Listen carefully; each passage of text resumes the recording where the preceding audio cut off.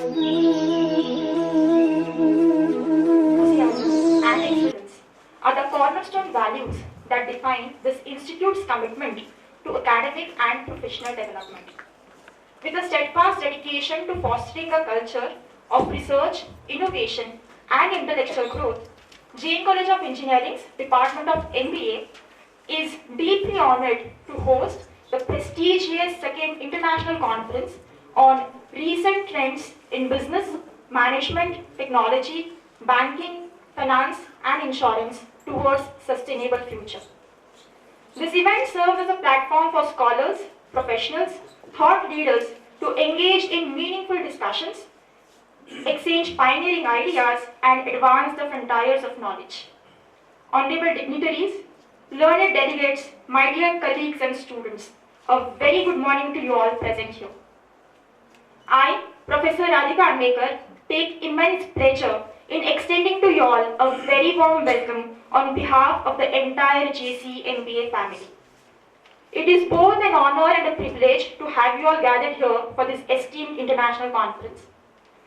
We are about to embark on a journey of learning, growth, and collaboration, and I am delighted to take the honor to guide you through the proceedings of the day. To begin our event, in a spirit of reflection and unity, I request everyone to rise up for the JGI prayer.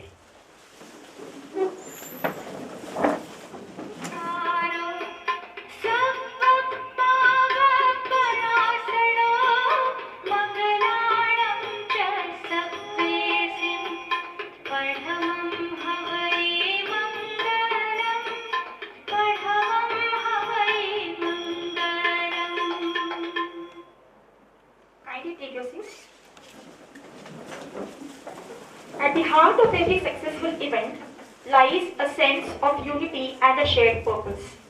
To invoke the divine blessings and seek guidance for the success of this conference, we have the honor of listening to the invocation song. I request Nikita and Preeti to please take the stage for the invocation song.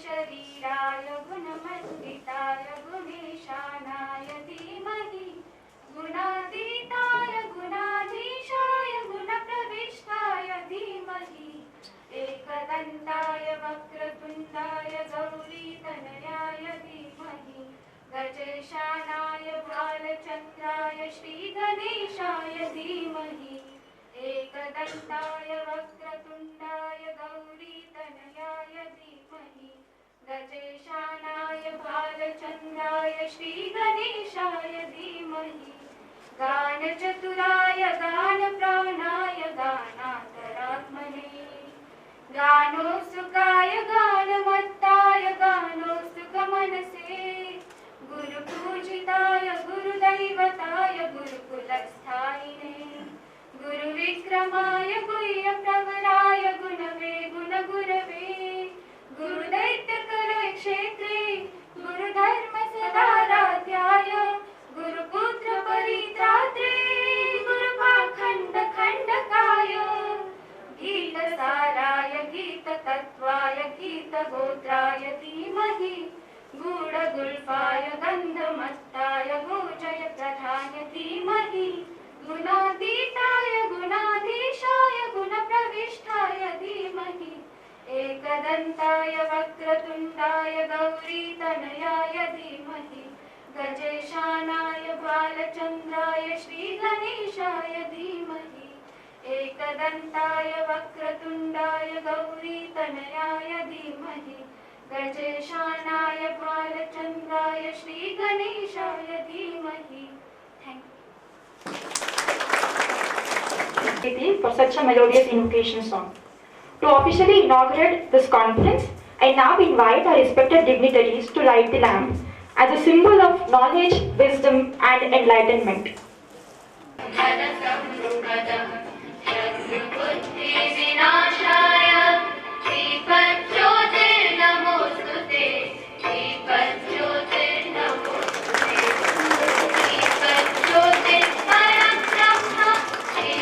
Jyotir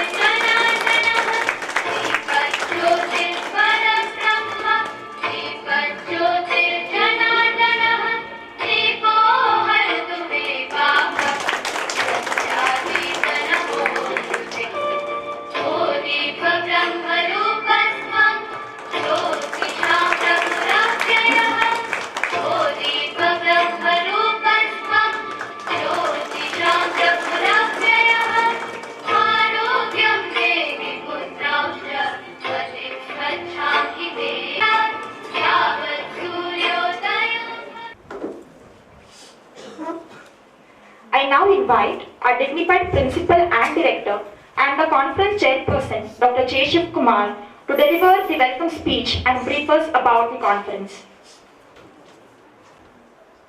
Pleasant morning to all of you. Dignitaries on and off the dais, invitees, participants of this international conference. On behalf of the Institute and on my personal behalf, I would like to propose welcome address to this inaugural program of the international conference on recent trends in business, management, technology, banking, finance and insurance towards sustainable future. Firstly, I would like to welcome President of today's program, our Senior Director, Professor Darwadkar sir. He supports us in almost all the activities, quality initiatives, he supports us. I welcome you again, sir. I take this opportunity to welcome our distinguished chief guest of today's program, Engineer Nilesh Chougule sir, Chairman, MD of Creators Technosol Private Limited, Belagavi. He is a busy person. He has accepted our invitation. Thanks, sir. Thanks for accepting our invitation. I also welcome Dr. Purnima Charantimat, Professor of Eminence, GM University, Davanagere. I feel privileged to welcome special invitee, Dr. Sachin Sabnis, State President, Lagu Udyog Bharati, and a trustee of Central Board of EPFO, Government of India. Despite his busy schedule, he has graced this function. Thanks, sir.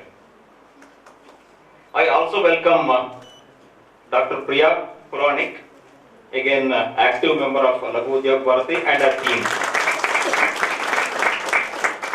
And I take this opportunity to welcome Dr. Manoj Charantimat, sir.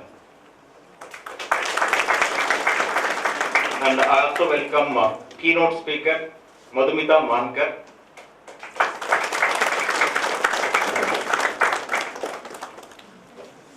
And I would like to welcome all the delegates and the participants of this program.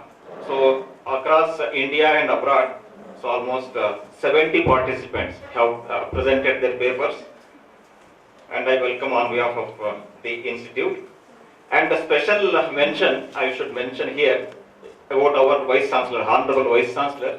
He is supposed to grace this function. Of course, yesterday we are going to Mumbai to receive prestigious Economic Times Award for the best technological university of this. In his absentia, I would like to welcome him and say thanks to him.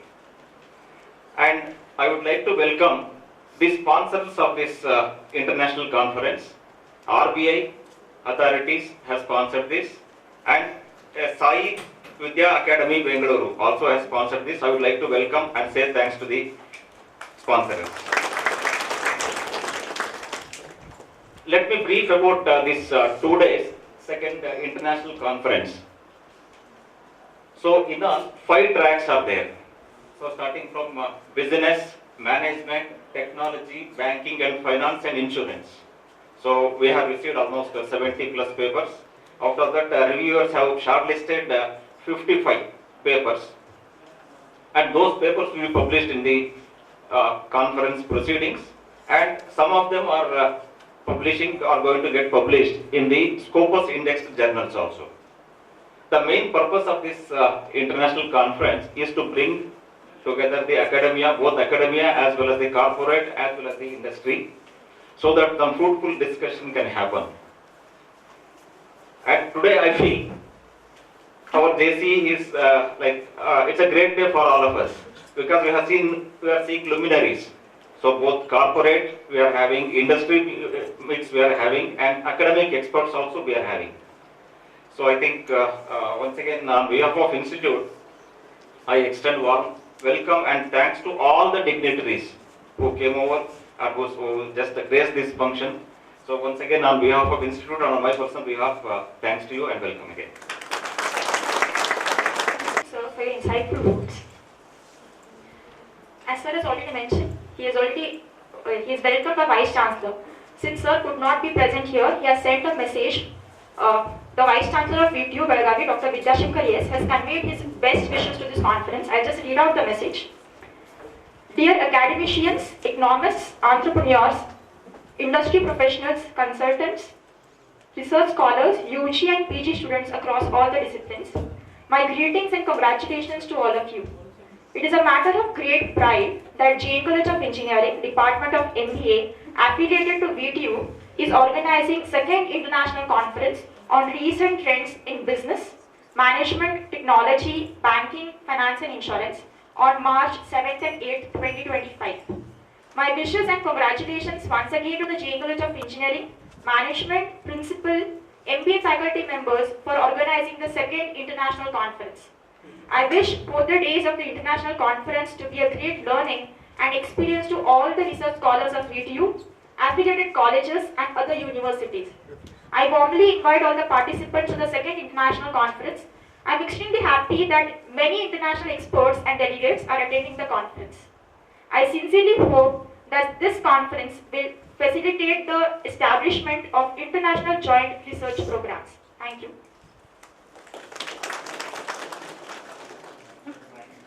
Next, I would like to invite our respected head of MBA department and the conference director, Dr. S. Rohit Raj, to introduce our esteemed chief guest for the conference, Mr. Nilesh Chowgle.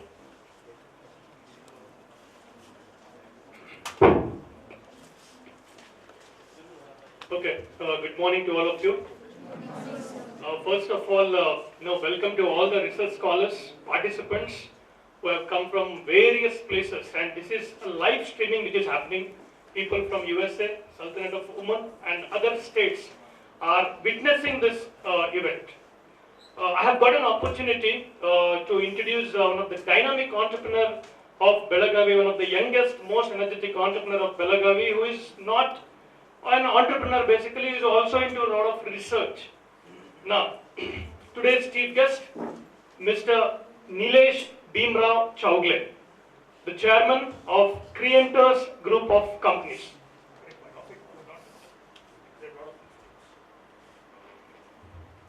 Coming to his education credentials, he has completed Diploma in Mechanical Engineering, then Bachelor of Mechanical Engineering, Master of Engineering in Thermal Science and Fluid Mechanics, and MBA in Finance. The finance he requires because of his passion. You want to scale the business to the next level, so he has done MBA in Finance for the sake of knowledge gaining. And he always believes in the words of Swami Vivekananda. You are the creator of your own destiny. Sir, it almost took 10 pages of your introduction, sir, but I have condensed it. With your permission, I will be telling only few things of your achievements, sir. Coming to his entrepreneurship journey is concerned, he started his career in 2002. He was associated with Hindustan Aeronautics Limited. Then after that, he started the enterprise Indian Automation Family in the same year. This firm was given the corporate identity as Creators, Creative Inventors Technology Solution, from 2012. Now, Creators Group of Companies is headquartered in Belagavi, a dream that was cherished from his college days. Now, coming to the achievements of Creators, 2014 Outstanding Exporter Award in category of Industrial Excellence from Belagavi Chamber of Commerce, National Productivity and Innovation Award in Electronics and Computer, Top 10 Promising Startup and the Best Manufacturing Startup from CII. Sir, I have left many, sir, sorry, because it takes again a lot of duration, okay?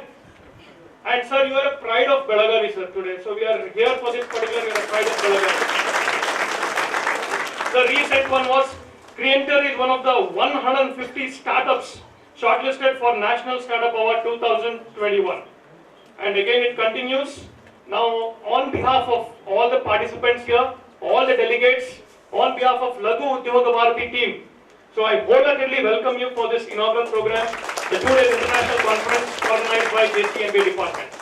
I now request the senior member of Jain College of Engineering, our senior director, Professor R.G. Dharwadkar sir, to kindly felicitate our today's chief guest, Mr. Nilesh Chowgle. Some of the participants are having a fear. Don't worry, a lot of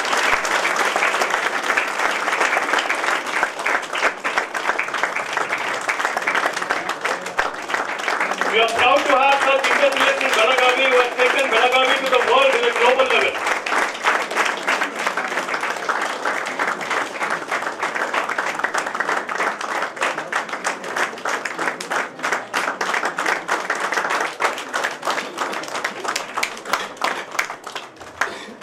So again it is dropping, huh? Come on.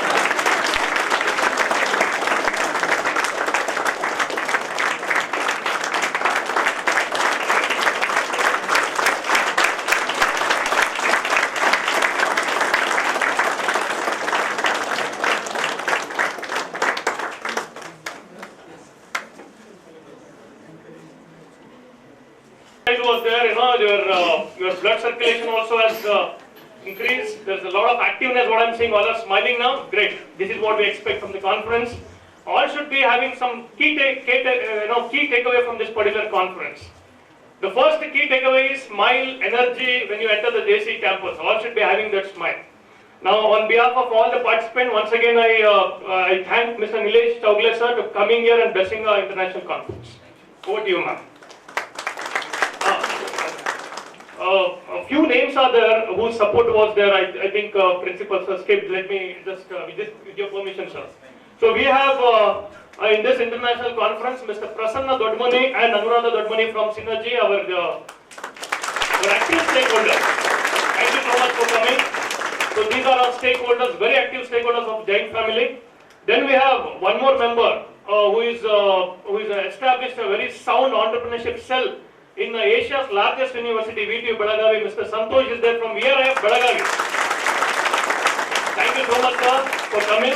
Then we have all the members here from Lagu Udyoga Bharati, active members from Lagu Udyoga Bharati. Thank you so much, Dr. Priya Sumanik and others.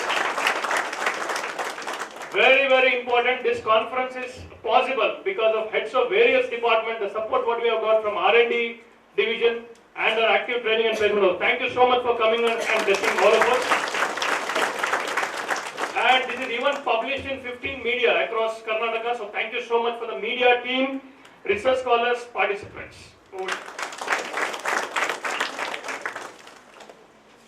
Thank you, sir, for that gracious introduction. We are delighted to announce the release of the conference proceedings. To mark this special moment, I request all the dignitaries to kindly unveil the proceedings of the conference.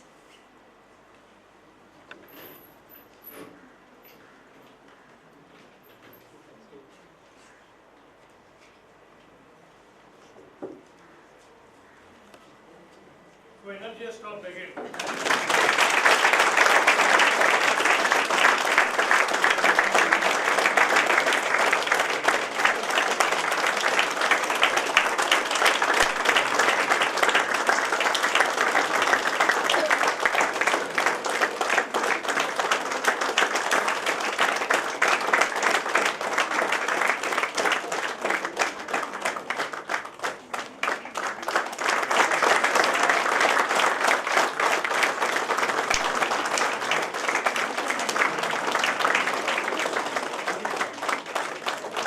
Proceedings of our research papers.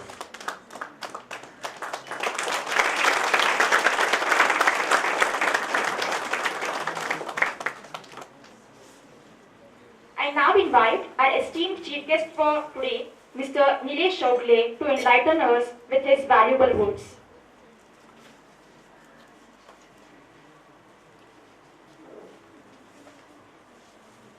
Yes, good morning again. So firstly, I thank management of Jain Group of Institution. Amazing to know about this institute. And again, MBA. So to be honest, I have only one college which I know has MBA, is Jain College of Engineering.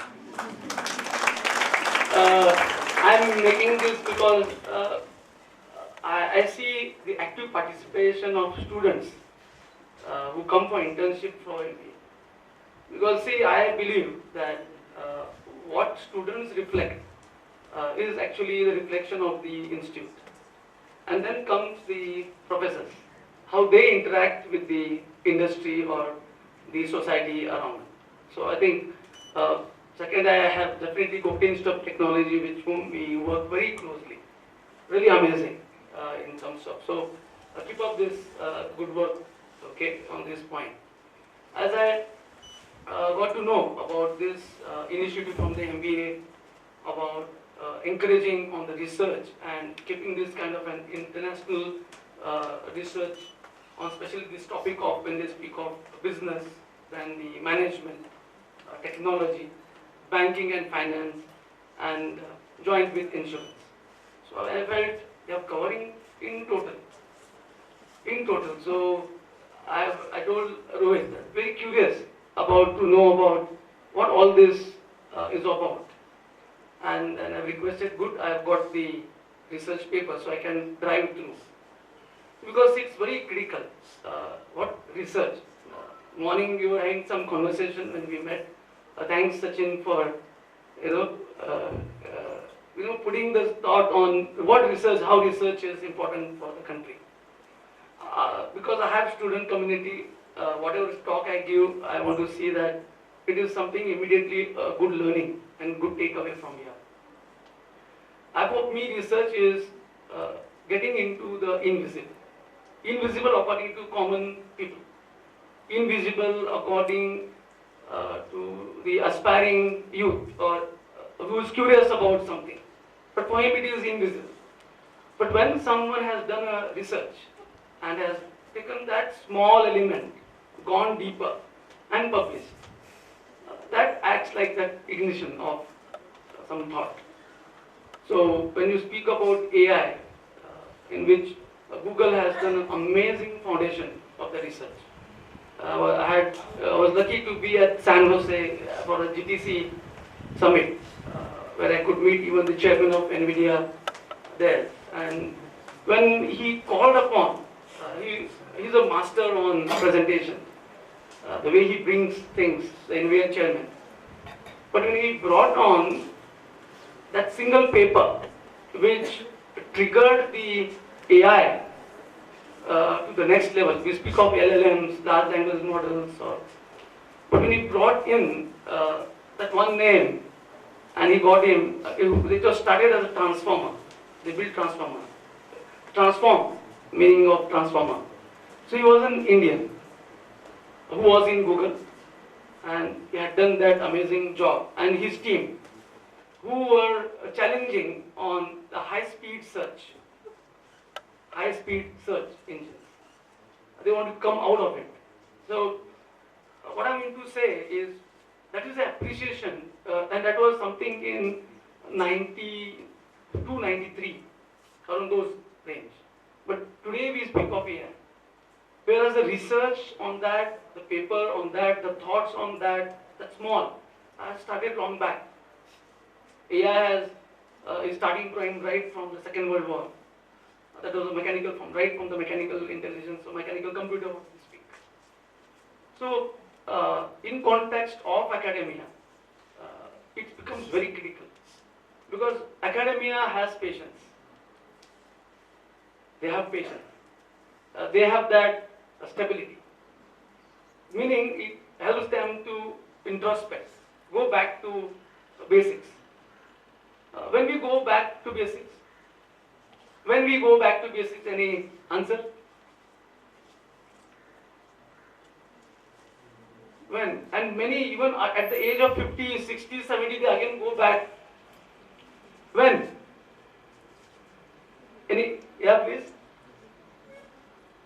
Sorry? In step in problem solving. Okay. I would say disruption. When there is sudden disruption. Okay, that's so whenever there is sudden, we are talking about Mr. Trump when he is completely disrupting the economy. Right? Yeah, it's good. Means when you shake the normal, the status quo, people go back to the basic. Okay, so we start thinking of basically what is this economy all about? One deep seek comes into market and suddenly 1 trillion loss in drop in the stock market of US. What happened with that one release of deep seek? And then so-called so-called market analysts and so-called, then they realize that they are into the business of gambling. To put it in very raw terms. Such is a fluctuation just for certain one input, one release. Can you see that kind of uncertainty in the market? That is what happens. Whereas I say academia can invest us. They can think more deeper about it. They can see more about the future. And such kind of conferences, they act like some kind of encouragement for especially people who are interested into research. So as I see students, assume you are which semester? Third sem. First semesters? All are there? Okay, that's good. So I had to go back to my basics because when I thought about what is business, what is management, what is technology, what is banking and finance, and what is insurance. Then I asked myself, am I dealing with that all? Yeah, very much, every day. Every day. Okay, the last one, the insurance, I was not so much interested. But latest we had the delivery of close to amount of 16 crore, one machine. And I felt insurance is more precious than my life. Because if that vehicle carried by a transformer, sorry, not I forgot, I'm coming to transformer, sorry, the driver. And जातो की घेऊन जातो की गाडी. And I'm seeing my 16 crore rupees heap of money behind. He is with no any जातो की मत. And then I asked my wife, have I covered on insurance? He said, yeah, insurance I have. Means that I realized value of insurance. Actually, I don't know really it works. Okay, because when I was in HL, and then it came for marketing. You get so much value in return on insurance and then great, when will I get? So sorry sir, you will not get. Then I realized it's not for me. I save it for someone else. So this is how I learned insurance for me. Just to tell you, because you get the importance or realize the importance when you are really coming across the peak. Because for me, if that vehicle meets with an accident, I'm on road. Next day I'm on road. Whatever I've earned till now is gone. Everything will be hypothecated or gone with all. This is kind of risk. So I'm happy that such topics are getting covered. But I wanted to set the context with my day-to-day example so that you all understand what he is speaking is sense and he's talking from something what he is facing day-to-day. So I'll start backward, insurance. So I just gave this some example. Next was on banking and finance. Amazing banking in India. What you have. Amitabh Bachchan मेरे पास धन ये वो है. So it's only on physical. Sachin, as you mentioned, तुमच्याकडे काय दिसतंय? Not what we have inside. Very far. Both banking and finance, we are very far. There is no any evaluation of the intellectual assets, Sachin, as what we are trying. Huge gap, huge gap. Because I don't know whether is it how we have been brought up, how our country has got built up, where we come from, what contributes to this mindset in banking and finance, I don't know. But इस हाथ से दो, इस हाथ से लो. But when you don't have to give, then you don't get. So you give, either you have to get some land, then you say we don't have, but we have something to do. So huge challenge. So I think we are very far on this topic, and if the research from the students is able to highlight on this aspect of intellectual property, it would be great. I'm very proud that maybe close to 600 plus innovations we have delivered. And I'm thankful for the Indian industry, which encourages, to deliver without the proof. If I have to do the same in so-called developed countries, they ask me, where have you supplied? Where it is working? Whereas here, you can do, karu shaktos, go ahead. So, some back experience of something whatever is done may not be much related, but they are all okay. And we get that encouragement. So today our research, we burn our hands, literally day to day we work on it, day night we slog.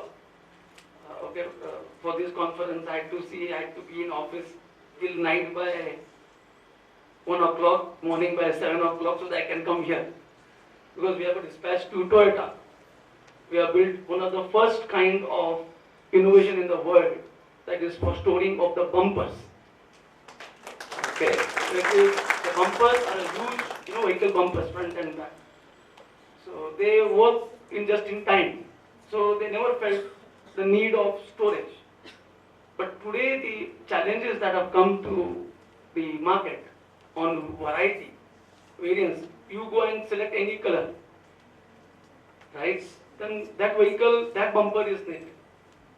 Variety is huge. Our kind of country demands are huge. So they had no other option but to have more storage for it and retrieve it as per the wish.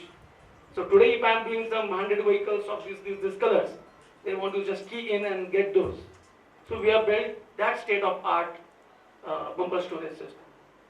So when I am talking about innovation, this is how we are delivering. But sorry to say, no patent. I have no time. If I go for that, my living, that day's salary, that month's salary is at stake. This is in true sense. I'm talking about the reality every day which I am facing. Got the point? To raise that invoice so that I get within some time and we are meeting our ends. But it is amazing product, well appreciated by Toyota. It was very nice to know that they won the best Kaizen award for this project in India. And now they have got qualified for the best 18 in the world. Okay. So when that innovation gets awarded as the best 18, it's like we getting awarded. That's how, it is. So we are here, Belgaum, always like, we had to go back to our roots where we come from and give local employment because we have state, best of best human resource around here. So I want to encourage students to go. Research means this. And I'm very happy when I could, again, be delivered for nuclear fuel complex, for NFC, because India has no other option but to work on nuclear, but it's going to this high energy demand. Okay, and India has well-established technology in this. So nuclear fuel complex makes those tubes which are getting to the reactor. So to grind it, they need a machine. So earlier, it was directly imported from Italy. And today, thanks to the government schemes in terms of making India as a must, wherein when the order value is less than 200 crores, it is a must that you have to have an Indian partner. So you can imagine someone from Italy is collaborating with someone from Belgaum here in Wagaude, where I don't have proper road even to reach to my office. Very difficult, but we have collaborated, built, the Italians came, they were amazed with the way we work, we delivered on time and customer is giving us another 2 more orders. So this is something happening. I'm trying to appreciate the policies which reach up to the ground. So how critical it is when it comes to policies of government and something we should go down the line up to the bottommost to see that those are realized. So these are happening all here. Okay. So I would, when you speak of innovation, because you have brought that as one of the topics in the business. And whereas I was just trying to see, I had HDFC Bank, we are banking in HDFC, and someone had come to my company to witness whether we really exist. Because when we were asking for this security, because we had to have a bank agreement for this amount, which is huge. So this is where banking and finance is in India. As they say, success has many fathers. But before you become successful, your existence also is questioned. So, but hope is there. Okay, so but this is how, so this banking and finance are huge to do. But unfortunately, they have also learned from many bad experiences of people taking money, not taking that something as a moral to give back. If you fly over this country and go somewhere else taking huge money, and then rules are made so that people who are really working also questioned in the same perspective, literally as thief. Like it can happen with you. So what? So what? You got no point. So we should, in the research, highlight the impact of such things. That's what I feel, because I'm going through that. Next comes on technology. I felt technology has actually, it's a trigger or a means actually. Technology as a means for improving what? Efficiencies of day-to-day. Earlier to my house, earlier if we had to break something or make some masala, you have all the best vessels made of stone, and today you have mixer grinder. So that mixer grinder that technology has helped you to speed up. Today, we say IC, integrated circuit, which is powering up for working on AI. So technology is such leap, and technology is delivering is disrupting the market. Technology is disrupting the market. At the same time, you see the user, you see Facebook, user, NVIDIA, technology provider, both AI, OpenAI, again user is given the importance. NVIDIA, technology, which makes the user realize this. So these two are, what we can say, demanding or declaring what the market should do. So technology is in both as easy as for the users to access, and the technology further that helps to support, make this access easier. And so today, this has definitely one of the most, and as I said, give an example of DeepSeek, which even shook the well-established, and you have directly impact of 1 trillion down in the US market. So again, on research, yes, I would definitely be happy to know more what is this when I go through your proceedings on this. Management, of course, I reflect to myself, if I am from the management, what is that? I think that management has something to do with motivating the team. This is something huge. I was when I worked very closely with my Japanese gurus, once he asked me, as we work on the workshop, Sachin, I'm talking about VLCI, and Furoshi-san asked me, what is one main role of management? I said, to ensure, to facilitate, it's coded, motivate. So he was, because that is where leadership has to be motivating, in whatever it is. So I was just telling why I was to be there in my factory. Someone would say, why don't we have other people to manage? But it was so tiresome. I'm expecting 150%, 200% from them. Then leader can't be missing. Management can't be missing. It becomes very crucial that you show that kind of a support on this. So again, when I like to see on management, what are the thoughts?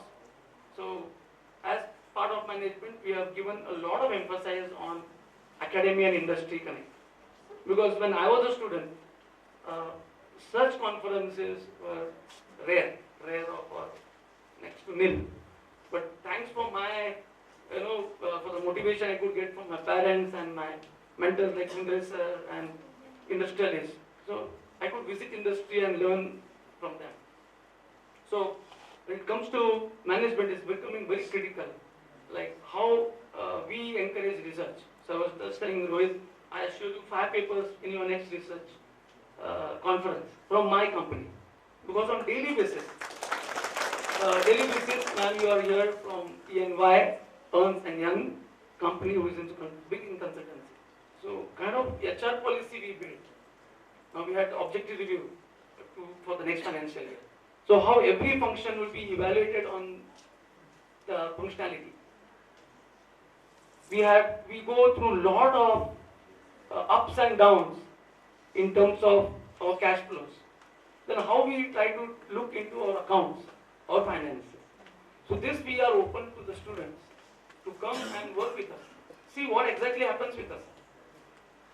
Because that's what we feel you should know and not be in the college knowing only big names of big corporates where you have hefty salaries and everything goes very smooth, life is very beautiful, very smooth. It's not so. It is not so. So we want students to experience it much early so that they can shape their career, get motivation from this to go to the next level. So this is how I would touch upon and look upon on the research what the team or this particular panel is going to get into. And so business is what is the next topic. Still I take a lot of time to think about this. They say I am a businessman, but really I go back to basic. Because is business, is it busyness? Just to keep yourself engaged as business or really business? And then again in business is when I refer this, any entity that is formed to earn profit. That's how it is in more technical terms, because only then you will sustain or you will collapse. It is just you do something and you can't sustain. So I keep questioning this. Reason I am talking about this is research is all about. So the way the so-called non-for-profit organizations have come up is questioning to this, and how government is trying to give encouragement for such. So sometimes when I reflect to my own business, I feel sometimes it is also non-profit organization. The kind of struggle we go through and kind of statutory demands on taxation, on taxation is in all aspects, income taxes. So the kind of discipline that is getting demanded is amazing. One thing I see, the government has to create the pull for discipline. Then all things get aligned. We all, even the small wants to work like a big. And that's the reason I feel very confident when we perform well, we can put our leg into big shoes. It is because of the way the disciplines that are getting set in terms of, and finance is what is the key. Finally, everything is evaluated in the form of money. So it is there. And that is where it is asking, even for, I would be more passionate to work in some research and do, but the question is, how will I sustain? So when it comes to this industry, let it be, I'm telling something on, because I come from a small scale industry with 3 startups. And I was very happy when I meet the best people for innovations, and so things are happening very good to when I was going as a student to the industry. So I would request and suggest the students to participate into this conference actively. I just wanted to set some tone for you all that this is how I reflect upon even when I am doing so-called business today. But this is how I reflect upon. Okay, so with this, I would wish everyone a great learning for this conference. Thank you, Rohit, again for inviting. Thank you, Rohit. Thank you.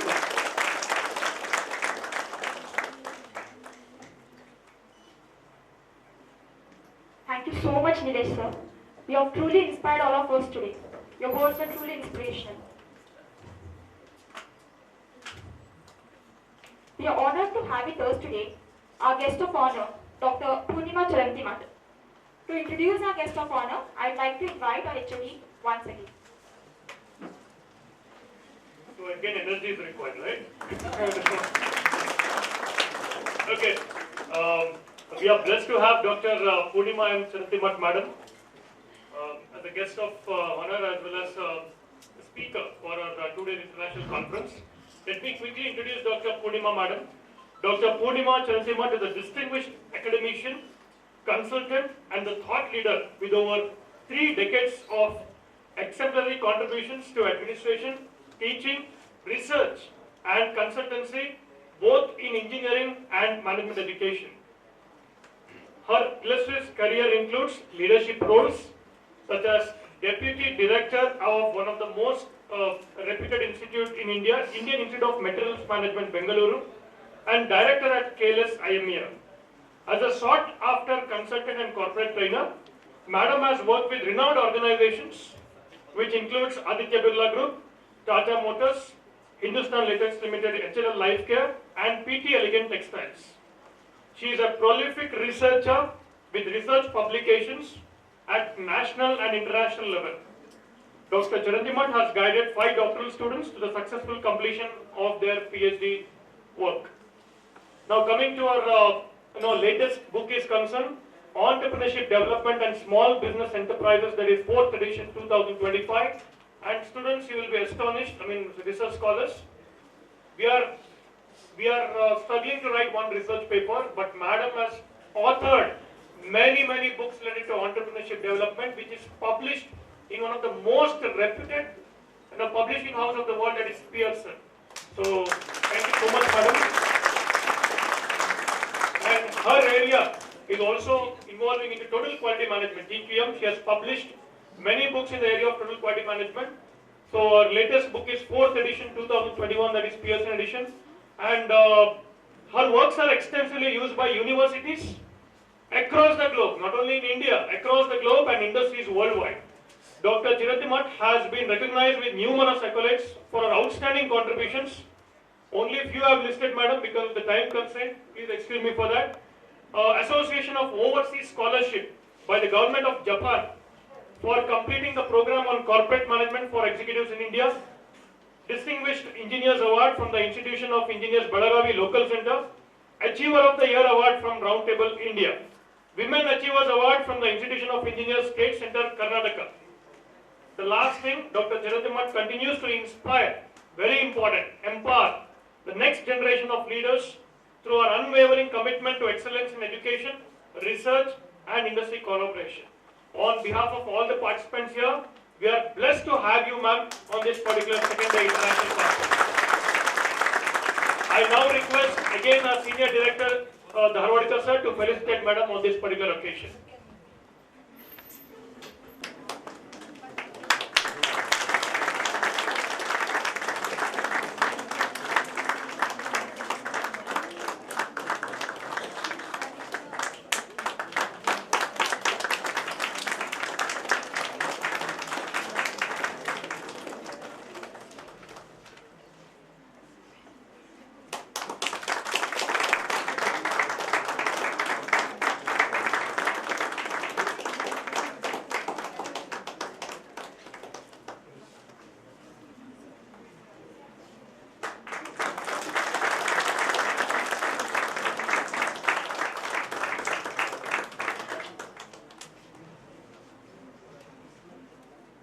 Thank you for coming and blessing all of us.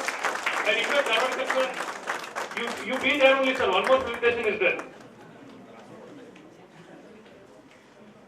So again, energy should be there. Because of Lagu Udyoga Bharati, we have got a lot of research papers. Thank you so much, Dr. Sajid Samnisa is a member of our Jain family also.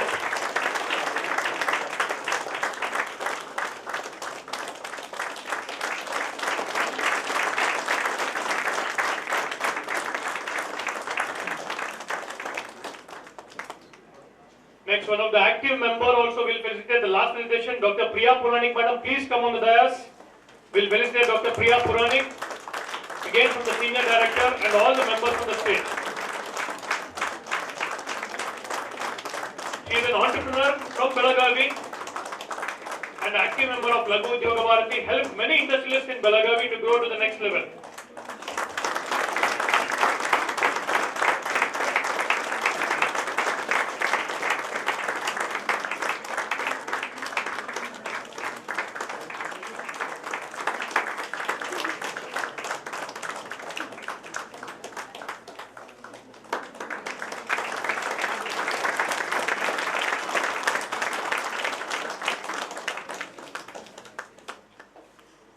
Okay, now felicitation is done, sir. Okay, now we'll speak business now.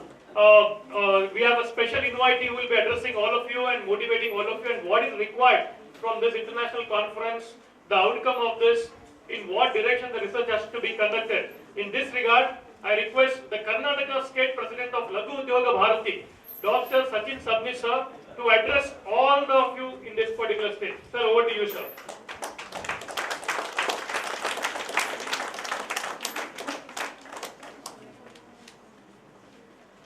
Good morning, everyone.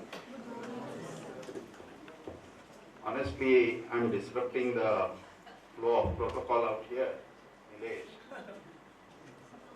because I have not prepared anything for maybe today's talk as such, or at least an outline. And after listening to Nilesh speak, such a beautiful way he presented, focusing on each one of it, like insurance, finance, banking, technology, management, and ultimately, when we collate all these things, what we call as business. Similarly to the second international conference, there is one important word out there, and that is sustainable, towards sustainable future. The research for all these particular fields and what is the end result that we want is a sustainable future. That is what the basic focus of this conference is. First of all, I would like to really appreciate Jain College for having this international conference and also inviting all of us to be part of it, especially Lagu Udyoga Bharati. As you know, we work with the MSMEs, and each of these topics out here is very, very important for the growth of MSMEs. I usually talk a lot or interact a lot with MSMEs, at the same time a lot of students. And today morning, when we were just interacting, I stressed upon the importance of research. And I just said, Darwadkar sir was there, everyone was there, the universities of the future, the colleges of the future will not be known by the physical assets they have. They will be known by the intellectual assets they hold. Today, when students try to take admission in some of the universities abroad, if you go through their profile, they are not speaking about the physical assets. They are speaking about number of Nobel laureates they have that are working in the universities, the kind of research work they are doing. My son, who is just now completed his 5th semester in Bangalore in engineering, he asked me that I want to do 6 months research. He just yesterday night called me and said, can you know someone at Indian Institute of Science where I want to do research? I said, why you want to do research? He said, if I do research, then I can get a better university. Because that is the basic thing. So each of the students out here should focus on research. Because learning as such has changed. The education has changed over the years. If you look at the education, you are being taught something which is needed by the university, which is defined in the syllabus. But beyond that, what you are learning, you have an exposure to technology. Neelay spoke about AI disrupting a lot of things. We have blockchain disruptions. He spoke about DeepSeek. There are so many things that are happening. Technology is changing every moment, every minute it is changing. Today, some of the learnings that you are having in the college or some of the subjects you might be studying, you have access to some of the best professors in the world on internet. On internet, some of the best professors might teach you the same subject. So does it make sense to you to come and sit in the class? Many a times it becomes a challenge to the professor because he would find it very difficult to explain the same subject the way some Nobel laureate might be able to do it in an online lecture. It's a big challenge to the teachers everywhere, across not only in MBA, but even in engineering. I always tell them. So you need to go beyond that. You need to start thinking beyond teaching the regular subject and getting into research. Research is the only way that the colleges would be able to sustain, the teachers would be able to sustain their importance in the whole ecosystem. If particular teacher is not into research, he has to pick up each one of these subjects. Very nicely mentioned out here, maybe the business, the management, the technology, the banking, insurance. Each one of these is very important for an entrepreneur. And sustenance has become a big topic.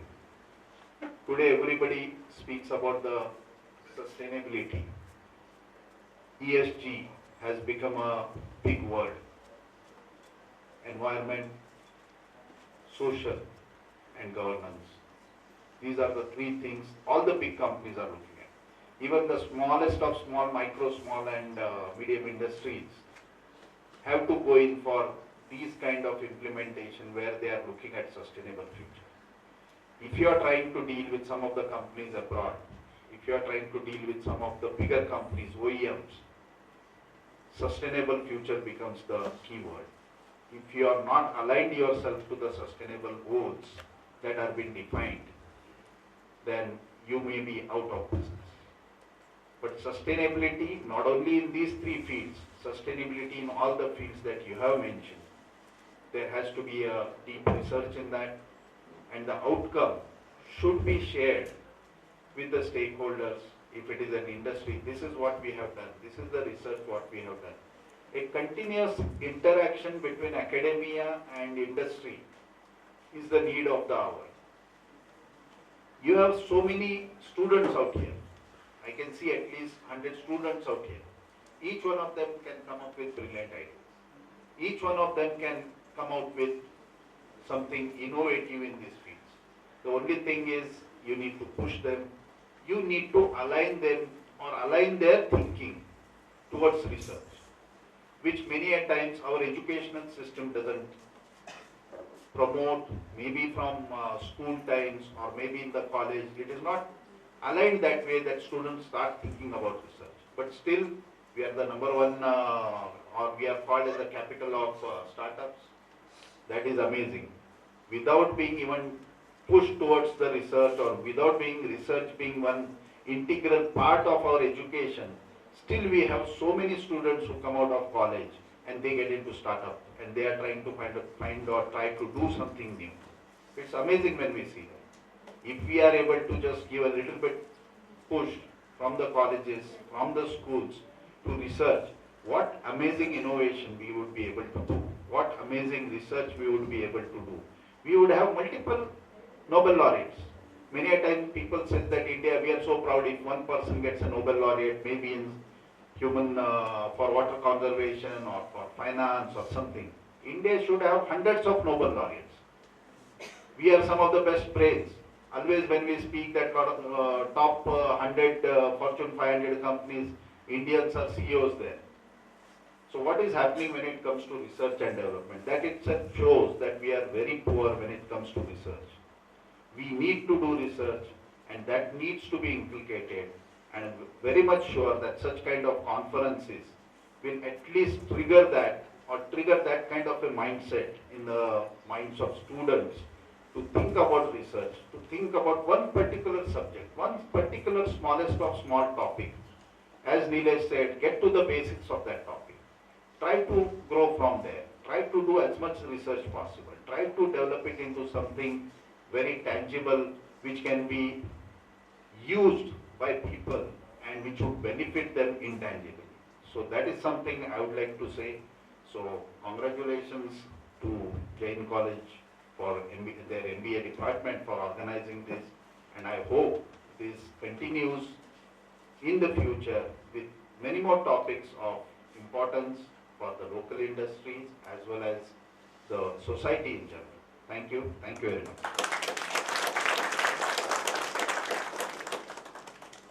Thank you, sir, for your insightful words. We are also privileged to witness the release of an important publication, a book authored by our own guest of honor for today, Dr. Purnima Charantimat.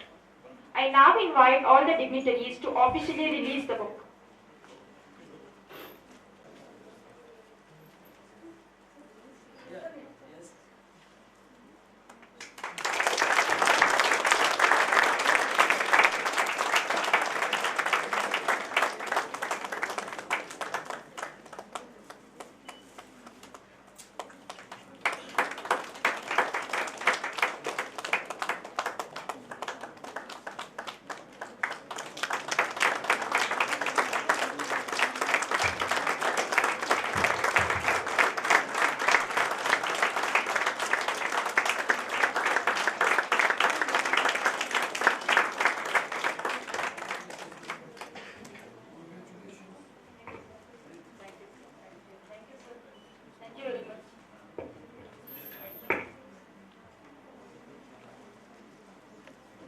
I will not take much time, just I would like to talk whatever I have written in the book and for whom I have written, why I have written and what is the outcome. Good morning everyone.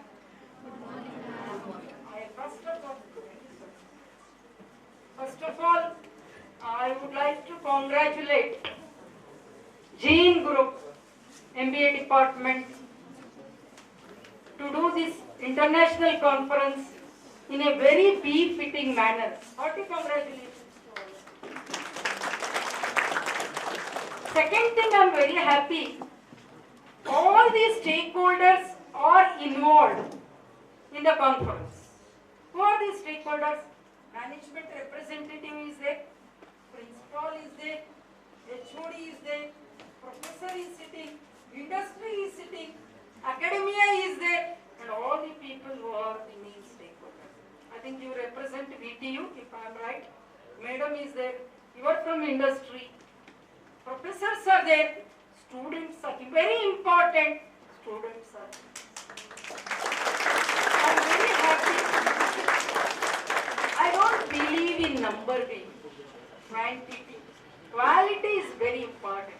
Some conferences I go, they say, 500 people, 600 people. That is not very important. Quality conference is very important. Why conference is important? Just now, Sachin sir was telling the research output of India compared to the developed nation is very low. We all should agree. Our research output is low. This conference at least will become a catalyst for promoting research. At least people will write papers.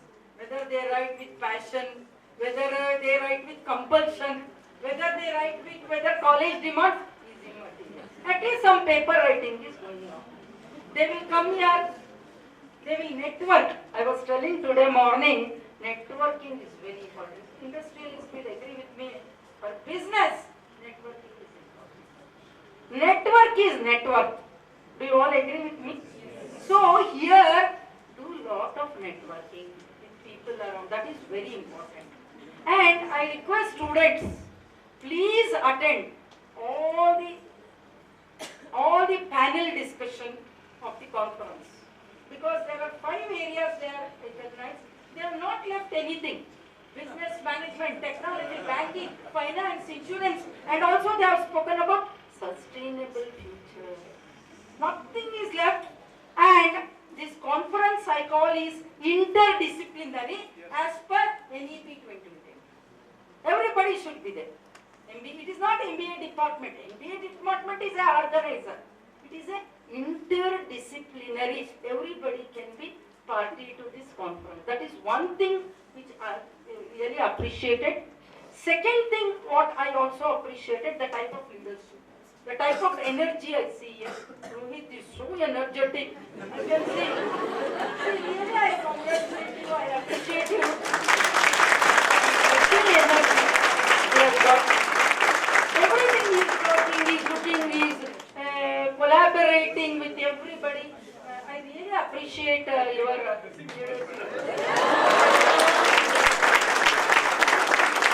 One more thing I appreciate Savarkar sir.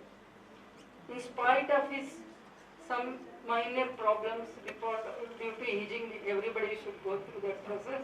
The initiative he has taken, the support he has given to the conference. One more person I will not forget, a silent worker, the head of the institute, Shukumar. He will not make a lot of anything. He will not beat around and all. Very silent, but very nice value he had put. He spoke to me, madam, I want you to come and give a keynote. I said, I'm happy because I want to be with all these stakeholders. Thank you very much, sir, for inviting me and to deliver the keynote address. Sugar sir, I know him so well. He is also adding a lot of value to the team. Everyone is there. I am very happy. Anyway, I will speak about my book because I should not forget this. How this book was born, I will say. How this book was taken care.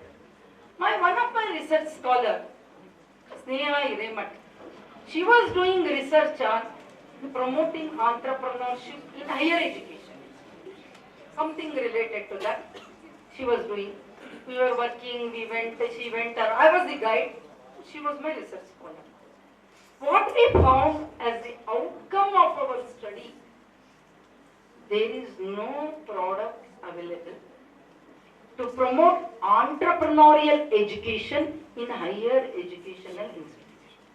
There is no course material or course structure available as per NEP 2020. It is not available. And NEP 2020 tells about student-centric.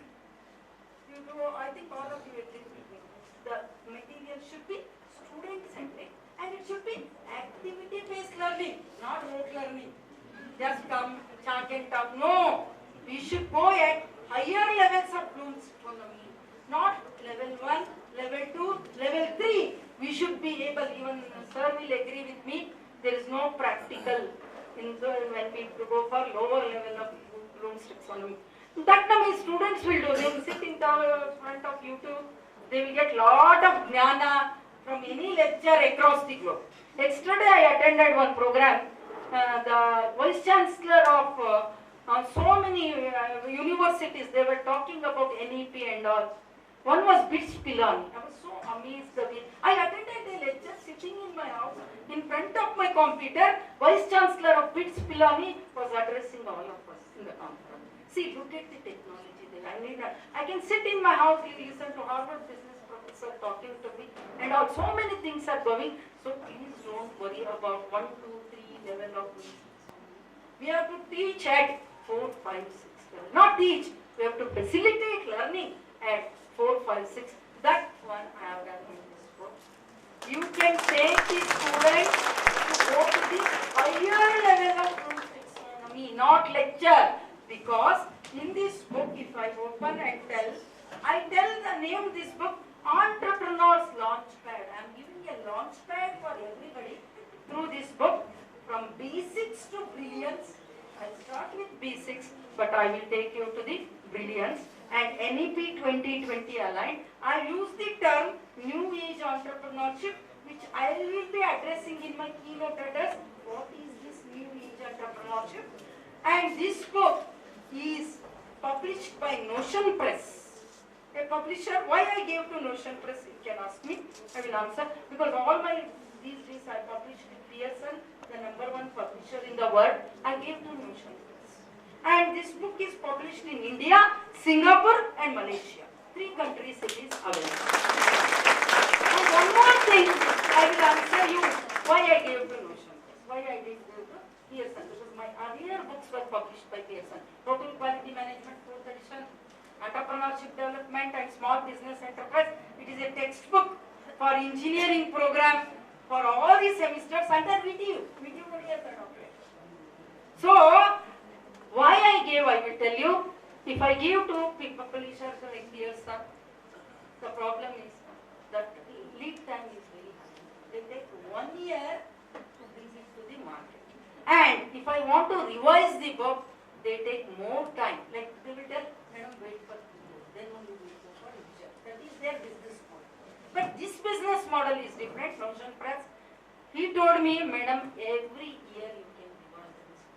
Next year, if the same book title may be there, but I will have a revision. Because we live in VUCA world. Volatile, uncertain, complex, ambiguous world. Whatever is relevant today may not be relevant after 2 years. 1 year lead time is okay, I can revise next year. Next year I can bring new things which is happening in the market. This is why I have given. This book has got 6 chapters or 6 modules. The first one is entrepreneurial mindset.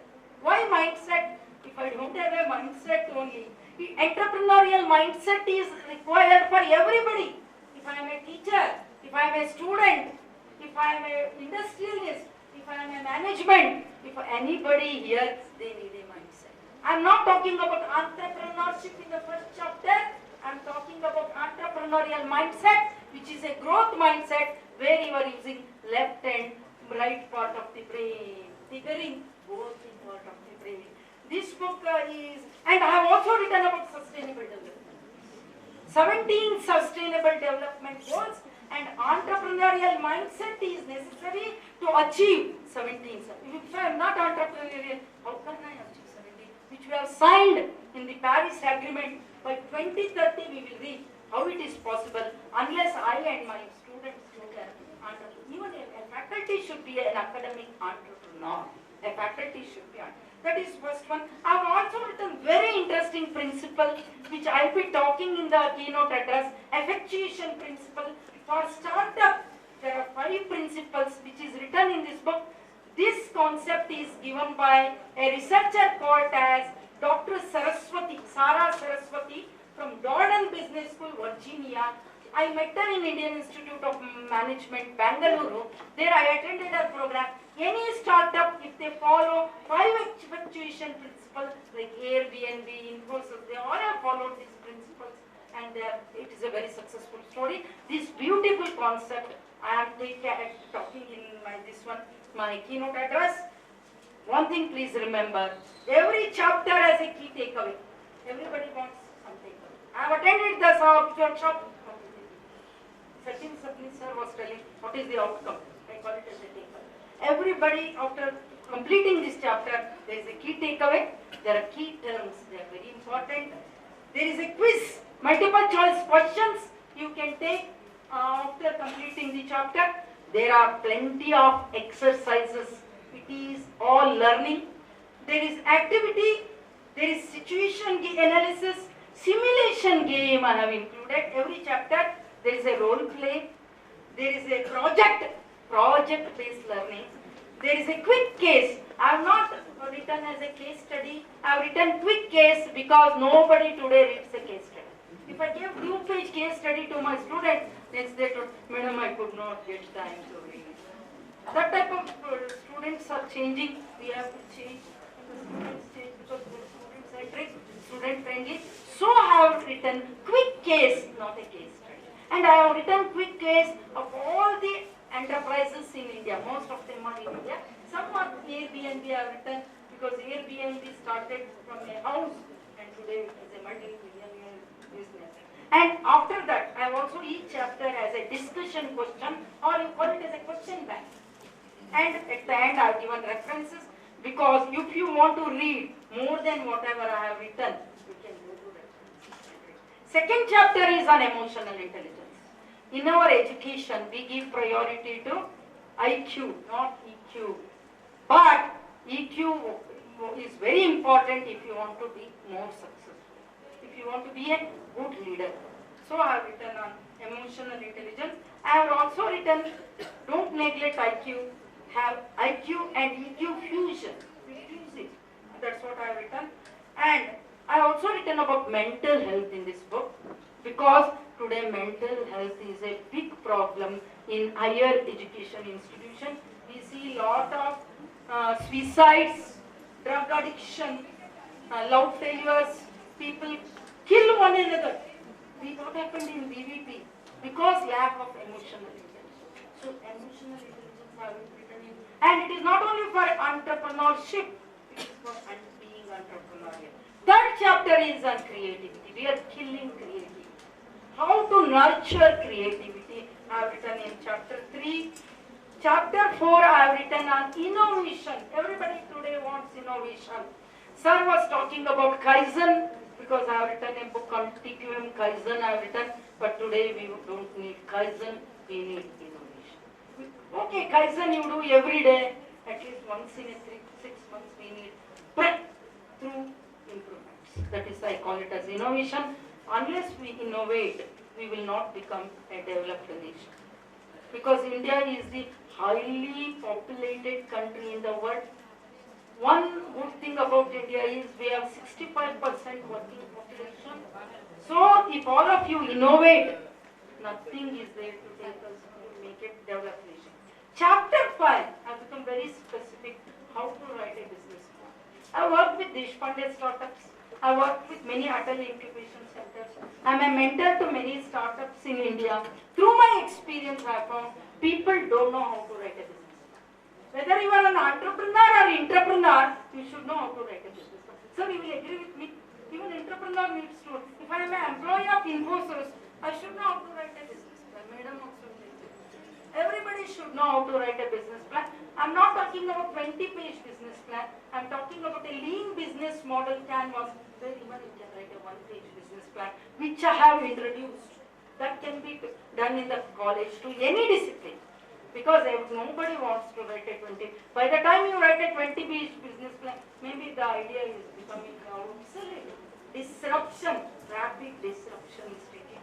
I have also talked about how innovation is changing. How some companies have become backseat because of disruption. They have not innovated. That's one. For example, Sony, earlier it was ruling the world. Today Sony has taken a backseat. Lack of innovation. GE, General Electric. Kodak, no, Nokia, we don't see. Because lack of innovation and rapid disruption.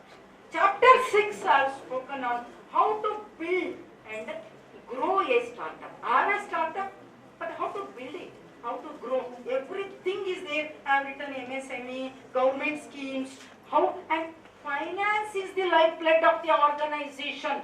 So many entrepreneurs, they are very good in technology, but they don't know finance. They depend on CAs and CS, but they should have fundamental knowledge of finance. I think Sir did his MBA in finance. Probably he knew finance is lifeblood of enterprise. So personal finance is also important. First, I should understand personal finance, how to manage my finance.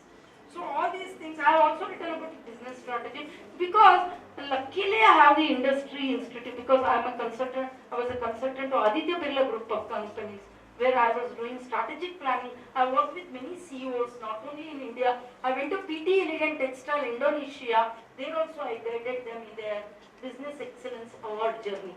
We have got business excellence models. Like for example, CIX award, Ramakrishna. I was an examiner for all those models. That knowledge helped me to sketch this book. This is the outcome of the research. It is written as per NEP 2020. This book is student centric. You can take it to the highest level of Bloom's taxonomy, and I request all the people, see, I've almost taken 1 year to write. 1 year research, 1 year of write. And everything I only have tried, to be very frank. 500 pages. I don't have any assistant, but I have used AI is my assistant today. I'm not having any woman assistant, I have AI assistant. So AI tools I have used, I have written this book. Only one request to all. It is not, I have not come to sell my book or market my book. I want whatever is written should reach these people, to reach the institutions. I request MBA department, if possible, with the permission of principal, to take a lead. And in the afternoon, I am talking about student entrepreneurship. I have developed some models to promote student entrepreneurship in higher education institutions, which I am talking in my afternoon session. I think this book is adopted as a textbook in our college. Virana sir has come, our director has come. Kaizen Education Society's IEMS school. They have got 50 books and they are giving each student one book at the orientation program. And in every week they are using the book. One faculty is already catering to do. Even GMU also has adopted the book. Across discipline, not only MBA. Across discipline it is used. If you want to promote entrepreneurship, the basis is entrepreneurial education.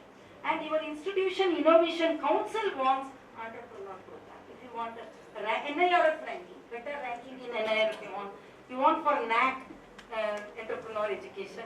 MBA requires entrepreneurship education. There is a weightage for it. And for ranking, accreditation, and also for career opportunity. It will give student career. You will not only become job seekers, you will become job creators. So, with this understanding, I have written a book. Anyway, this is a trailer. Picture abhi baki hai in my keynote address. I thank everybody for giving me an opportunity. I will not take much time because it is known. Thank you very much. Thanks a lot for everybody.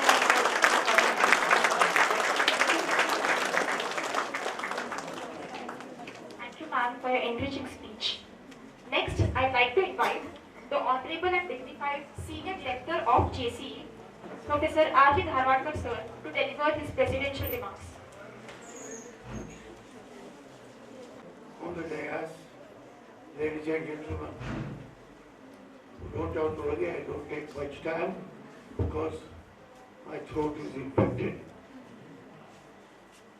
I am terribly scared of three people in the world. For one and two, I'll tell you. Third, you have to guess. One is Rohit Raj. I'm so much scared. At the most inconvenient times, when I'm enjoying TV without wife, and I'm having my drink and all that, he phones. Tomorrow you have a function, you have to come. No, sir, you are. And he talks goody goody. Sir, you have done this. I said, stop all this lipstick and order. I tell them this. And second, he is your principal, sir. He also knows at what time he should cause inconvenience. He said, you have to come. Then he is our principal, I have to say. Third, you always get fools at odd times. Third says, so it becomes difficult to tell about the third one because she has lived with me for 15 years. Now, the lighter things apart, this institution is committed to providing all the facilities to the children here to pursue their research work.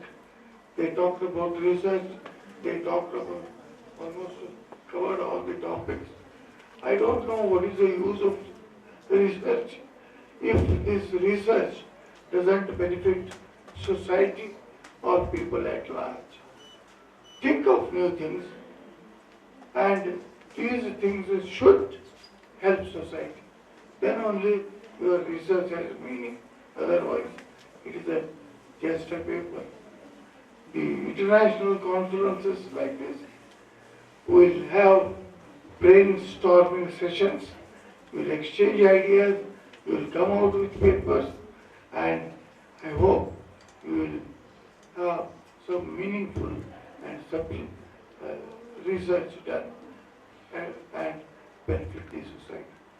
JGI will always support all good work.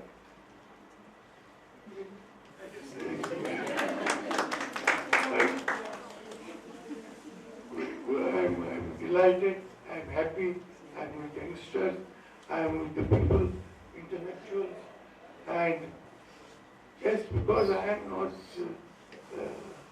highly read though, just like that, but we get a lot of good people who are learned and all that, who will make you not intelligent, who will make you knowledgeable. This is our promise, and thank you all for asking me to speak, and God bless you all.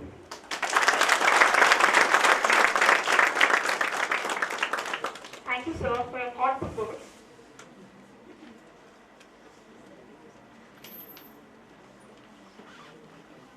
As we approach the conclusion of this session, I now invite Dr. Shrikant Sugur, the conference convener, to deliver the vote of thanks and express our collective gratitude to everyone present here today.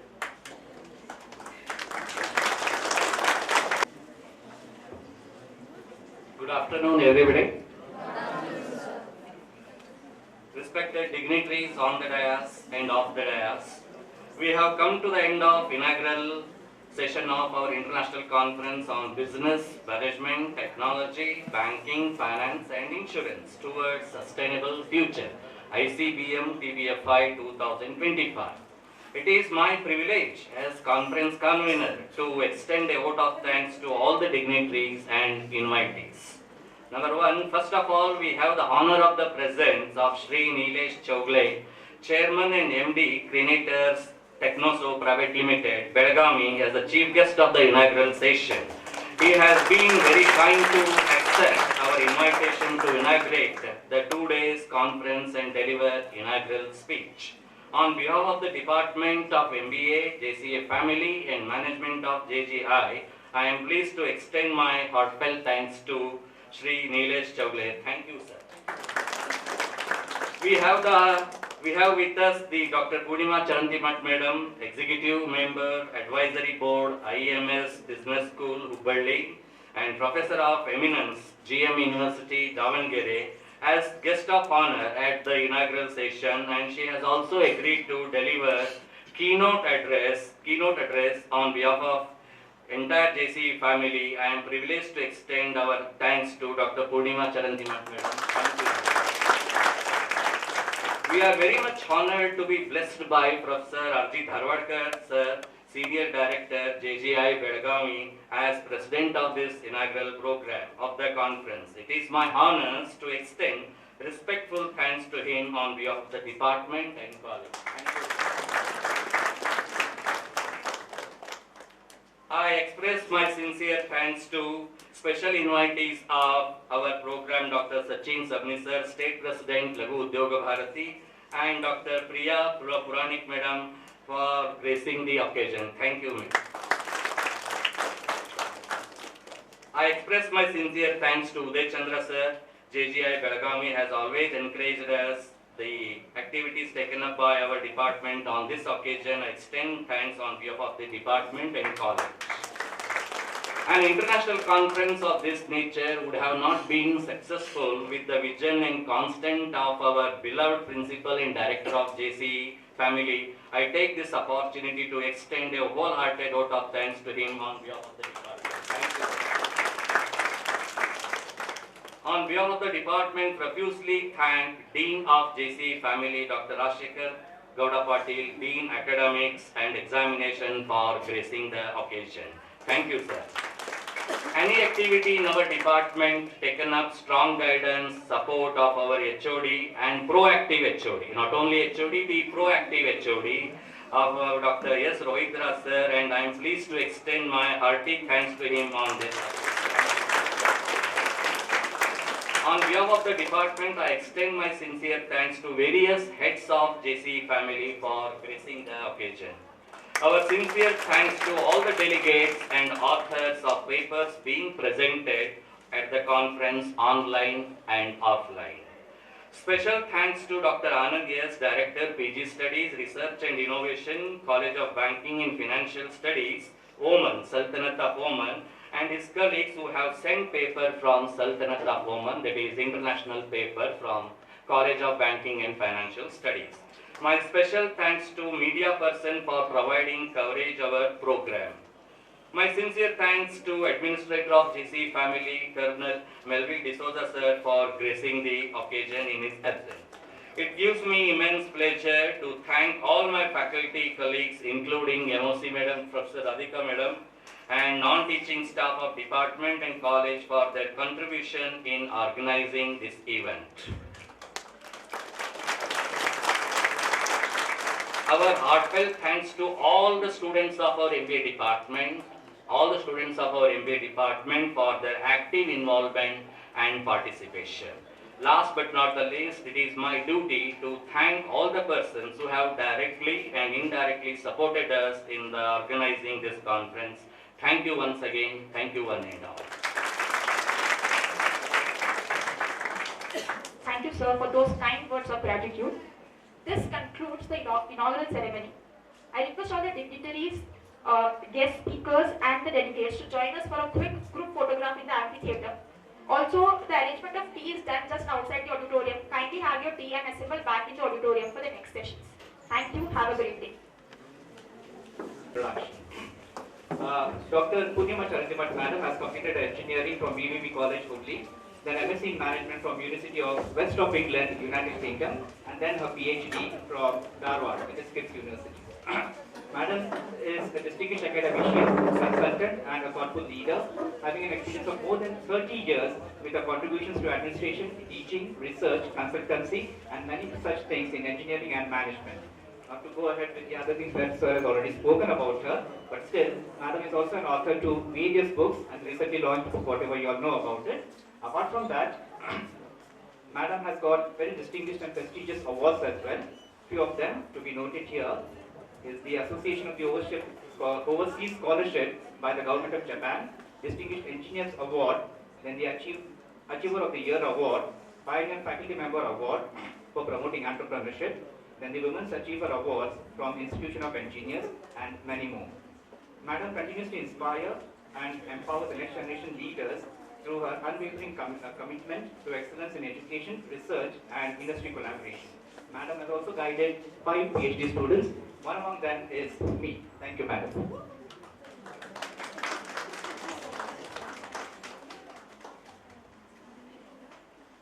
Welcome back again to the keynote address. Today I am talking on New England. The topic is already you can see. Before I start, I will tell you a story. Everybody likes a story. We all have grown up with listening to stories, grandmother stories, their story and all. This is an interesting story on a business. Please listen carefully. There was one Mr. Sharma. He was having a brick and mortar shop, grocery shop. You know what is brick and mortar? Physical store he had in a city, reasonably big city, and he called that grocery shop Sharma and Sons. The business was okay. People used to come and buy grocery. Some people used to give credit. That is very common. They used to pay back when they get their salary. And he has a very good personal contact with the people who were buying from his grocery shop. The business was going okay. Not very big, not very small. It was making reasonable profit. Not great profit, reasonable profit. He had a son. His name was Anand. It is a real story I am telling, but if you do changes I am making. Anand used to see the business. He used to say, this business I am still for almost 10 years. Same business. There is no change. There is no growth. Same thing. It is so complacent. He started thinking, how to improve this business? How to grow the business? How to make it scalable? How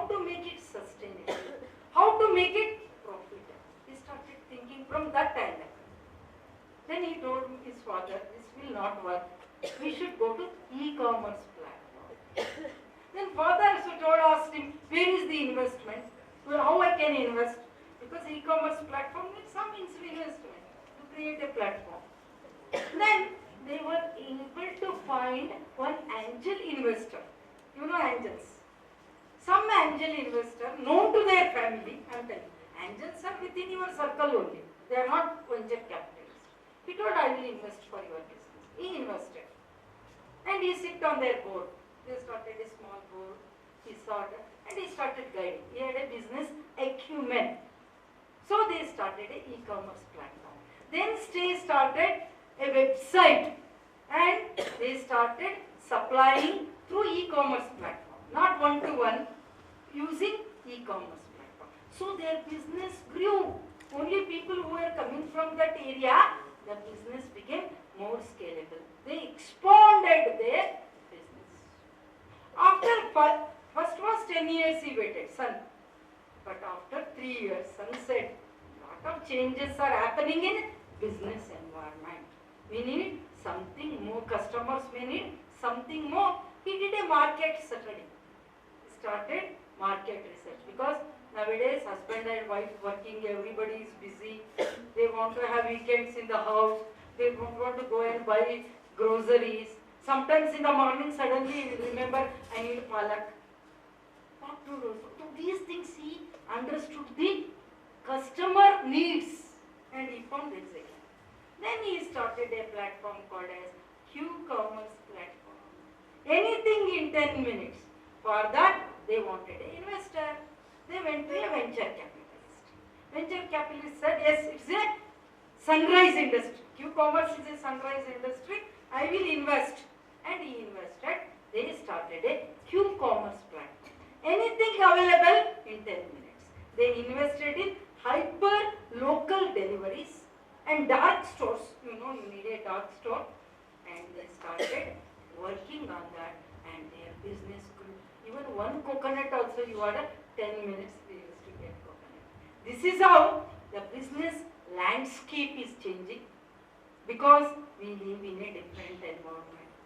From first to 10 years, it took 10 years to change from traditional brick and mortar to e-commerce. Later on, within 3 years, they came with Q-commerce. Because changing market need, changing customer requirements, the business changed, then they started expanding their business, Q-commerce business. They created more employment, more revenue, more profit. Their business became sustainable because they invested in technology. They studied the business. They knew how to manage, and that's why so that is called as new age entrepreneurs. And now today they didn't leave their brick and mortar store. They are working on hybrid mode. 3 modes. Brick and mortar, e-commerce, Q-commerce. This is new age. I'm talking, we can't sustain our business by traditional type of models, business models. Today business models are changing. Customers are changing. That's why I'm introducing this problem.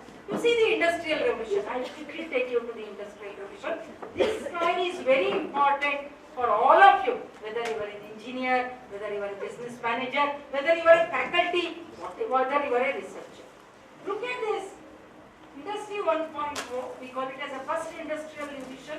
It started in the year almost 1800. The second industrial revolution, after 100 years it came. We went for mass production, electric power and assembly. Second industrial revolution. Third industrial revolution, you see the timeline. Again next 100 years, we started industry 3.0. First computers came, automation came, production assembly lines came, electronics was evolved. We started learning electronics. Look at the timeline. Industry 4.0 only took 10 years. From 2000, earlier the lead time was 100 years. Now within 10 years, industry 4.0 came. Cyber physical system, IoT came, networking came, machine learning came. But industry 4.0 we have to cross because there are a lot of changes happening in the environment. within next 10 years, 2020, Industry 5.0 came. Women about collaboration, cognitive system, high level of customization. Even in education we say, people need high level of, every field you go, they want customization. Here what I want to drive to your attention is, you see here, which was taking 100 years, after 2000, just 10 years the industrial revolution is happening. The lead time is decreasing. This is the change we all have to notice. What is Industry 5.0? It is human-centric. What is the difference between Industry 4.0 and Industry 5.0? Industry 5.0 is more human-centric. Lot of integration is happening. Man, machine, physical, cyber systems. Sustainability is the keyword. That's why the conference is the word sustainability. Because we are in Industry 5.0. Data analytics is new gold. Data analytics is data science, data analytics. Analyst is a highly paid professional student. Automation, we want to have zero defect, so we go better efficiency, more productivity, we are going for automation. Digitalization, India is king in digital, number one in digitalization. Even developed people are looking, even our maid wants us to pay digital. Everybody wants digital. Even people who is cleaning, they want us to pay. Everybody, it is penetrated everywhere, digital. We are the highest level of digitalization across the globe. Circular economy, I think all of you know circular economy. What is called recycling. Everything has to be recycled. Matter is neither created nor destroyed. Circular economy. No waste. Want circular economy. Customizing. People want high level of customization. I want some courses to do online. I look at some courses. I want high level of customization. I wanted to learn one thing. Prompt engineering I wanted to learn. This is most sought after field today. I went to one website, simply learned. I learned basics on prompt engineering. So I want customization to learn to update my knowledge. Everywhere high level of customization. Cyber, we all work in cyber physical systems today. This is Industry 5.0.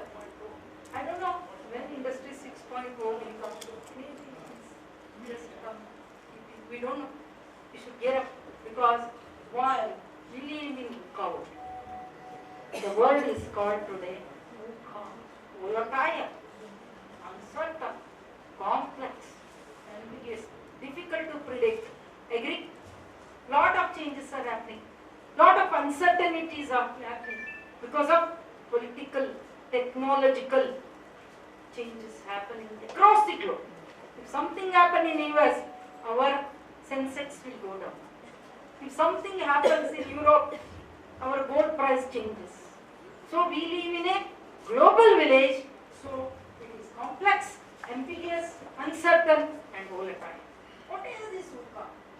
Then you can ask me one question, Madam, we have to live in VUCA world. I know you also know about how we have to sustain in VUCA world. There is a solution. There is a book, if you get it time, you please read. We live in VUCA world, but we can handle it. We can handle it. The beauty is, we can handle it. Bob Johnson, a futurist from Silicon Valley's Institute for the Future, from United States of America, provide counterparts that leaders can use from his book. What is the name of book? Leaders Make the Future. He has written a beautiful book, Leaders Make the Future. He has given in his book how to deal with VUCA. For example, volatility, how you have to deal? You should have a picture if you want to deal with volatility. Uncertainty, you have to understand the uncertainty if you want to deal with that. Complexity, you should have clarity. Sometimes you tell, I don't have a clarity. When you are teaching, when you are learning, when you are solving a problem, you can have clarity. Students also say, I don't have clarity. I write the exam, but I don't know. I will pass the exam and get first rank, but I don't know the clarity of embedded systems. Machine learning. Oh, I pass the exam, it's not. But you don't have clarity. Ambiguity. You need agility to deal with ambiguity. This is a beautiful book written, and he has given how to deal with VUCA. Impact of VUCA. What is happening? We all live in VUCA. We have no choice. We have to live because of annual changes happening in the business environment. Declining corporate longevity. The companies which were having 100 years are not there. Nirma was there. Nirma washing powder uses are almost Nirma is closing. Kotak has gone. GE Electric has taken a back seat. Nokia, which was top of the mobile phones, now iPhone has come up. Samsung is coming.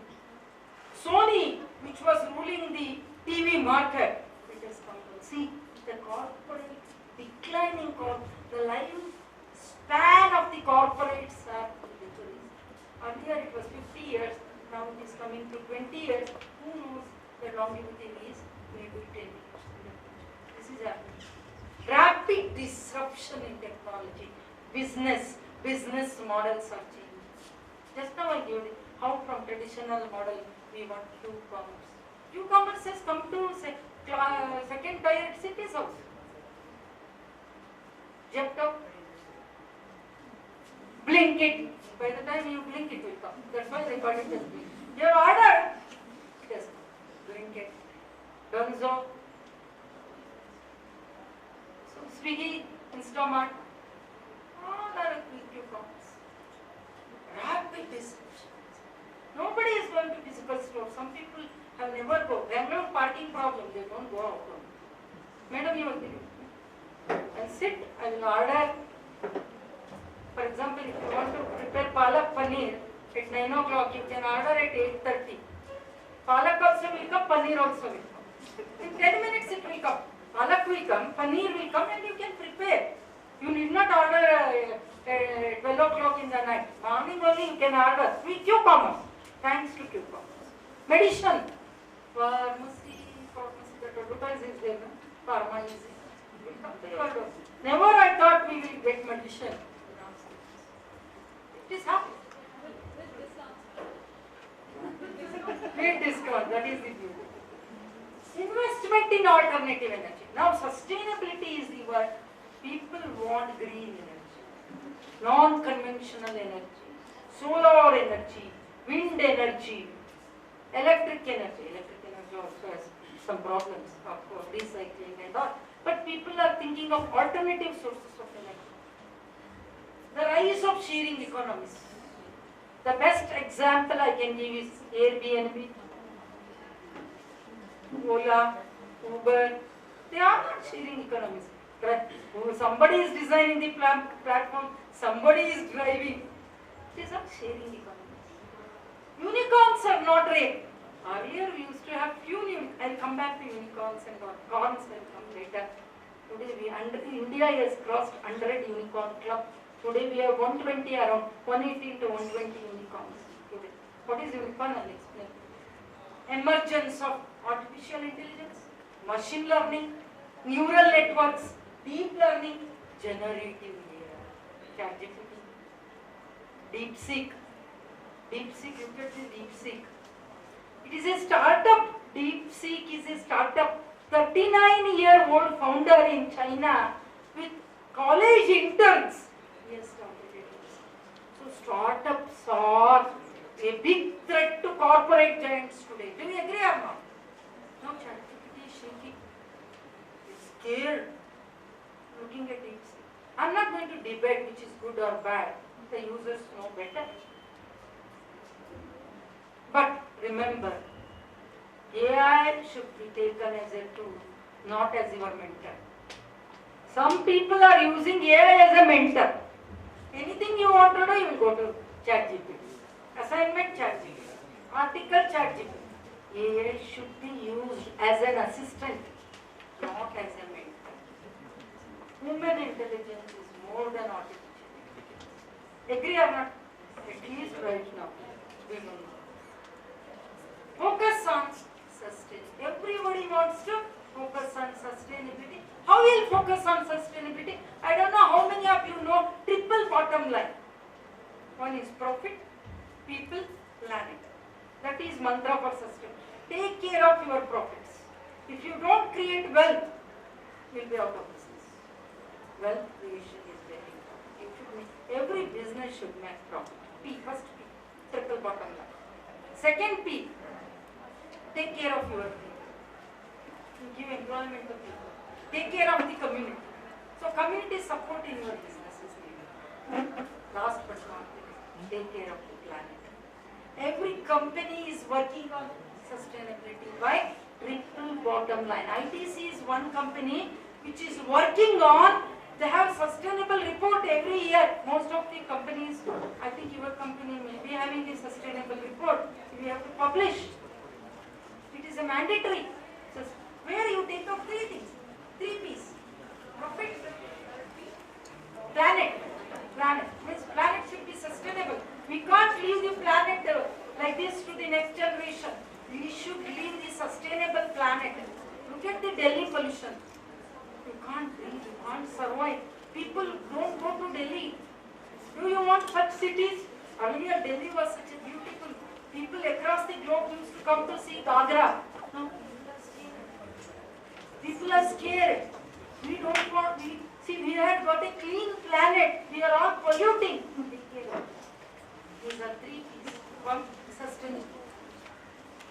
New age entrepreneurship. What is difference between traditional entrepreneurship and new age? Today we are in new age entrepreneurship. It is a technology driven, we need technology everywhere. Innovation focused approach to business that leverages what? Digital platforms, sustainability, where I spoke about Philippines, and agile methodologies, not a rigid business model. Business models also should be agile. To create what? Scalable and impact-oriented ventures. You have to create high impact ventures, which will make a big difference. Yes, sir. No, you are right. No, am I audible? What skills you need to lead to cover? Madam, I was talking to you. These are the called as 21st century skills. What are those skills? Critical thinking is very important. When you think critically, you will have clarity of the problem. If you don't have clarity of the problem, you can't solve the problem. Agreed? Any problem I should understand. For that, even for your placements, they will check your critical thinking. Whether you have critical thinking. Critical thinking is generating questions, evaluating information and arguments, making corrections, identifying pattern, reasoning. There is a reasoning. Analytically you think, critically you think. That is first thing which we need, either for placement or for entrepreneurship. Second one is communication, very important. How you communicate, maybe verbal communication, non-verbal communication, written communication. See, I am doing now verbal communication. If I communicate, you see good, better. Communication is very important for you. What is communication? Communication requires clarity of thought, clarity of language, correct? Proper use of words, voice modulation. Listening is also important. Body language, eye contact, gesture, posture, correct? Written communication is also very important. How you write, professionally, academically, these are very important. So communication is an important component which make a big difference in any business, in any sector. Citizenship. Here I am talking about global citizenship. What Swayambhu has told, if you remember,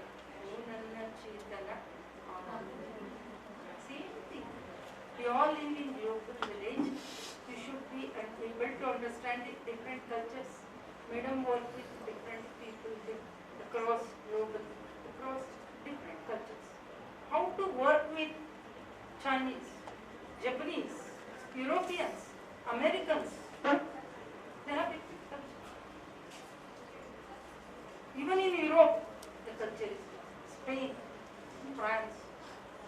Today we need people who are able to work in global scenario, across the cultures. Creativity. Because creativity will lead to innovation. You may be knowing that crow story. The crow wanted to drink water. It was thirsty. It will see water. Water was below. It puts pebbles. Water will come up. It drinks water. It solves the problem. But when you commercial it becomes innovation. Creativity will lead to innovation. Out of box thinking. Different way of thinking. Unconventional thinking. Growth mindset. Some people have fixed mindset. They don't change. This is what I have done all these days. I will do like this. I will not. Even teachers. I have been teaching for 20 years. Same 20-year notes I can't use. I will be out of business. Even in business, you need to change. For that you need growth mindset. Not collaborate. Today is a day of collaboration. Networking. Working. You should know how to work with people. Why people come to conference? They want to collaborate. I have met some people. Today, you can tell. Any other conference comes, you will ask, you are good in this, I am good in this. Why don't we join you right away? Collaboration. Even ventures, even startups. 2 to 3 people will start a startup in the beginning. There is no sole proprietorship. Collaboration. For that you need emotional intelligence. You may be having high IQ, but EQ for working with team. Emotional intelligence that will help you for better collaboration. There are many skills. I have taken top 6 skills which is required for research. Don't work in isolation. I am telling everyone. If you want to write a paper, collaborate. Because there is a lot of synergy. Whole is more than someone else. And you should know how to work in a team. Not single. That has gone. That mindset is for sheer knowledge. Knowledge is split. So collaboration working is very important. And in your projects also.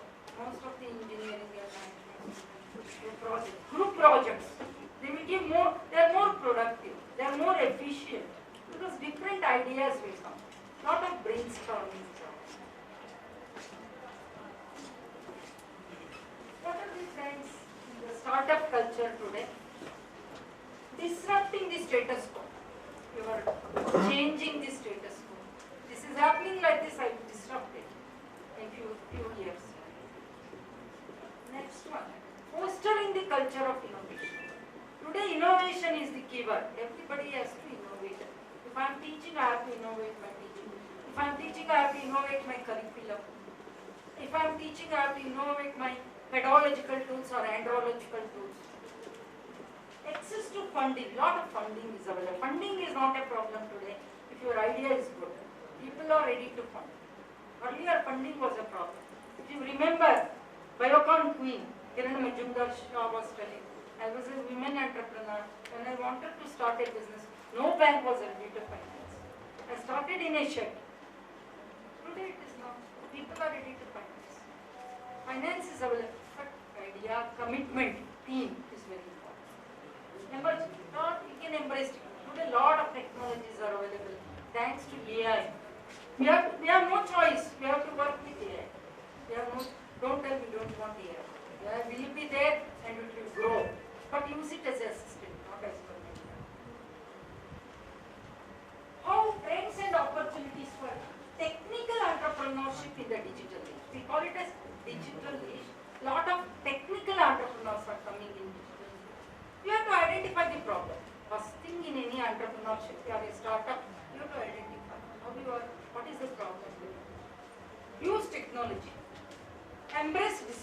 and agility. There were pleasant surprises and unpleasant surprises. Scaling is very important today. Continuous innovation. Innovation is a journey. It is not a station. That's why people invest in R&D. Even startups invest in R&D. I'm from BBP College of Engineering and Technology. If you go there, lot of big companies and Samsung and all, their R&D is in BBP. The professors are involved in R&D. Students are involved in startups. Most of the big businesses, they have R&D in very big business school or engineering college. Because it is Harvard model Stanford. You know, all businesses in US, San Jose, what we call, or in California, they all started in academic institutions with collaboration with either Harvard, Stanford. They are not individually started. With collaboration with professors from Harvard, MIT, Stanford,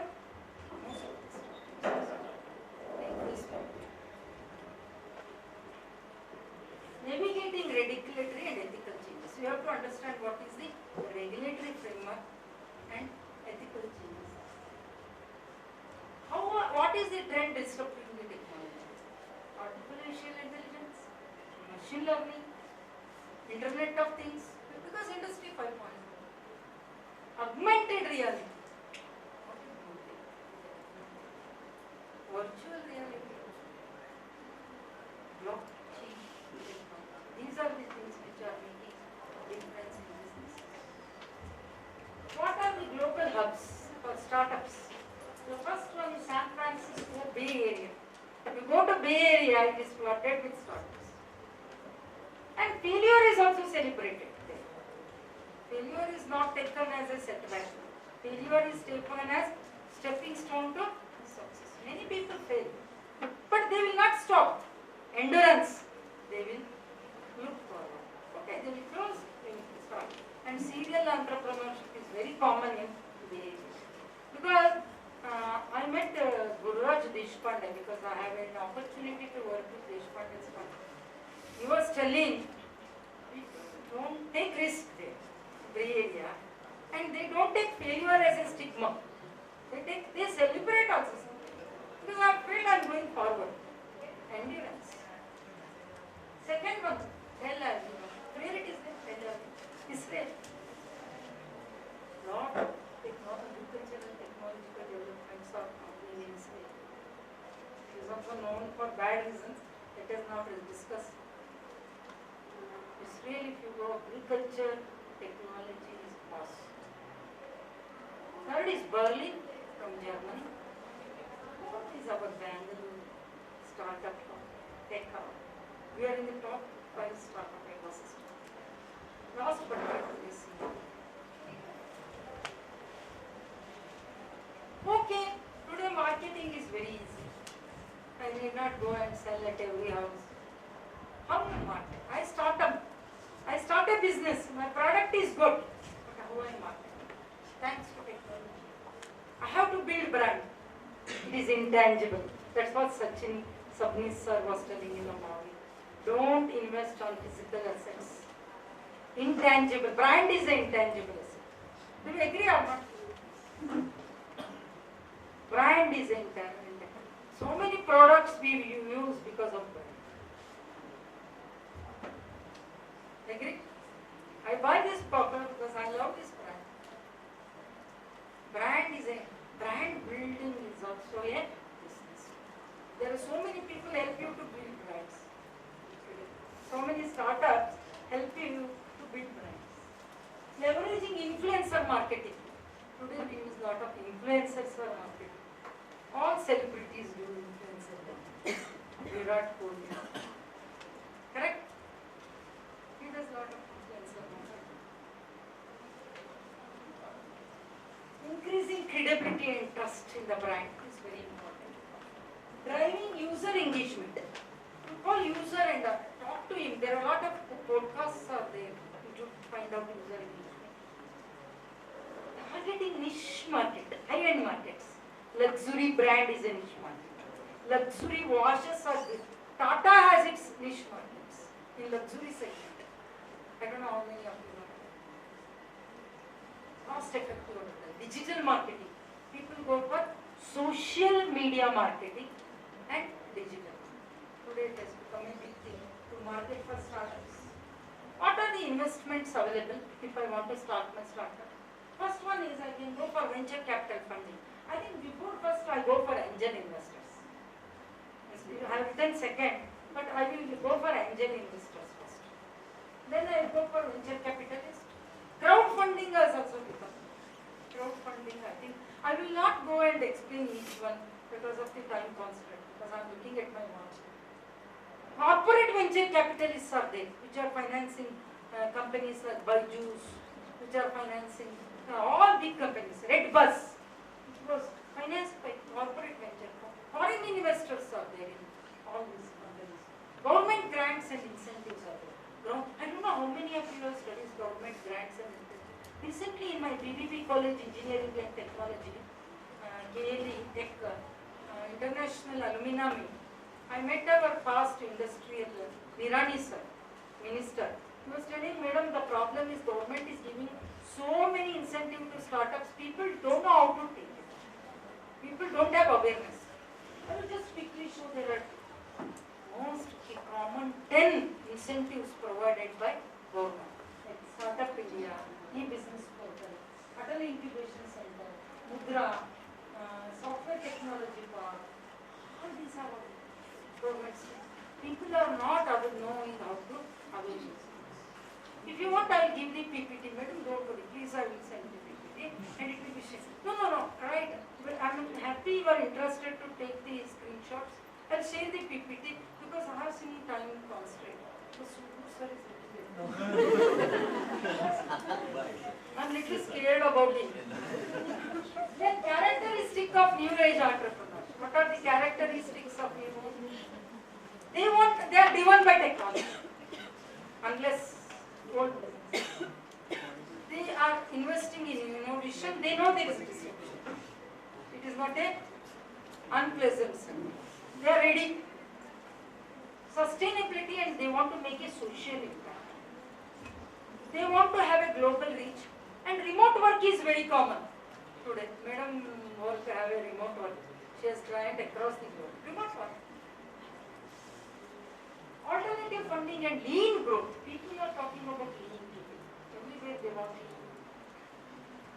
lean business model. Lean business model.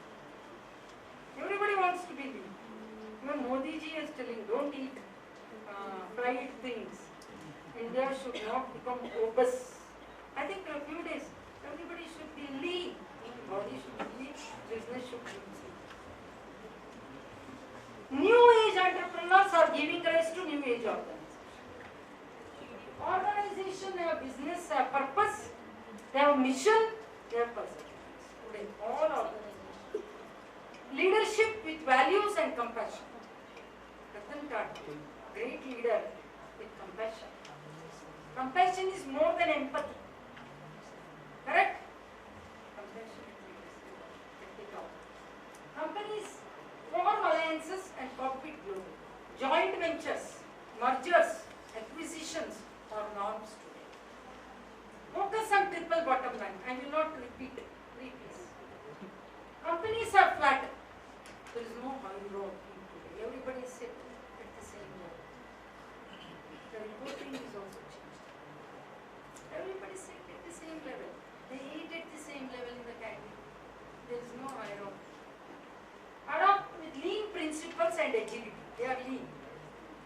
Secure funding, crowdfunding, angel investors, government, venture capitalists, even they go for IPOs.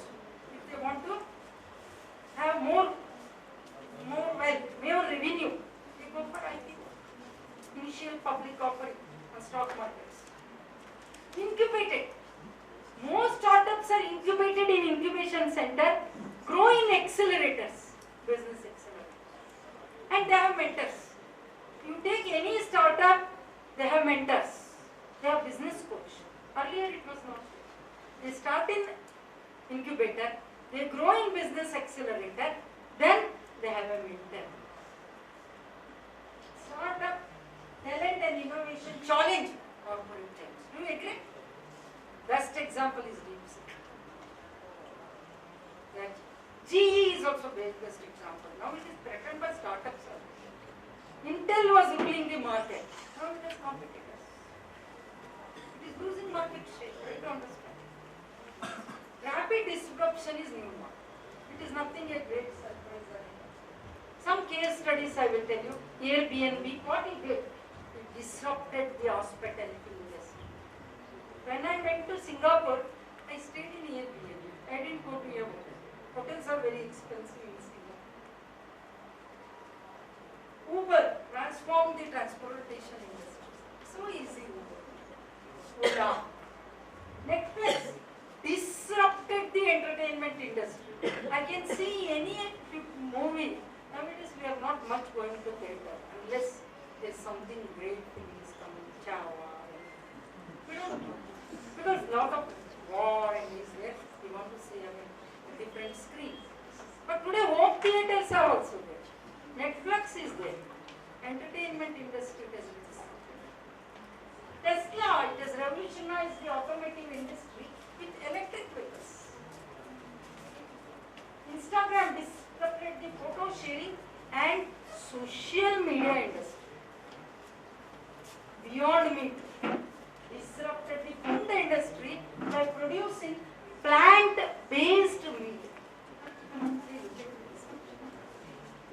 Agree? Everybody is talking about sustainability. Morning even substance was, even I have written in my book, the 17 sustainable growth. Agree? Everybody is knowing. But they are put in 3 verticals. ESG framework we call. Environment, social, governance. Same 17 and we have to achieve all these 17. Sustainability we have written, but we need to work to achieve the sustainable development goals. Why? We want this planet should become sustainable. Agree? Global warming, threat.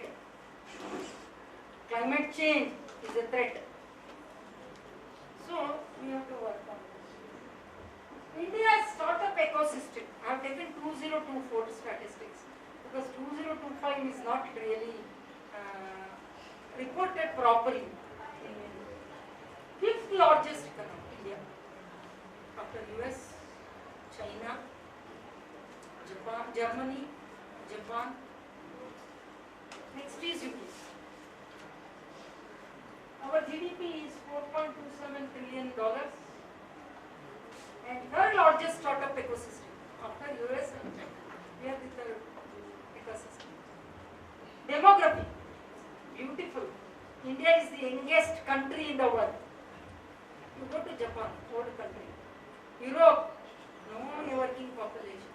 That is what. But we need to channelize everybody's energy. This is the challenge for India.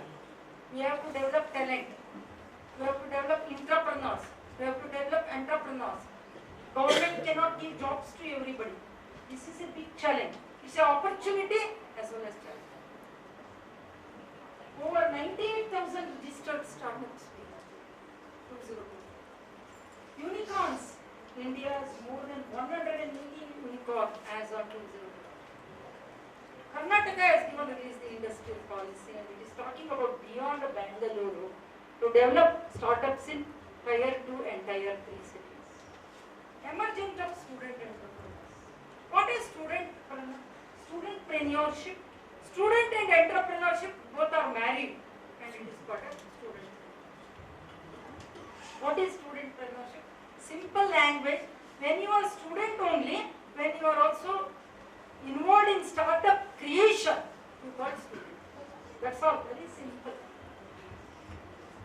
On the campus only with startup is going on. You are studying academics is also going on, your startup is also going on. With the support of the institute and with the mentor of the, some mentors from industry, mentor from your professors. This is studentpreneurship. Why studentpreneurship? You may ask me. Practical learning. You are going to higher level of doing things. Create, analyze, evaluate. We develop problem solving skills, leadership and finance skills. very important. Innovation and creativity, new product development, improving the existing product, R&D support, economic impact, you contribute to local economy. You build resilience, adaptability, students become adaptable, agile, low cost of, see, when you start on the campus, low cost startups, they are not high investment startups. How to promote students? You can ask me, madam, you are talking so much, how I should do in my institute? Number one, integrate entrepreneurship in the curriculum across the domain, across the department. It is not only for MBA, for everyone, interdisciplinary, because entrepreneurship itself is interdisciplinary. Establish incubation and innovation centers, foster entrepreneurial culture and mindset. That's what I was talking to madam in the morning. Mindset is very important. Mentorship. You can ask Nilesh sir to come and mentor once in a week or once in a month.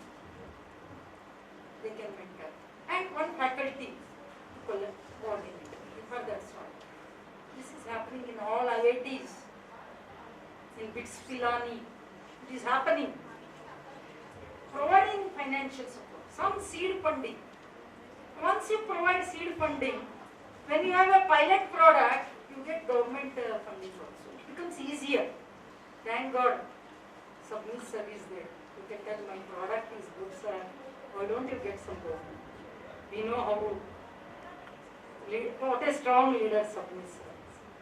What networking he has got. He may help, but idea should be good. Pilot product should be good. Everything in that. Encourage research and come up. Research is the foundation for entrepreneurship. Because research will lead to innovation. Innovation is commercialization. Startup growth.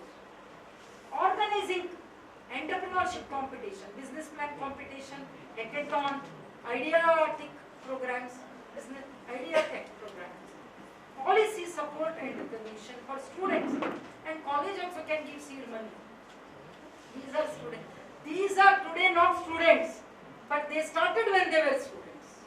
Let us say PTM Vijay Shankar Sharma, when he was a student in the university, he started entrepreneurship. Now he is not a student, but when he was a student in the college.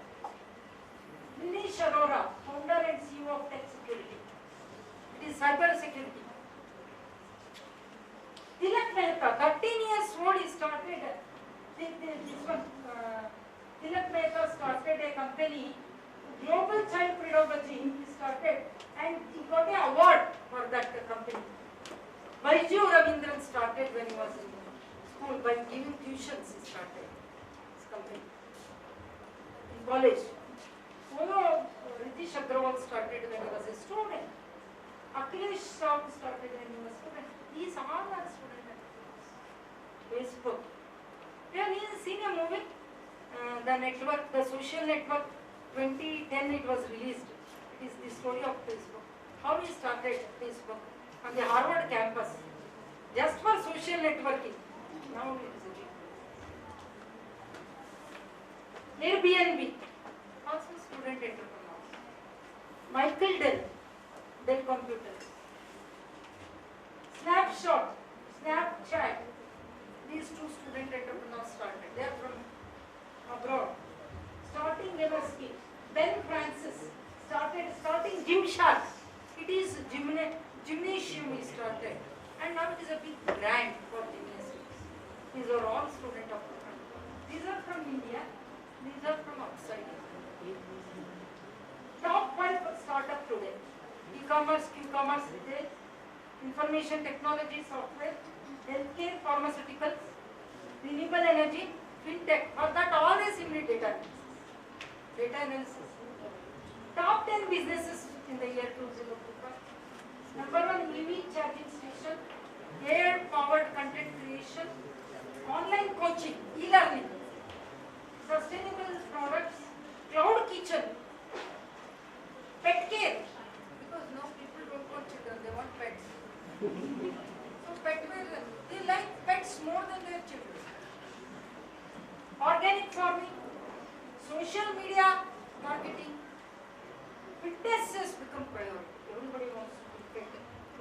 like Virat Kohli, Anushka Sharma. Fitness and virtual wellness coaching. Virtual wellness is important. Even mental health is also becoming important. User code resale is also becoming important. These are not then businesses. This is principles of effectuation. I was talking to Dr. Saraswati. She has given 5 principles for startups. I just not go in detail. First principle, bird in hand principle. Do what you want with what you have. Don't think I want 1 crore investment. Have this much, bird in hand. Do what you want with what you have. Second, affordable loss. How much I can lose, maximum. Crazy quilt principle, that is network. Crazy quilt, you know, no? Lemonade principle, you should be ready to face pleasant and unpleasant surprises. Last one, pilot in plane, take control of the organization. These are 5 principles she has given. These are the examples, case studies which have developed on effectuation principle. One is Infosys. Infosys started in a room, $250. That's all. Affordable loss, 9 years. Airbnb, bird in hand and pitch, patchwork quilt. Zomato, bird in hand lemonade, started by Jitendra Goyal, Pankaj, Paytm, Vijay Shankar Sharma, lemonade and our. All startups use these principles. Don't think when I get money I will start. Facebook, into control. You see that movie beautiful. I have read the reviews, but better you see the movie. These are the companies which started effectuation. I was talking about cars, mini car. What is this car? I start as a mini car, my company. My net worth is greater than $1 million. When my company net worth is this much, I call it as a mini car. Yes. I will graduate to Sony car. When I am near $1 billion net worth of the company. I will become unicorn when I am greater than $1 billion net worth. These are the business languages. I become decocron when my company's net worth is greater than $10 billion. I graduate to heptocron when my net worth is greater than, and this is how companies go from startup to mega companies. These are the terminology used for from startup to growth. Myths of entrepreneurship. These are myths. Entrepreneurs are born, not made. Entrepreneurs can be made. Some people will tell, entrepreneurs is not in my blood. Is there anything blood test for entrepreneurs? Today anybody can build a brand. And Narayanamurthy is not from a business family. Earlier people used to, only Gujaratis and Marwadis. Here anybody can come. The people who are new age entrepreneurs are not Gujarati Marwadis. Anybody can. They are not born. They can be new. All you need is money to be an entrepreneur is a myth. You have a great idea. You have a good team. You need to have a passion. All you need is love to be an entrepreneur. Sometimes today he is lucky, that's why he became. He has worked for it. He was passionate. Entrepreneurs are overnight success is a myth. I will not take more than 20. You need groundbreaking idea. There is nothing like groundbreaking idea. Entrepreneurship guarantee wealth. No. Entrepreneurship may not guarantee also. It's a journey. May guarantee or may not guarantee. But you need to take a calculation. Entrepreneurs don't fit an ideal profile. Having no boss is critical. I am not reporting to anybody. Nobody is there to question. Wait for the It's 24/7. You are accountable to all these stakeholders. My best friend will be a good business partner is a myth. A great idea is the only ingredient in a recipe of business is a myth. You need a passion, you need a a good team, you need investment. Why entrepreneurial education? Yeah, it is NEP 2020 aligned, correct? Because NEP tells you should have entrepreneurial education. It helps in accreditation too. It helps in accreditation, NPN Act. It helps in ranking, correct? It helps in rating. It helps in reputation. It gives it career. All the happens only you start a business, you do not look for a job. You are already created a job for startup. See, this is thrust area. I will only tell research, innovation and entrepreneurship is a thrust area for NEP 2020. Got it? This is NEP 2020 thrust areas, that circle. This is my book which was launched today. This is available. You can order from Notion Press store. This is the link to order the book. I have given that link. You go to Notion Press store. Online you can order the books. It will come to your doorstep. This is the book which is available in India, Singapore, Malaysia, and Egypt. He has given forward for the book. Raman Gujarat, Regional Director, because he also gave me very good valuable suggestion when I was writing the book. So he has written forward. He is from Entrepreneur Development Institute of India. They have given relevant feedback. These are the people, great people who have read the book and given recommendation for my book. One is a CA, one is Ananta Prasad from Atal Incubation Center, Vita Dixit.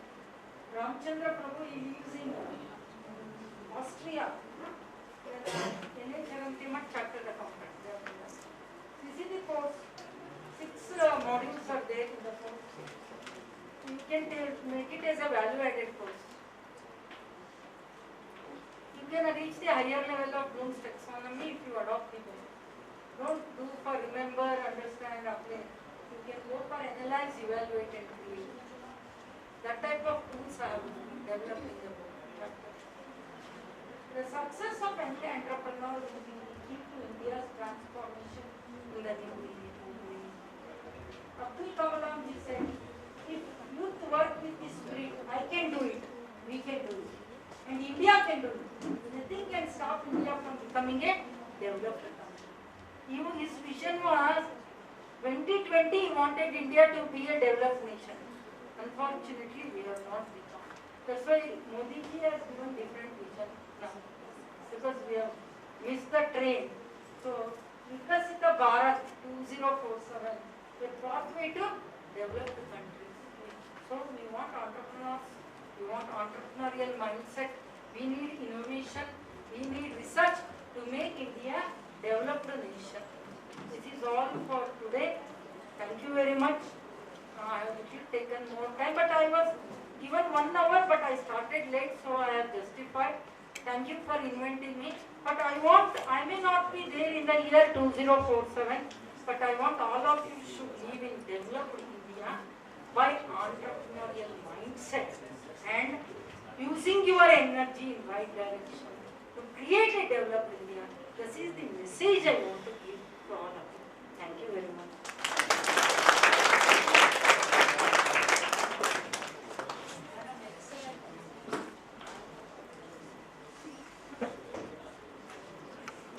Madam, thank you. That was a very excellent talk. You spoke about the 21st century skills required, about critical thinking, creativity, growth mindset, and having collaboration.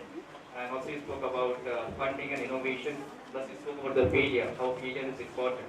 Like a person who has never failed means has learned nothing. So thank you, madam, on keeping out our audience with such a beautiful talk. I hope everybody found some of the other takeaway home today. The session is open for any questions towards madam. If anybody wants to ask any questions, free to ask, please.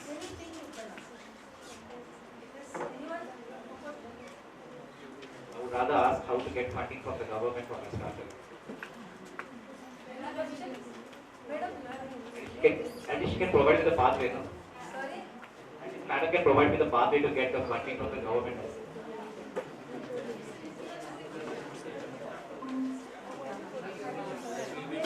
Any questions?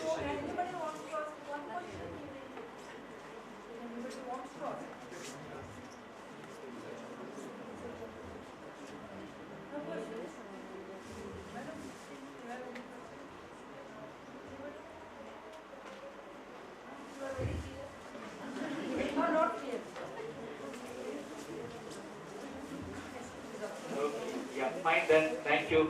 We proceed towards lunch. Okay, fine. Okay, done. Thank you. Hello? Am I audible to you? I'm going to brief order.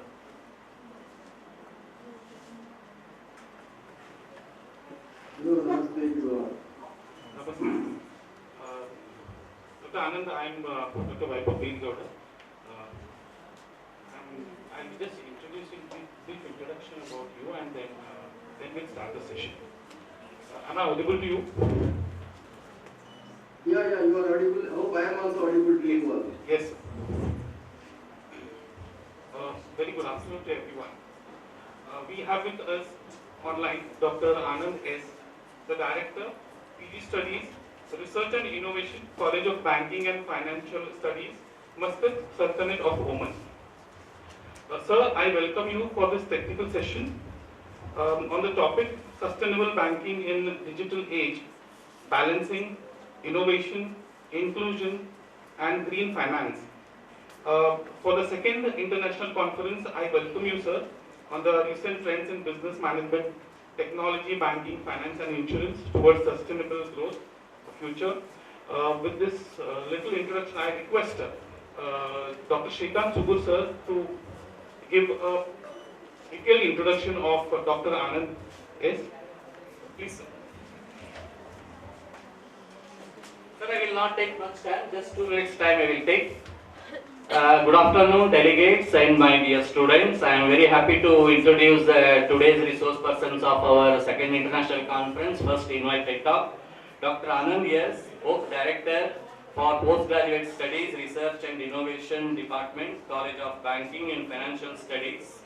Presently, Dr. Anand S. is a Doctor of Finance with more than 33 years of expertise in management education and administration. He is currently an Associate Professor and the Director of Postgraduate Studies in the Research and Innovation Department at the College of Banking and Financial Studies, Muscat. Previously, he served at the College of Applied Science, Saleha Goa Institute of Management and LIC Mutual Fund, India. He is an adjunct professor at Manipal University, India, and was a visiting professor at leading business schools in Dubai, Germany, and India. He has published around 50 research papers in international journals and presented around 50 research papers at global conferences. Recently, the Institute of Chartered Accountants of India selected his research paper on what factors drive the adoption of digital banking for the ICAI International Research Awards 2020 as the second best research paper. His research paper in mutual funds was one of the top 10 downloaded papers in the SSRN e-library. He has written books on mutual funds, mergers, acquisitions, financial systems and commercial banking. He has edited 5 books which were published in Springer publication. He is an associate editor for Sage Publication, International Journal, Business Perspective and Research. He is also a book editor of Sustainable Business Practices published by CRC, Taylor and Franks Group. He is also a guest editor, member of the editorial board and reviewer for referred international journals. He also served as a member of the subject expert committee to review MBA, BBA curriculum in some of the state universities in India and Oman. He has successfully organized many management development programs for leading companies, namely Oman, Chamber of Commerce and Industry, Rysat, Siemens, Saleha, Methodon, a different organizations. Sir has expertise. With this small introduction, sir, I once again welcome you and I request you to address the gathering. Thank you. Namaste to all. Thank you, Professor Shrikant, for introduction. At the outset, I also thank the Jain College of Engineering and also Department of MBA for giving me an opportunity to share whatever little knowledge I have in this August gathering. Without much delay, I will straight away move on to my today's talk. I have one worry actually. So in Kannada there is one saying that I think many of you know Kannada here. I think it's Kannada, maybe but I will tell it in English. So in family, nobody should born as a first conference, nobody should go as a last speaker, because the first person will be having a lot of responsibility, and the last speaker may be having, a lot of rejection, because the next, the most important event is waiting for you, that is lunch. I think it's already 1:30 over there, so I will not take much time. I will not take your lunch time also, because I am also scared. So normally going in front of the hungry tigers and also hungry people, very difficult. So that's why that I will be in my mind. And Dr. Srikanth, you have a full freedom to shut my mouth any point of time. Okay? You have a full freedom. So with this agreement, I will move forward and it's okay. Fine. So I will share straight away my screen. I think I have a permission for that. Sir, you can share the screen, sir. Yeah, I am sharing it. Please confirm me whether it is visible or not. Is that visible? Yes, sir, now? visible, sir. Visible. Visible. Okay, fine. Right, so as you know, my today's presentation is about the sustainability. That is the most talked word and most important word also in today's time. So I will see, this is the picture. I got it in my today's screen, my laptop screen. Every day the screen is keep changing. I saw this screen today. It's very relevant to my today's discussion, so that's why I thought I can share it. Can anybody make what is this? Okay, it's not a live session, interactive session. I will go ahead. So this it's a very relevant. I consider if there is no concept of sustainability, today we have to drink, whatever we do, we have to think of sustainability. If we don't think of sustainability, what happens? You can see this monkey is sitting on some monkey's head actually. So what does it mean? What does it represent? Like if we don't think of sustainability, that monkey which is live, you can see there, that is our next generation monkey. So the next generation monkey will sit on us right now you can see the greenery around. And if we don't think of sustainability, the next generation monkey will sit on us looking at only red. There is no green at all.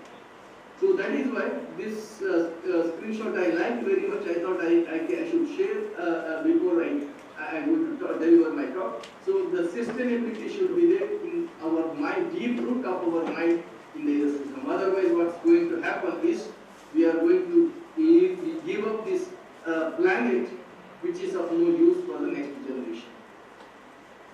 And you don't worry about my table of content, so I know how to make it longer and I know how to make it shorter also. So this is what I have planned to deliver in my today's discussion, but I will make it a very small and crisp. So coming to the introductory part. So today you know that in olden days in Kannada we used to say "E Jivana, E Samsara, E Bandhana." Everything starts with E. E Samsara, E Janma, everything we say like that. E is always attached. So today also our life is attached with E, but not that E. So today our life is attached with electronic. Electronic, you can see e-business, e-banking, everything you can say E. So the E is the same, but the relevance of E is changing. So today, why financial sector has undergone, every sector, not just financial sector, I must say. So the entire business sector, entire world has changed drastically and dramatically in recent days. Same because of the same E, but the concept of E has changed. That is called electronic revolution. So now, as a result of that, you can see digital banking, financial, fintech, innovation and green financing. These are the latest aspects which has changed the entire operating style, mechanism of banking activities. That has created a better opportunity for the operation. At the same time, that has also created more challenges. let's understand how this has posed a challenge. Number one is how banks can rebalance innovation with sustainability. So on the one hand, we are talking about innovation. On the other hand, we are talking about sustainability. Which is more important? Both are equally important. So then how we can go forward? Only by way of balancing innovation and sustainability. Sometimes innovation may go against the sustainability. So now we have to think of whether it is like water. So if water is consumed, you add something to the water, then what will be the result? That depends upon what you are adding into the water. Like you can add water, you can add milk or alcohol. So if you add milk, then that will give a good result. And if you add alcohol, I must say, for me, I'm a teetotaler, I should say, it's going to give a different result. Then coming to the second important challenge, how we can ensure the banking services that is inclusive and ethical. Like for example, you know that if the current generation may not aware of that. In olden days, the bank means only rich people. The lowest category of the people, the bank is a dream. The bank is only a rich people business. So that's the reason. So in olden days, you are not aware of this. So if a poor man enters into the bank, you are not at all being given any importance. So that's the kind of inclusiveness we have. Today, because of lot of technological revolution, governmental regulations, the inclusiveness has been increased. So still, I can give you in my subsequent slide. So the inclusiveness is an important matter. And again, how well you are ethically conducting your business. So sometimes ethical is like it's a show of peace sometimes. So from the front I will wear tie coat, everything, I will look so beautiful and handsome and so professional, but behind I may be practicing other things. So that is why we have to make an ethical balance. So today's world needs a sustainable leader who is focusing for sustainability, who is focusing for ethical leadership. So today we need ethical leadership. My dear friends, the MBA Institute of Jain College of Engineering should focus and should bring ethicality aspects in their teaching and learning, so that ethical leader is the need of the future. And coming to the important challenge here is climate action and economic resilience. Like how the financial institution contribute for the climate action and economic resilience. That's also an important aspect. So in our today's discussion, we will discuss, or else we can have a broad view of these things in the next few minutes.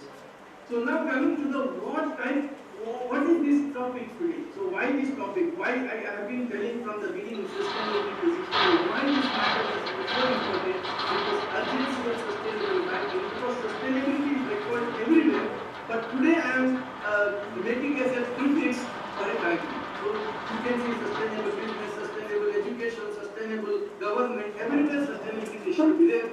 My today's prefix is sustainable for banking. So sustainable banking. So why that sustainable banking is the topic or matter of the day? Because the banking industry plays a critical role, no doubt about it. So a growth of the economy depends upon how well the banking sector, the financial sector, dynamic and how well they are contributing to the economy. Basically, you know that there are two types of people in an economy. One type of people is saver, another type of people is seeker. So the saver may be having money, but they don't have ideas. And seeker of money may be having idea, but they don't have money. So now if these two people are connected, saver and the seeker, so 100 real of my savings, if it goes to a business or a person who needs it, so that what happens, my 100 real, if I have in my pocket, still it will be 100 real, even after 1 year it may be less also in time of inflation.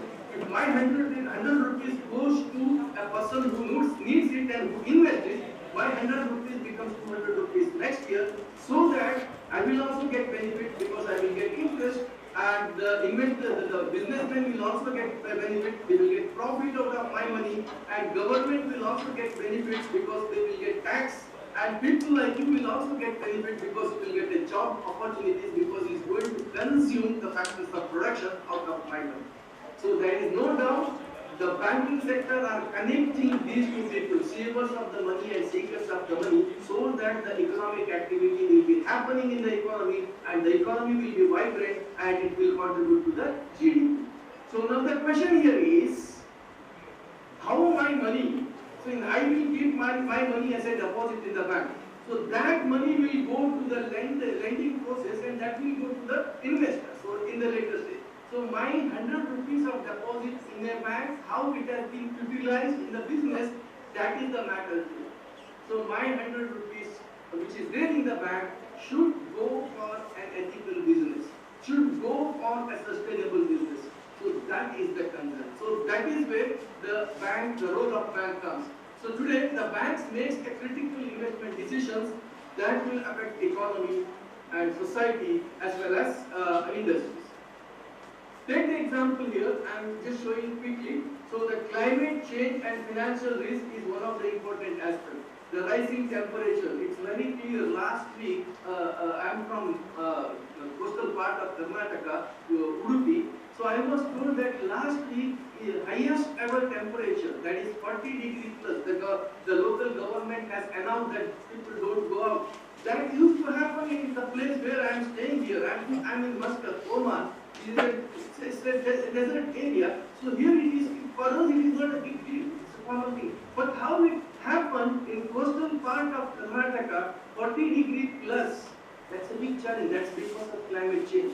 So that if that happens continuously, then the green land becomes desert over a period of time. So why that is happening? Because my money which is contributed to the bank, it has been moved for some activities which is against the nature. This is where I should take responsibility. This is where the bank should take responsibility.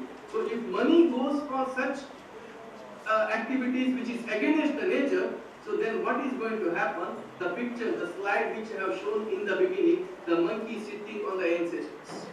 So please understand here, so the temperature is a very important thing. Like how the temperature, climate has changed because my money has gone for a business activity which is unethical, which is not sustainable. So that's the reason extreme weather events cost globally $313 billion as per the recent study in 2023. Today it is 2025, the figure may be more here. Exactly. So why that much of the cost or loss happened to the globe? Because of we are not concerning about climate issues. The second one is global exclusion. So I said inclusion. Inclusion means what? All the people should come under the ambit of the banking. So we should have a banking habit. But still 1.4 billion adults remain unbanked across the world. They don't have an access for savings, and they don't have an access for credit, and they can contribute for the economic growth. Like for example, in the village, in the olden days, there are so many artisans are there. They can do wonders. They can make so many handicraft work. So if they have not been financed and if they don't have money, so then what happens? His skill remains skill. So how can we convert these people skill into a business? That's where the finance comes. So the adult, if you look at the 2023 World Bank report, 1.4 billion adults still unbanked. They don't have an access for money. They don't have access for finance. And this is where, how can we bring equality and equity among the people? So that is another important. So this is where the bank should bring more people and more people, and one fine day it should be 100%. So there should be zero people they have been denied for banking. So 100% of the people should come for the habit of the bank. And another one is regulatory pressure. That's another important aspect. So the regulations like EU Green Bond Standard 2024 push the bank for what? The governments are pushing and the regulations are pushing to bring ESG standard in their banking practices. So ESG practices should be there in the banking practice also. For that the regulations are in place. Then so similarly, so the role of digital banking in sustainability is what? While digital banking has revolutionized financial services, it also has some risk. The risk number one is cyber security threat. No need to explain, everybody knows that. So ultimately the threat is there, but we have to give an weightage. So this threat should be minimized and we have to handle this. So we have to handle this.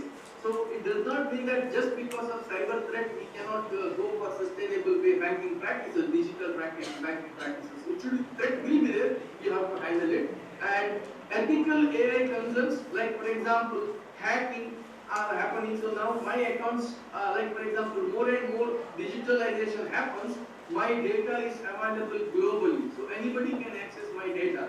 So for example, how much money I have, my bank knows. You may not be knowing how much money you have. I don't know, but your bank knows. So in what trust, in what way I can trust the bank? They can breach the agreement and they can share the data.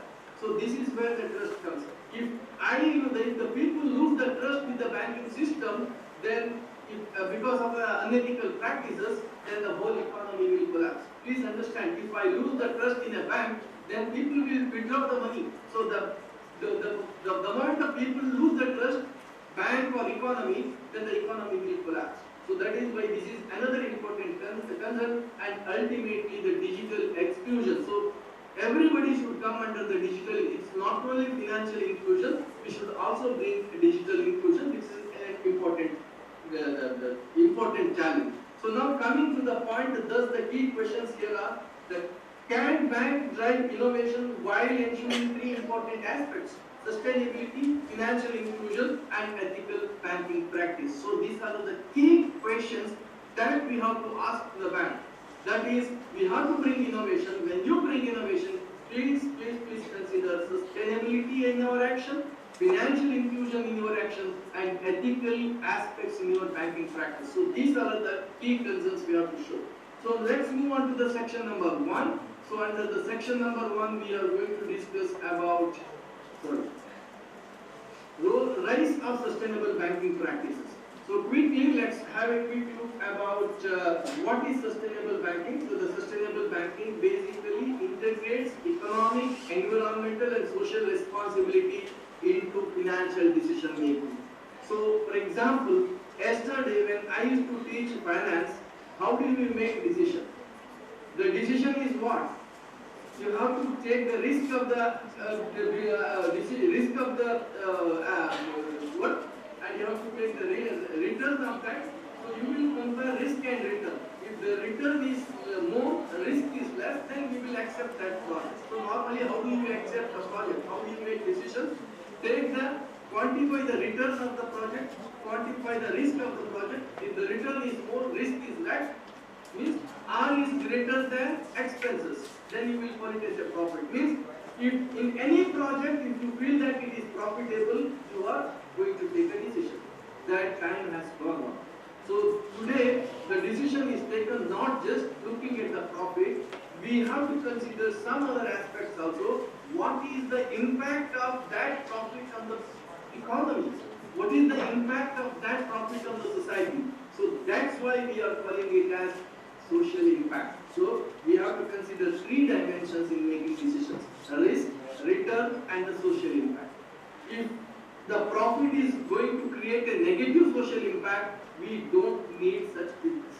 A business which is going to create millions of dollars, whereas it is going to make a millions of dollars loss to the environment, loss to the climate, do we need such business? This is the question. So that's why we have to take 3 important parameters in making any decision: risk, return, and the social impact. That is what the first sentence you can see. So we have to integrate economic, environmental, and social responsibility in making financial decisions. These are the most important aspects. And then we have to see the long-term stability, green financing. So what is the answer for this? The answer for this is we have to look at the long-term sustainability, stability, green finance, and ethical investment. These are the answers for that. We should not only focus on short-term profit, we should also focus on economic stability, green finance, and the ethical investment. Now let's have a quick look about what exactly sustainability banking. So that's what I have been telling. Sustainable banking is the sustainable is the prefix in everything today. So I am taking the function as business. and sustainable business, big banking. So what is sustainable banking? The sustainable banking will have a 4 important pillars. The pillar number 1 is that is green finance. The pillar number 2 is ethical lending. Number 3 is financial inclusion, and number 4 is sustainable operation. Okay. So now, what exactly green financing? Green financing is nothing but investment lending to the renewable energy, clean technology, climate-friendly projects. As I told you, my 100 rupees will go to bank, and your 100 rupees will also go to bank. The banker or the dealer of money. So everybody, 100 rupees will come to the bank, and that becomes millions of dollars or millions of rupees. So these millions of rupees should go for what? This should go for green financing projects, which is not hazardous to the nature, which is friendly with the nature. So that's why we come out with a new concept that's called green bond for solar and wind projects. This is just an example. And what is ethical lending? Ethical lending is avoiding financing to harmful industries like fossil fuels, arm and manufacturing. See, my money will go to an industry which is manufacturing arms and ammunitions. These arms and ammunitions will be sold to somebody else, and that arms and ammunitions tomorrow going to kill me. Right? Do we need such business? See, look at the case. My money go to bank, and bank has lent that money to a company which is manufacturing AK-47 or atom bomb, and that same atom bomb or same AK-47 will be purchased by somebody else and he used to kill. What is the use of such business? So that is why this is called ethical lending. So banks should take very careful whether the money given as a loan is going for ethical business or not. The answer is no coal power plants. Just an example. Similarly, what is financial inclusion? The financial inclusion means expanding the services to the undeserved and rural areas. Means, as I told you in the beginning, in olden days, the poor people entering into a bank, entering a poor people to a bank is a dream actually. So it should not happen. There should be equality. So there is no difference between, everybody is human being, whether he is rich or poor, whether he is white or black, so that's a different. So everybody should have an access for the finance. So that's where the equality comes. So mobile banking, even for low income people should also see. What I'm trying to say is the banking habit or the culture of banking should be there, everyone in the economy. It is not one or two people. And ultimately, the operations should be sustainable. The banking operations should be sustainable. Whatever they do, it should create a concept of sustainability. For example, whatever I do, I should reduce the carbon footprint through paperless banking, energy efficient branches. Energy efficient branches means what?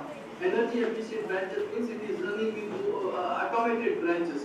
Minimum hazards to the nature. So they consume less water, less power, less resources, and they will provide more output. So that's what reducing carbon. For example, digital banking platform is going to reduce the carbon footprint. For example, earlier we used to get paper statements. Everything is paper based.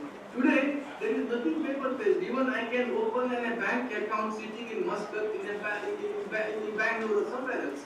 How can I do it? Everything is digital. So everything is in olden days. Do you know that to open a bank account, this much 10-15 pages of applications were to submit.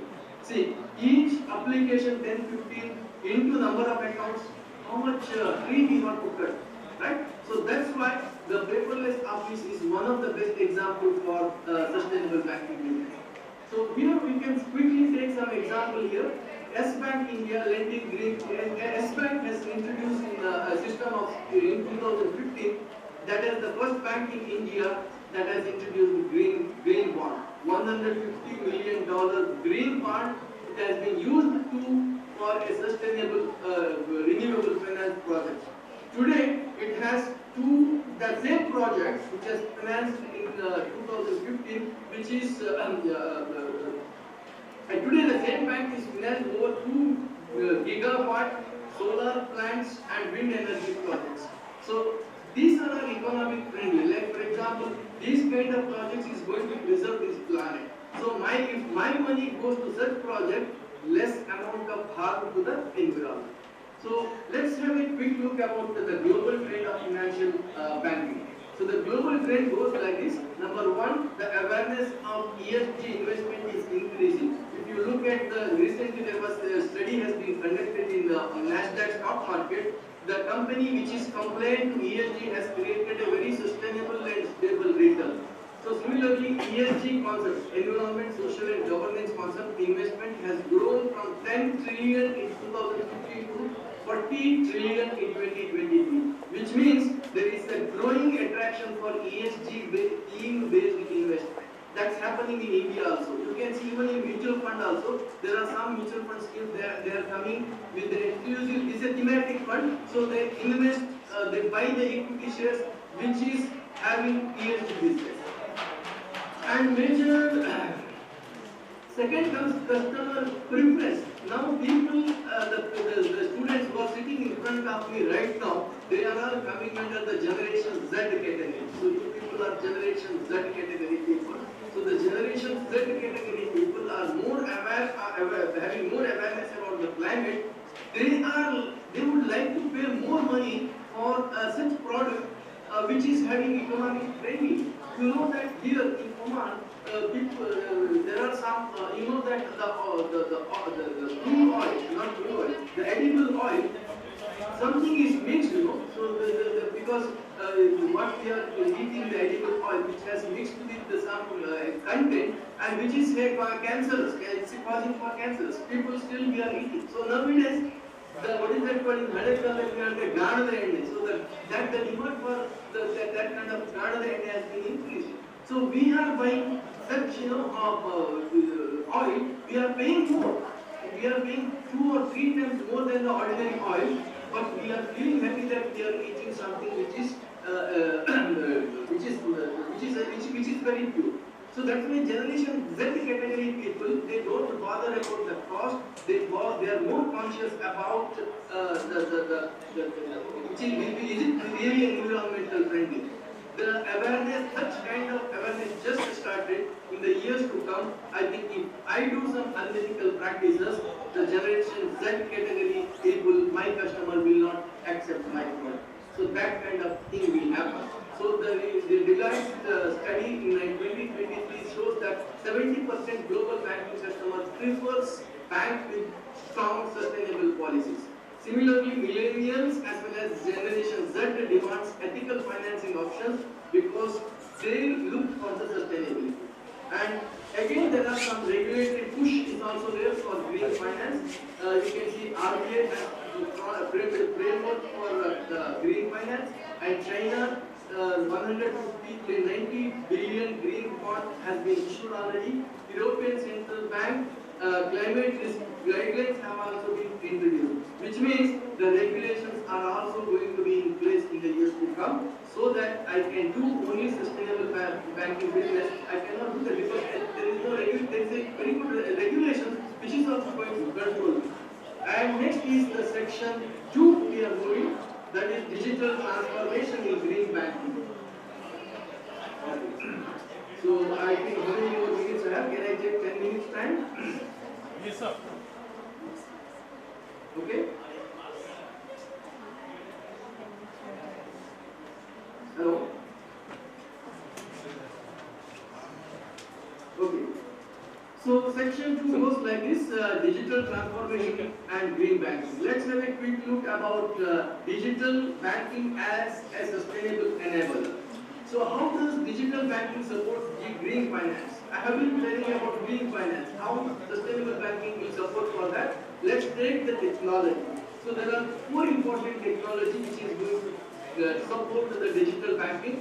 One is artificial intelligence and big data, and blockchain technology, cloud computing as well as mobile banking. So these 4 pillars of technology is going to support digital banking and also green finance.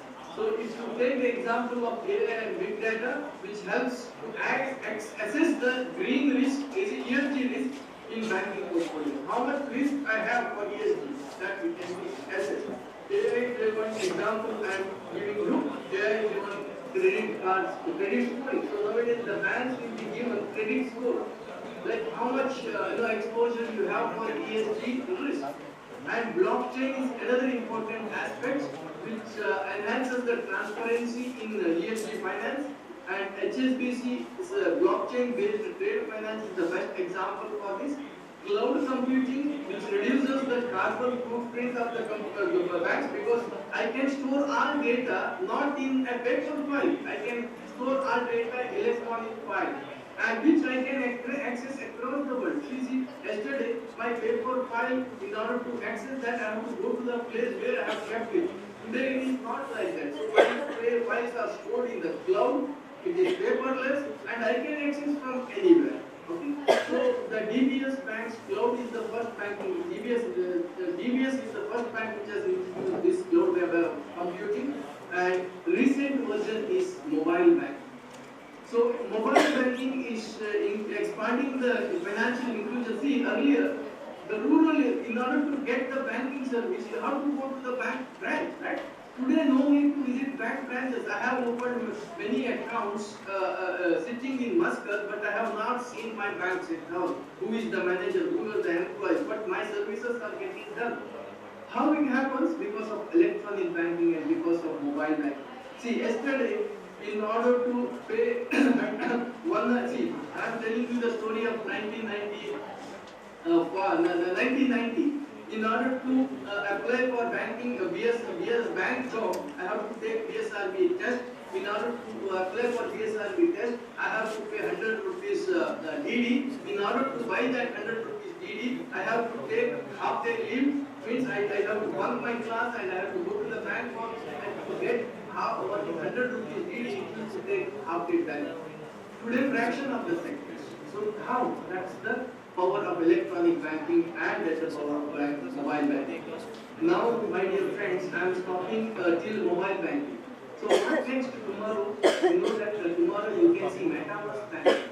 Metaverse, Google it, you can see more about. See, mobile banking will be what is that called history after few days, few years. What next? What next is Metaverse banking? Metaverse banking means you feel everything will happen virtually, and you log on and you will enter into a bank where there are so many staffs are there. Remember, it's like a real branch. When you go to branch, what is the kind of experience you will get? The same kind of experience you are going to get with Metaverse banking. So that way, I think there are many dimensions are there, good or bad, that we can have a discussion later stage. But this is the kind of development also you can see that will contribute for the sustainable banking. And you can also see the neo-banking also in place. Neo-banking means 100% digital banking. They don't have branches at all. It is a first stage of metaverse banking, as I told you, which reduces operational cost as well as environmental impact. See, if I don't have a branch, means I am going to produce less harm to the nature. So that's the kind of new banks are also in place. In India, Jupiter is the leading new bank, which is paperless bank, and B Bank in China and Kakao Bank in South Korea. These are the best examples for neo bank. So in India, you can take the best example of Paytm Payment Bank. This is also part of neo bank. Which is serving 100 plus millions of customers with the digital platform and which is supporting for financial inclusion also. Like for example, a Pan Vida shop merchant can sell Pan Vida even through Paytm. So that's the kind of inclusion you can do it. Next comes today we are talking about UPI and all in India. So the root cause for all these things is the case study. You can see M-Pesa Kenya model, where this particular bank initiated a mobile banking. So the challenge of financial inclusion here is what? 1.4 billion adults still have out of the ambit of banking habits. These people are low income people, so they don't have access for the banking. So for that, in order to bring them into the financial inclusion, M-Pesa bank is in Kenya, which has introduced the digital banking, which introduced the mobile banking, that is M-Pesa, a mobile money service that allows the digital transaction via mobile phone. So which resulted in 50% of the Kenya's GDP which increase the more people come under the ambit of this one, what is it called, banking, then what happens? There is a very good connection between saver and the seekers of money. Please understand, the banking is an intermediary. So if my money remains in my pocket, the economy will not grow. So if the savers of money and seekers of money are connected, then what happens? Economic activity will happen. So look at the results. 50% of the Kenya's GDP now flows to M-Visa Bank, and 2% of the population is lifted out of poverty. So more people comes into the banking habit, then they can have an access for the money and they can do wonder. So now, if you look at the Asia, India inspired India's UPI model. So India introduced UPI model. This UPI model has inspired Bangladesh, that is called Bcash, Indonesia GoPay, and Philippines Gcash. So all these things are inspired by Indian model of UPI. You know that recently the France Prime Minister also appreciated the effort of UPI. I think that model is going to be taken care by many countries in the years to come. Then coming to the last section, if I am right, so green finance and the ESG banking. What is it? So let's understand there is a rise of green bonds in India, across Asia. So the green bonds, as I told you, means what? Which is going to finance only to those projects which have positive impact on the environment. So the green bond must allocate their money only for a sustainable project like renewable energy, clean transportation, and green energy, as well as climate adaptation. What does it mean? So my money goes to bank, and bank will allocate that money only for those projects which is environmental friendly. So that will create a green world, that will create a positive impact on the environment. Similarly, why green bonds are very important? The green bonds are very important in today's context because that encourages for the sustainable investment which is not having harm to the environment and which is going to reduce the carbon footprint and which also increases the transparency in banking. So that's why we have to focus, the banking companies or financial services sector should focus more on green bonds. And global trade for green bonds, if you look at the statistics, the green bond market is exceeded $650 billion in 2023, and China in Asia is the largest green bond issuer, which has issued already $190 billion worth green bonds as per the recent survey. India is also having a forefront and is also moving forward in this direction. India entered into green bond, as I told you, in 2015 by S Bank, and today the milestone is not S Bank, India's first green bond, which has 1,000 crores money has been lent for renewable industry. SBI has issued $650 million, and in 2023 the government of India issued a sovereign green bond worth 16,000 crores, which means $2 billion US. And SEBI also come out with guidelines for green bond in 2017, and which has given a framework for encouraging more people to issue green bonds. And I will skip this because of shortage of time. And best practices, if you look at ESG banking, you can take the example of banks, Indian Bank, S Bank, first bank which has introduced the green bond. If you look at banking, Bangkok Bank, loans for solar, winds and projects, the amount how much invested, I have given the figure. Similarly, Bank of Philippines, sustainable energy financing. ICBMBFI Bank, paperless digital banking, which has reduced the carbon footprint, and DBS Bank Singapore, which has AI-driven ESG investment tools, which help the banks to track the ESG scores.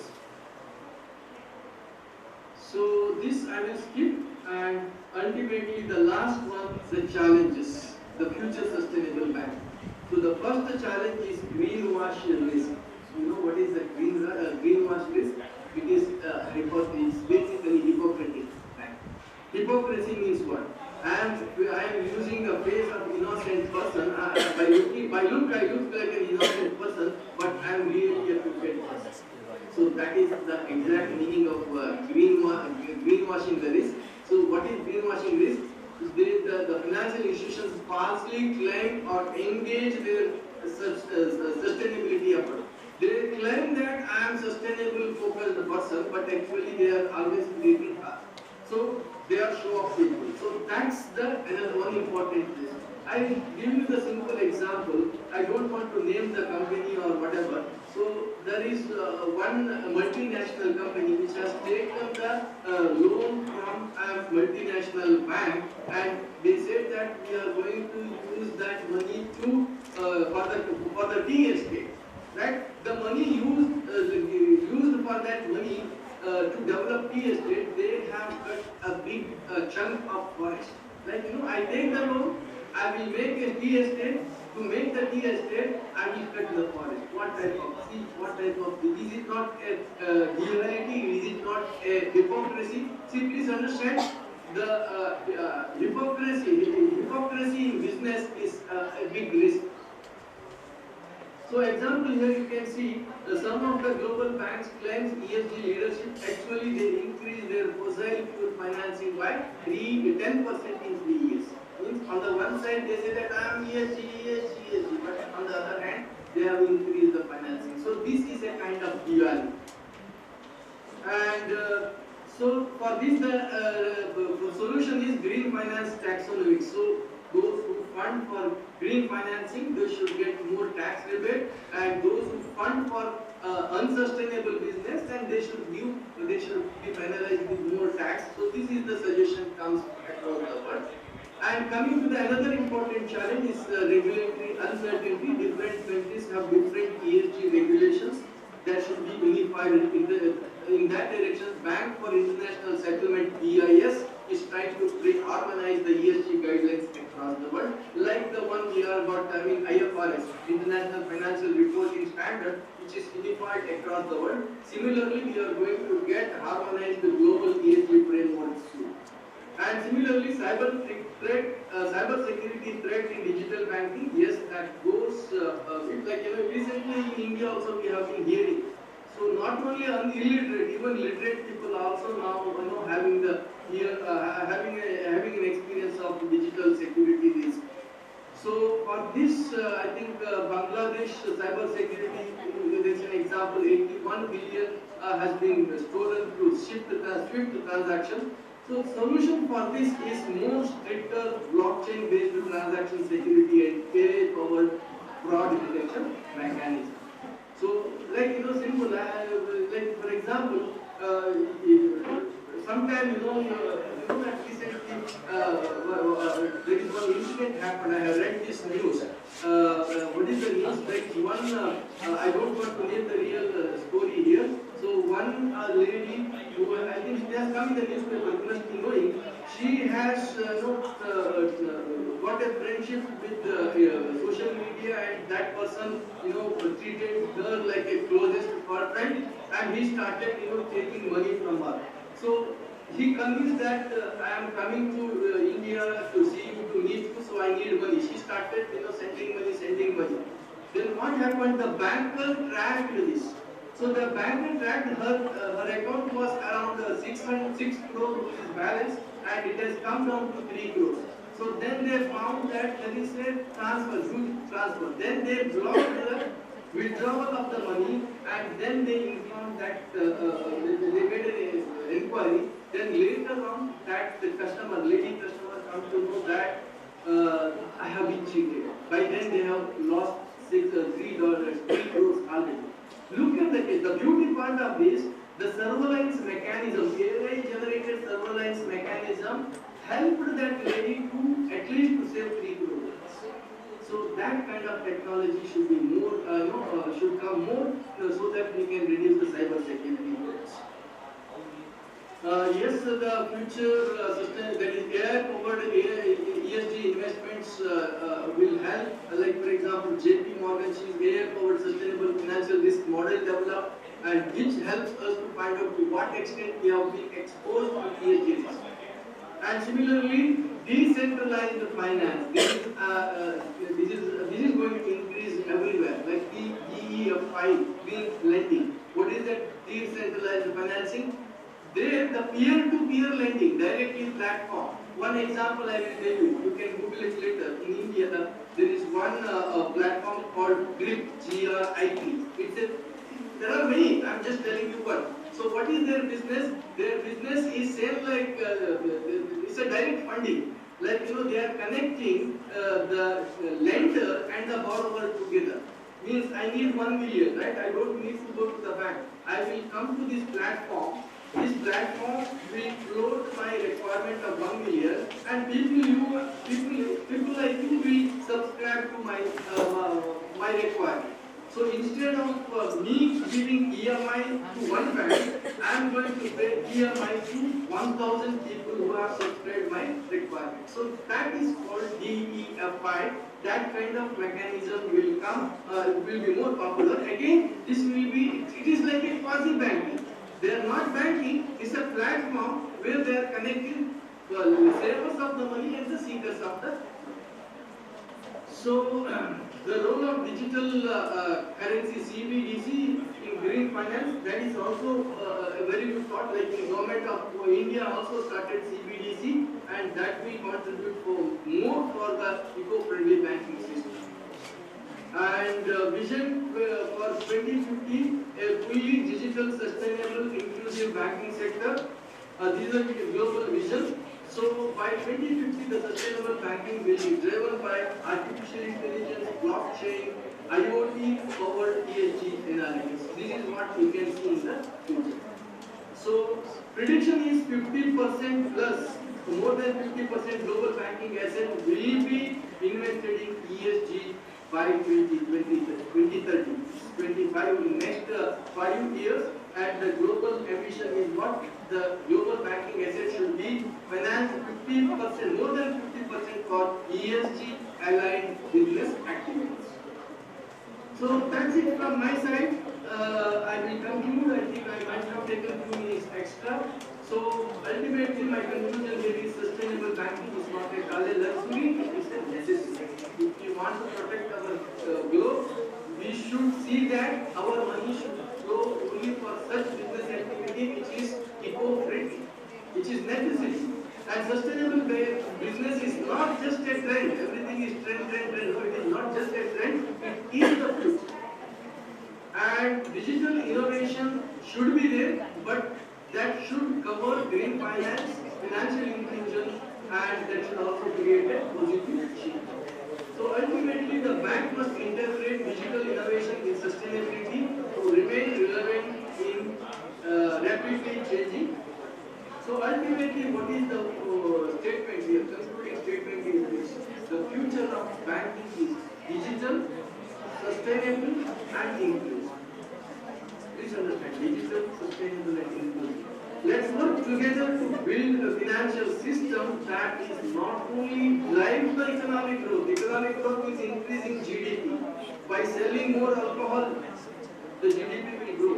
By selling more arms and ammunition, GDP will grow. That is not the kind of GDP we want. But the GDP growth should protect our planet and also ensure the equality, equity, financial inclusion to all. So this should be the mantra of banking industry.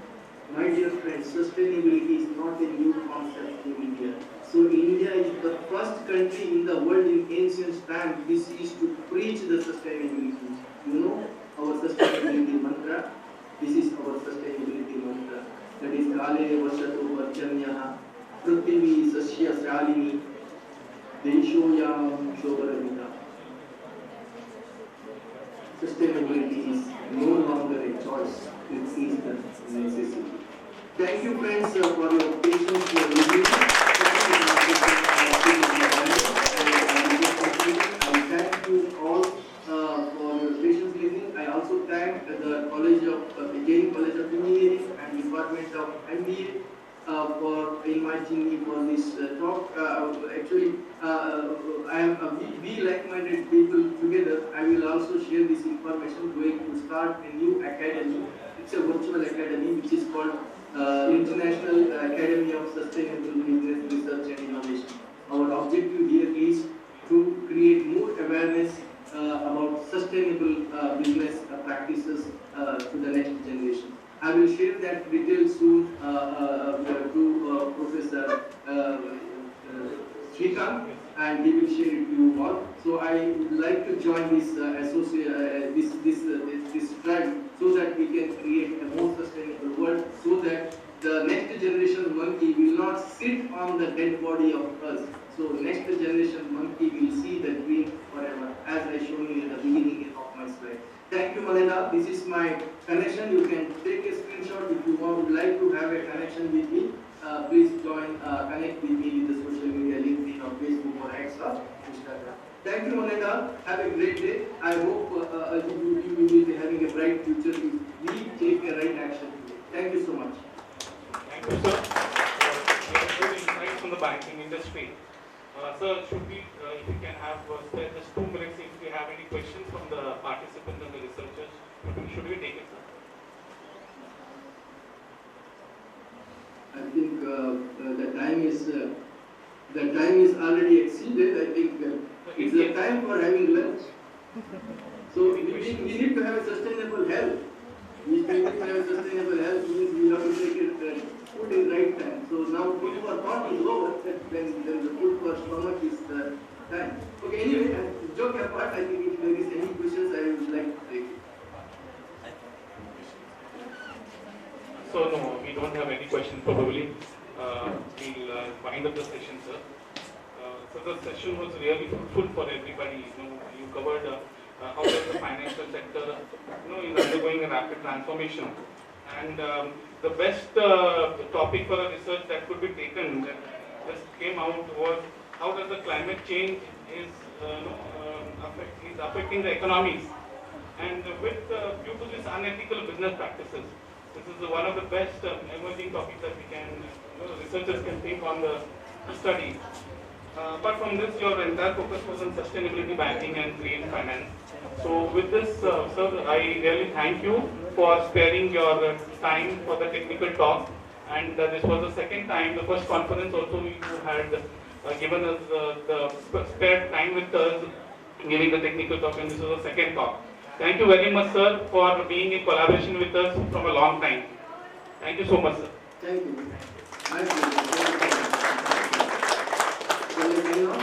Yes, sir. Thank you. Thank you. All the best. Thank you. All the best for the conference.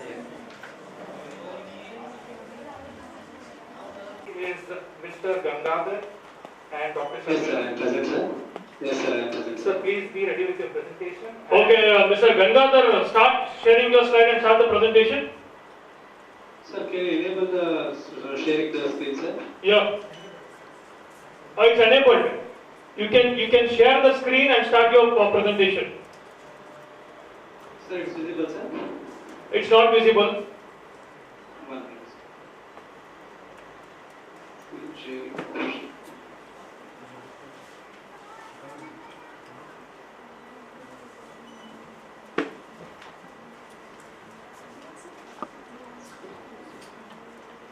Other participants who are there in the queue for the online presentation, kindly ensure that the moment we tell your name, start with the presentation. Keep everything ready. Gangadhar ji, you want some time for that? No, sir, I am already ready, sir. But there is no any screen sharing option in my. Presenters for online and offline, we have the best paper award also. So all the very best to all of you. Start with your presentation, Mr. Gangadhar. Okay, sir, right, sir. Thank you for giving the opportunity. Myself, Gangadhar, and my research scholar, research guide, Dr. Sharbida ma'am. Both are presenting my presentation, which related to my topic. That's an. Sir, please maximize your screen and go for your objectives.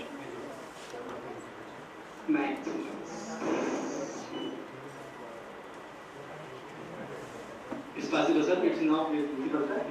Okay, go for your objective slide. We have already read your abstract. Everything we have read. Go for your objective slide.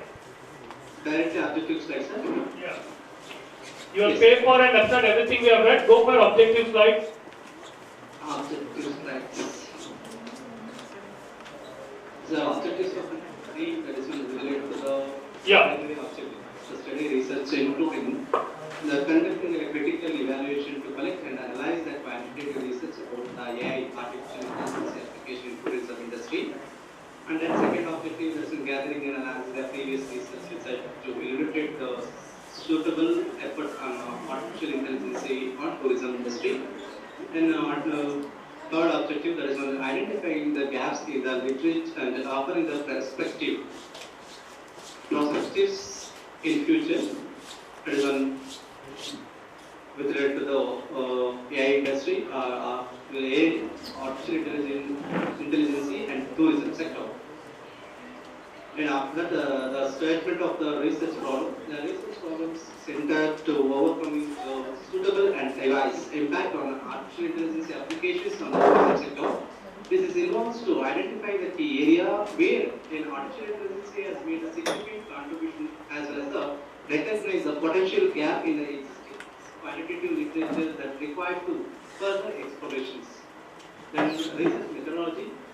This research methodology is completely investigate the various consequences of artificial intelligence in the tourism business. It seeks to understand how various artificial intelligence, AI research booking motors, artificial intelligence, computers and chatbots influence the changing environment of the tourism experience.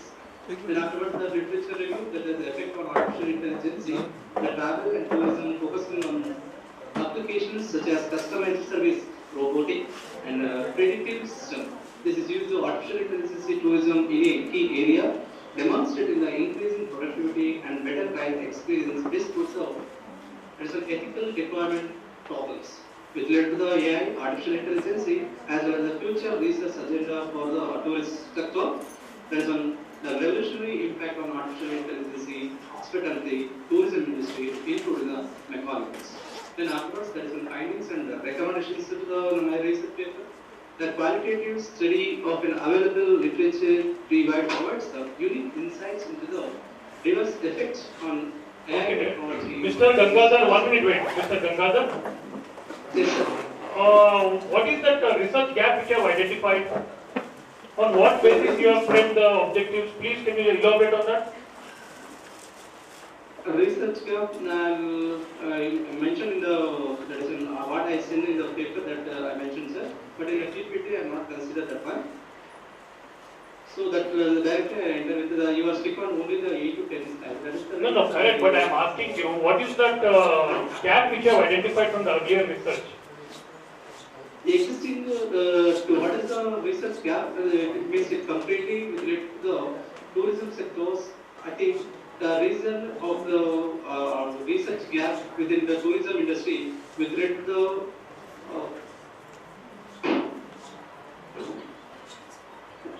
the research gap, that a study aims to fill the important gaps in the qualitative literature about the influence of artificial intelligence. The tourist business, the goal is to significantly contribute and develop in a more comprehensive understanding of the stable effects imposed by AI across many sectors of the tourist sector. By synthesizing and meticulously analyzing the previous studies, the study aims to light the business ways to which AI, artificial intelligence, changes the monitoring a component of the tourist sector with the utilizing the goals of increasing the whole, the breadth and depth of the understanding this crucial subject.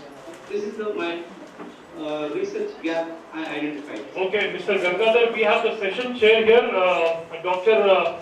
Trushali Madam, the Dean of JCE.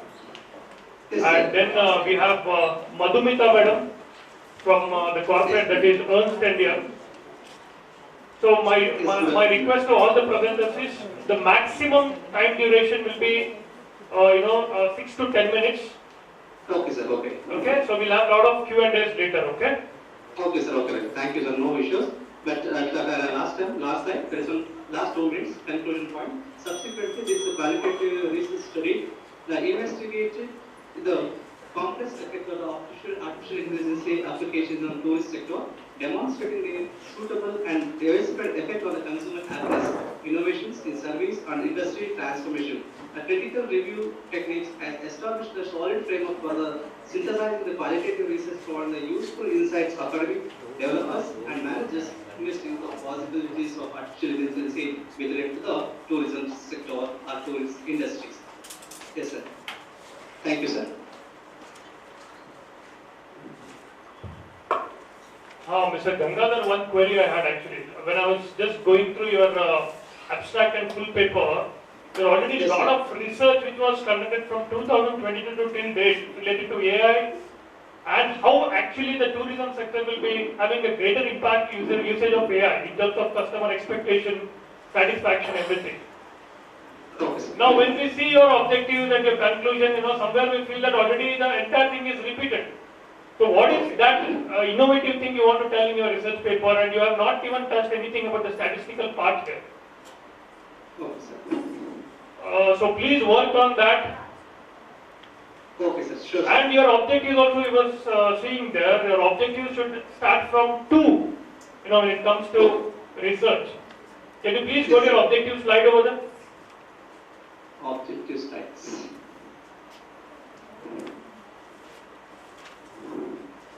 Yes, sir. Yeah. See, you said the primary objective of the research includes, you have mentioned 3 objectives. And when you mention the 3 objectives, you need to show us the findings of these 3 objectives, and the conclusion should be in tandem with your objectives. Okay, sir. So somewhere I felt that it is not matching. So make sure that in the coming days is concerned, you should have a proper alignment. Yes, sir. Yes, sir. And please go to your topic. In fact, Madam Madhumita want to just ask you queries over there. Go to your topic title. Yes, sir. Yeah.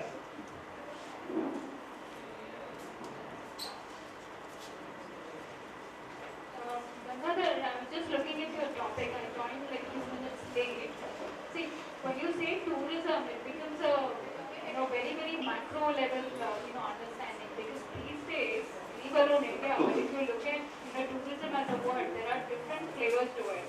There's entertainment tourism, there is medical tourism, there is family tourism and all of that. I think you could be a little more specific in that, so that your research is more concise and it's more specific in nature. Sure. If any research, I can change it. Yes. Thank you for the suggestion, madam. Thank you very much.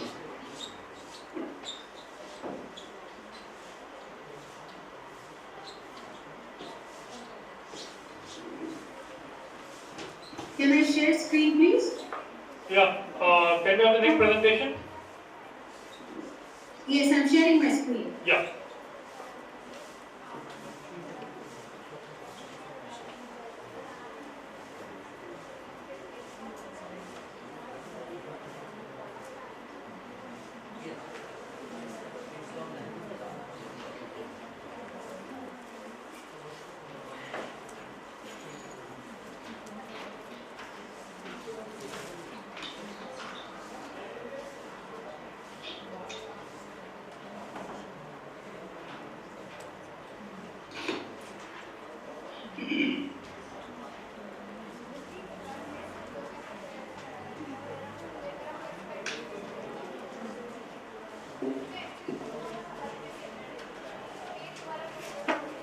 I hope I'm audible. My topic is on taste of home, exploring factors affecting spice consumption patterns among NRIs. I'm Dr. Vasanthi Reena Williams from VVIT, Mysore. These are the contents of my presentation. Sorry. So the introduction, I'm talking about the Indian spices and its significance in the whole world. So in fact, we are all very much aware that our cuisine includes a lot of spices, different kinds of spices, which we use not only for enhancing the flavor of food, but also for medicinal effect and health benefits. So it's also becoming sought after, especially after COVID, because the significance of turmeric and pepper became more prominent, especially turmeric. In fact, what I've understood from my literature review is that India is expected to hit around $10 billion by 2030. And the Spice Board of India is also trying to come up with a lot of initiatives to enhance export of spices. So this study is basically focusing on consumer behavior of NRIs towards their cultural cuisine. Now, since they're staying far away from their motherland, my study was trying to identify whether, because usually the general tendency is that we change the food habits based on the culture of the new culture. And another important aspect is the influence of consumer behavior based on the culture. So that's the reason I have taken this topic.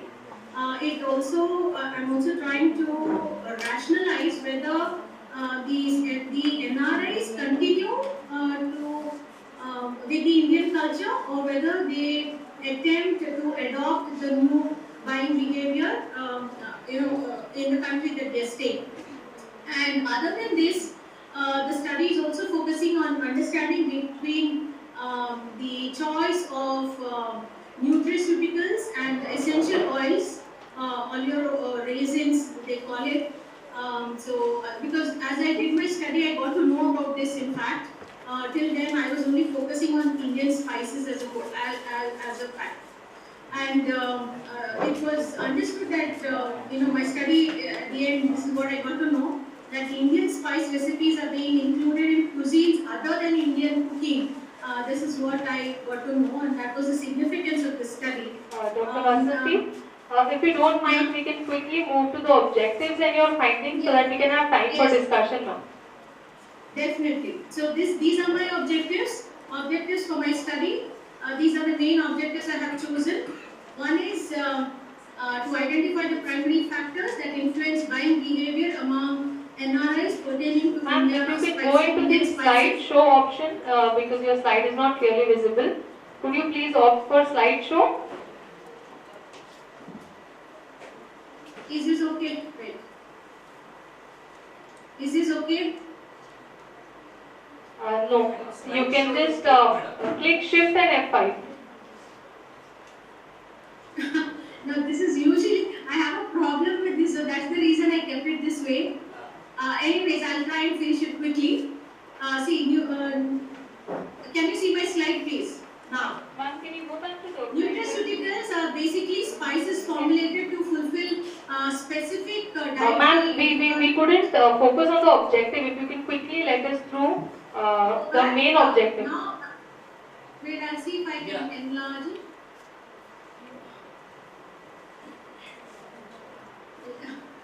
Slideshow option is Ma'am, you just press Shift and F5, ma'am. You just press F5 key on your keyboard, please.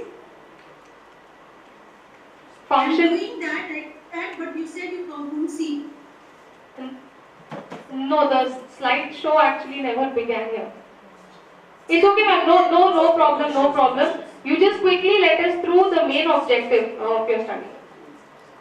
Okay, I put it in full screen, but you're saying it's still not visible. Anyways, that's okay. The following are the main objectives, as you can see. Factors influencing buying behavior among NRIs towards Indian spices.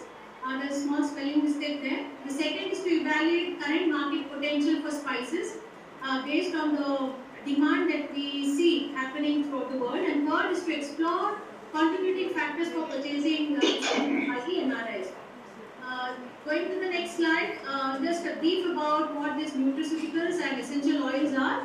Ma'am, we actually are surpassing the time. Do you mind moving directly to your research, the methodology adopted and the findings? Yeah, this is the methodology that I've adopted. The research methodology is descriptive in nature. Sampling methods is probability sampling. Technique is judgmental sampling. Questionnaires through which I collected. Sampling size is 384.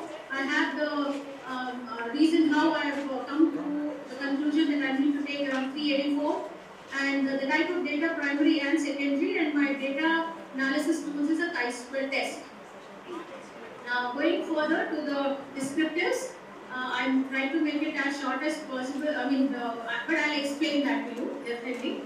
Here my hypothesis is factors like brand. I've taken these three factors: brand, quality, and social media do not significantly influence purchase decisions for Indian spices by NRIs. That's my hypothesis statement. So for the analysis, as you can see, yeah, there's a small mistake here. I should have mentioned it as age distribution. I have typed it as showing distribution of gender, sorry. It is the distribution of age of the respondents, and it is observed that the majority are in the age group of 36 to 45 who have responded, and the data also shows that the respondents are aware and are purchasing nutraceuticals because they find that that is helping them in the long run rather than consuming. They don't seem to prefer consuming whole spices. And the second data is about the chart shows factors influencing purchase decision. Here I had taken different scales. That is, I chose, the option that was given is whether it was psychological, personal, social, CRM systems, and the second was cultural, organizational, personal, or psychological. Third was cultural, social, personal, and psychological, and the fourth was none. And I found the response mentioned that most of the majority of the respondents preferred, they went psychological, personal, social, CRM systems. I'll explain that in a little while. And the next shows the buying process. So it was the process that they followed is awareness, interest, evaluation, trial, and adoption, which is the highest, followed by awareness, interest, evaluation, trial, and promotion. Going further, the purchase action triggers that I need to show. Yeah. First, the purchasing action triggers is happening through communication situation. This is either through the internet system or especially through online shopping. This is the response I received. And the next is showing preference factor in purchase decision. So here they prefer quality over brand image and even cost. The hypothesis, as I mentioned, I have put the visual chart of the chi-square test in front of the table. That's in my paper, but I thought this would be more easy to explain. So here, as you can see, the p-value is less than the calculated value, and therefore the null hypothesis gets rejected. Further, we can see that there is the magnitude of the difference between the observed and the expected data is medium. There's no much difference except for the last one here, where consumers purchase spices based on cultural affinity. So we see there is a difference there. And coming to the findings in conclusion, the present trend, as we can see, they are looking into product quality, they are looking into the digital experience, that is the ability to make purchase online, which is more convenient for them, availability of the product online. Product quality is first, and then the customer service support, that is if they need a particular quality, particular kind of blend, those kind of things, and the social responsibility of the company. Lastly, they are looking at price. And the new things that was observed through the study was the use of nutraceuticals is increasing, use of essential oils is increasing, quality influences social media, and lastly brand image. And the use of spice blends in comparison to whole spices. So if you can see this is this gravy masala. I just put images, but this is what they prefer rather than using whole spices that we use in our Indian cuisine. So this is basically what my findings were, and my suggestions are that we need to be, spice industry is really booming across the globe. Indian spices is blooming across the globe. What we need to focus is to bring in awareness about whole spices as well, because that will also will not take a backseat in future. So these are my quick presentation. These are the significant references that I have submitted here. Any questions, please? Santhi ma'am, Yeah. first and foremost question. The topic is pretty interesting one. When you're talking about, the NRIs and the spies and all of that. But who's the audience that you're going to be considering here? Because this is, when you talk of NRIs, obviously you're not talking about population in India. So who's the audience that you've considered for this? The audience is the export market. Actually, I also synchronize with the same question I had. You said you chose judgmental sampling. What were the criteria you selected for the judgmental sampling, ma'am? I chose NRIs who are staying abroad. But then NRI can mean anyone from Sri Lanka to the US. So how did you actually? Non-resident Indians, NRIs. I got it, ma'am. Because anyone who is not a resident of India, but you have generalized the study for everyone who is not. No. I have taken respondents are all Indians through some of my contacts, some of my relations, and then I've asked them to collect. I totally understand. No. What you're not trying to understand is generalization means that a resident who is now settled in US will have different preferences and factors compared to a person who is settled in Sri Lanka. Sri Lanka or the UAE are basically almost near to the country. So the factors affecting are different and for the person maybe who is settled in UK or US. So how did you actually decide on the judgmental sampling to shortlist your sample units? That is what I'm interested in. Yeah. Thank you. I got your question. I have not chosen anybody from Sri Lanka or nearby countries. I have chosen people from the Middle East, America, and a few from Australia. Because I know the Asian country, especially in the southern part of Asia, is almost similar. The food habits are almost similar, up to say even Singapore also. Okay, ma'am. Last question. So that is the reason. What about the statistical impact? Because you just talked about one factor of chi-square that you did, but how was the other, maybe a factor analysis or the validity of your research you didn't explain? So what was the statistical analysis part for the research? See, I have not done too much of an in-depth study here.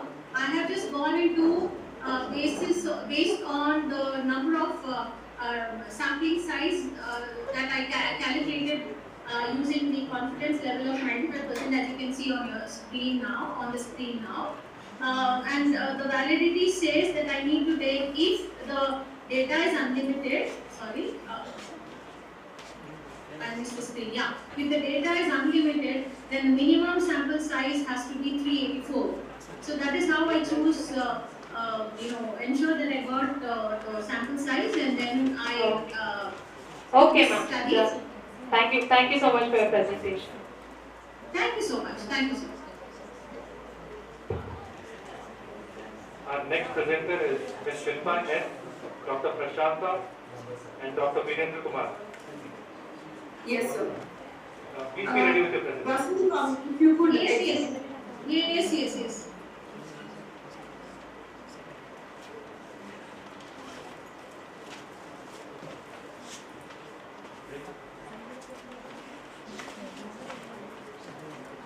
Please go ahead. Yeah. Ma'am, is my slide visible? Yeah, it's up on the screen. You can go ahead. Yeah. A very good afternoon Is my voice echoing? No, ma'am, you're clear. Please start. I would request you to stick to your objectives and directly the data analysis part, please. Sure. Thanks so much. So my study is basically on the comprehensive review of the job satisfaction on employee admission. I'll just quickly go to the objective. This paper, the motivation behind or the objective behind this paper or the study was is the employee experience, and I have identified one of the key variable under employee experience is the job satisfaction. So I have picked up one variable as job satisfaction, and I'm trying to study how this particular job satisfaction impacts on the attrition. So in this study, I've just identified the reasons or the intentions for which employees leave the organization. Okay, so basically the object is pretty much clear. I'm just going to understand the intentions or reasons people leaving the organization due to job satisfaction. I will. Is it okay if I go directly into the design of the methodologies that I've picked up? Yes, ma'am. Actually, good for that. Yeah. Fine. So this is basically, I have just done a secondary study, and my portal was basically the Web of Science, wherein I have tried to use the last 2 years data that were published into the Web of Science portal, and the conclusions that I could align is, before I go to this conclusion slide, I just want to show you this particular mind map, wherein I could identify certain internal and external factors under the the factors that will increase the job satisfaction and reduce the turnover satisfaction. So I could understand that there is an inverse relationship between job satisfaction and turnover intentions. Okay, so as the job satisfaction increases, the turnover intention reduces.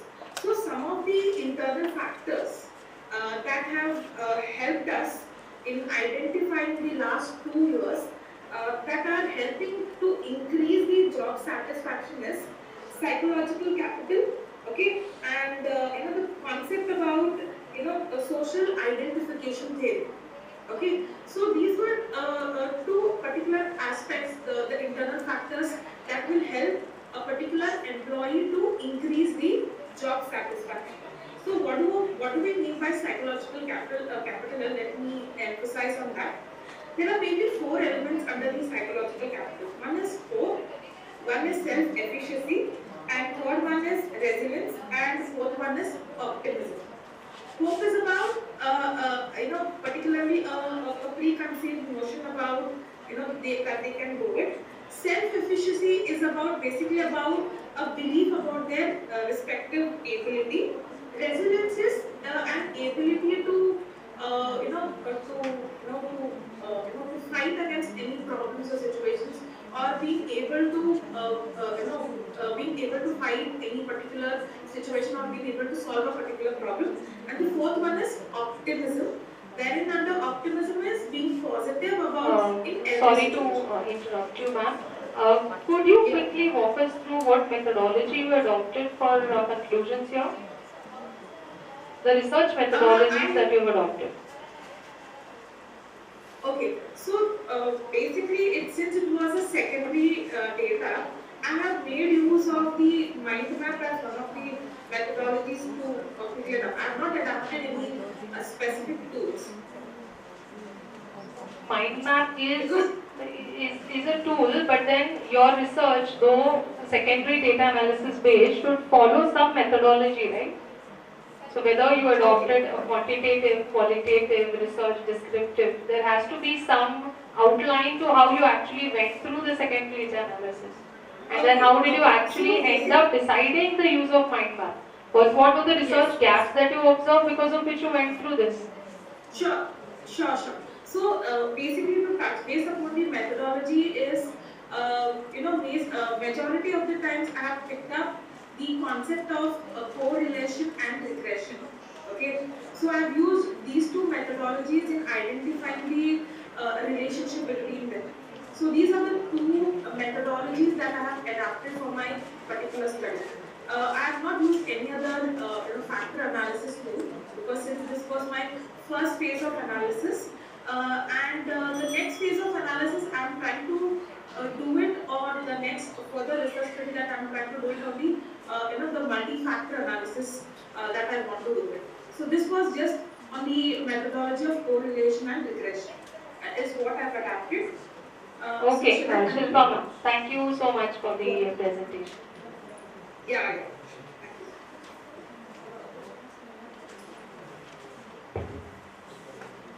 Our next presenter is Ms. Bhagyashree. She's here offline with us. She'll be joining us on the stage.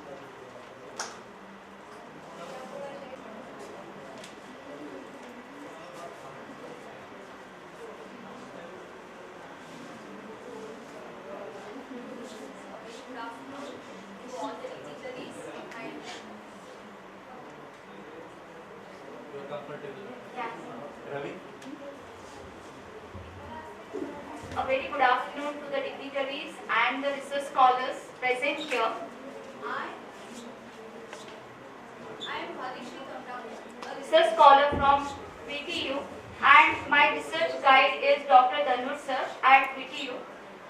First of all, before beginning with my presentation, I would thank Jain College of Engineering, MD Fertility, to provide me this opportunity to present my paper. So I'll start with my topic. My topic is Evolving Role of Women in Modern Banking, a comprehensive study on her challenges, strategies and opportunities. The reason to choose this topic was, a woman is a magnificent creation of God with multifaceted personality, and she can contribute a lot to the Indian economy, and women being 48% of the total Indian population. Despite of this, her contribution to the GDP is only 18%. That's the reason I have chosen this. And the second reason why I have chosen the banking sector itself is because banking sector plays an important role in the economy, because alone banking sector provides 17% of the GDP to the India, and banking sector provides 1.5 million opportunities in the employment. That's the reason I have chosen this topic. Coming to the objectives, my objectives are to see what are the challenges today the woman is facing in the banking sector, and to know, despite there is a progression of women. I'm sorry. Your slides are not moving, but you are telling your objectives. Sorry, sir. You directed your objectives. I'm absolutely. The topic is for the women employed in the banking Yes, sector, sir. or women as consumers. No, women are employed in the banking sector. Okay, right. Coming to the objectives, the main objective what I want to tell today is, woman being in the banking sector, she is progressing, but the progress is very slower. So my main objective is to know why the woman is not into the leadership roles. She has been into the roles which are not to the leadership roles. It is taking too much of time for women to come into the leadership roles. Out of 360 general managers, we have only 36 women who are into the higher post. This is one objective. Second, what are the challenges she is facing today as a woman, working woman in the Indian country? These are the challenges, and how an inclusive initiative or strategies can help a woman to build her or overcome the challenges. The literature review. I have reviewed around 150 plus literatures, and out of this literature review, the most of the work what I have seen is on work-life balance. This I have come through diplomatic analysis I have used to come out for the key occurrence and what are the highest citations which author has taken. Out of that I have done the literature review, and out of literature review, the research gap what I can see is, there is a research gap in gender bias, the equal pay.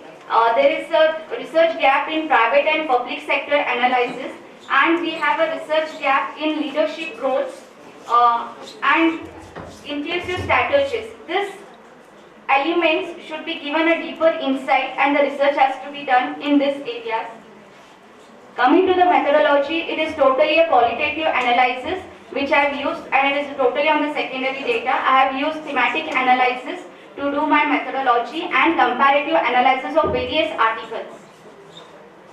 Coming to the analysis part, the challenges faced I have analyzed here based on the various articles. The work-life balance being the highest study which is being done, and it is one of the highest challenges, followed by the stress and cultural objectives.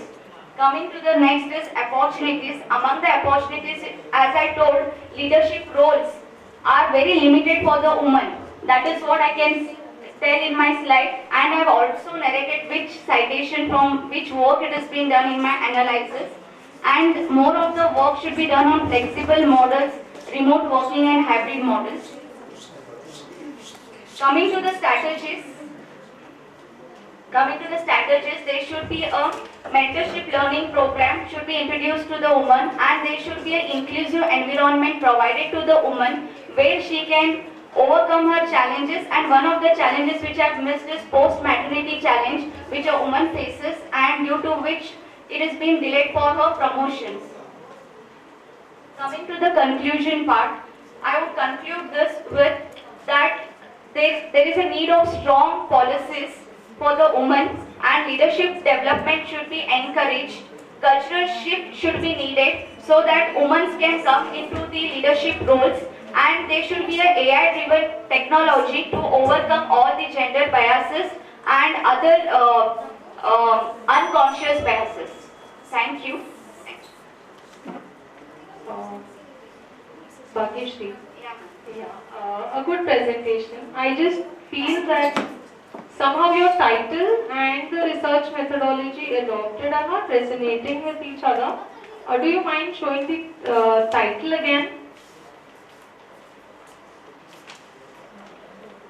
Your title is Evolving Role of Women in Modern Banking, but then what you explained was, you said a secondary data analysis.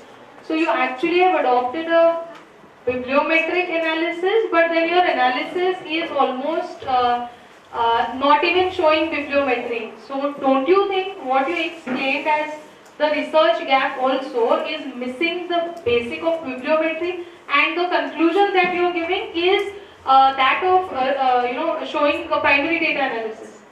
So I think somehow the subjectivity or objectivity of your research is not linking together. Okay, ma'am. I would see over it, ma'am, but whatever work I have done, how I have analyzed, I would explain, and definitely I would work on what you have told me, and I would look on that. The thing is, I use bibliometric analysis to see, because there are so many articles, which article should I refer and which are highly cited. So I use those, and I wanted to see what are the key occurrence of the words which is being used in working women in the banking sector, because there were various works being done not only in India but outside India also. I was particularly focusing on that, so that's the reason I told about bibliometric analysis. And coming to the conclusion, I have derived the conclusion on basis of the research gap what I have told right now, because there is leadership roles what I was concentrating more, because only 36 women are there out of 630 general managers. That is what I wanted to tell you. General managers, from where did you collate this data? This data I have taken from Economic Times, which I have read, ma'am. From there I have taken the data, and the data which is there stating that 23% are only in the banking sector, that to commercial scheduled banks. We have only 33% women working. This data also is being taken from the Economic Journal. Is that specific to the public sector or the private sector? You might want to just double check. But for the fact that Indian government, there is a fixed reservation of 33%. So that's another angle you might want to check. Yes. Also, if I have to talk from a private sector, I myself come from a private sector, not from a banking, but from a hardcore, big four. Yes, there are limited, roles and all of that, but also for the fact that, these days there's a lot of focus on diversity, there's a lot of focus on well-being and all of that. So you might want to, just add more flavors into your research to cover all of this. It's not that bad the way it appears to be. There are, things which are available for ladies. Yes, the number seems a little smaller in terms of the leadership positions, but then there is the choice element also comes in from the women, right? So I personally feel, purely coming from my personal, professional background, I've been in the industry for 23 years, and I'm myself, I'm in a leadership position. So it's a choice that, we women make it, but I think that's where the research needs to cover. A lot of aspects should cover. What are the facilities available? What is the choice that the lady is making? What are the priorities and all of that? And what are the platforms which are available? I think it needs a lot of depth into this research.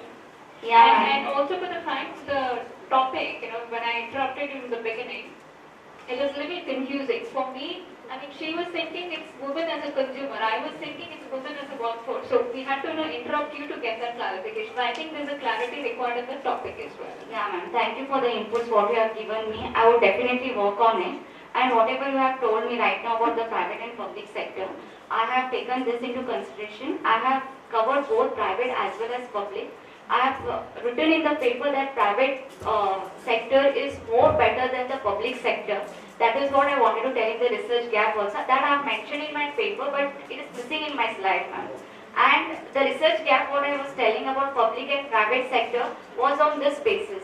Though the private sector is growing on, and we have leadership roles in as a woman in private sector more comparing to the public sector, because it took almost 3 decades for an RBI to have a chairperson as a lady, and even SBI has taken more than 20 years to have a chairperson as a lady. So that's what I mentioned this, whatever you have given me inputs. I would thank you for giving me the inputs, ma'am, so much. Any questions, ma'am? Thank you, ma'am. Thank you so much.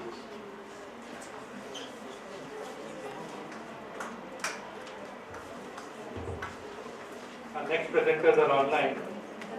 Ms. Divya Singh and Ms. Shreya Mahajan. Are you here with us? Ms. Divya Singh. Ms. Divya Singh and Ms. Shreya Mahajan. Okay, we'll move on to the next presenter. They are here with us offline, Dr. Sage. Please come on.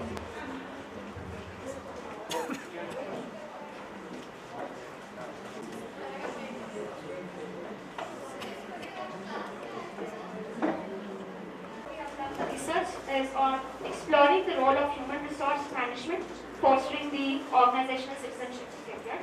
Well, to begin with, I think in the morning session we have Dr. Purnima saying that yes, companies are going for sustainability, and also we are looking for employees, competent employees. When I say competent employees, we need people who go beyond their job description and try helping the people around and the organization, and that there is a need of OCP.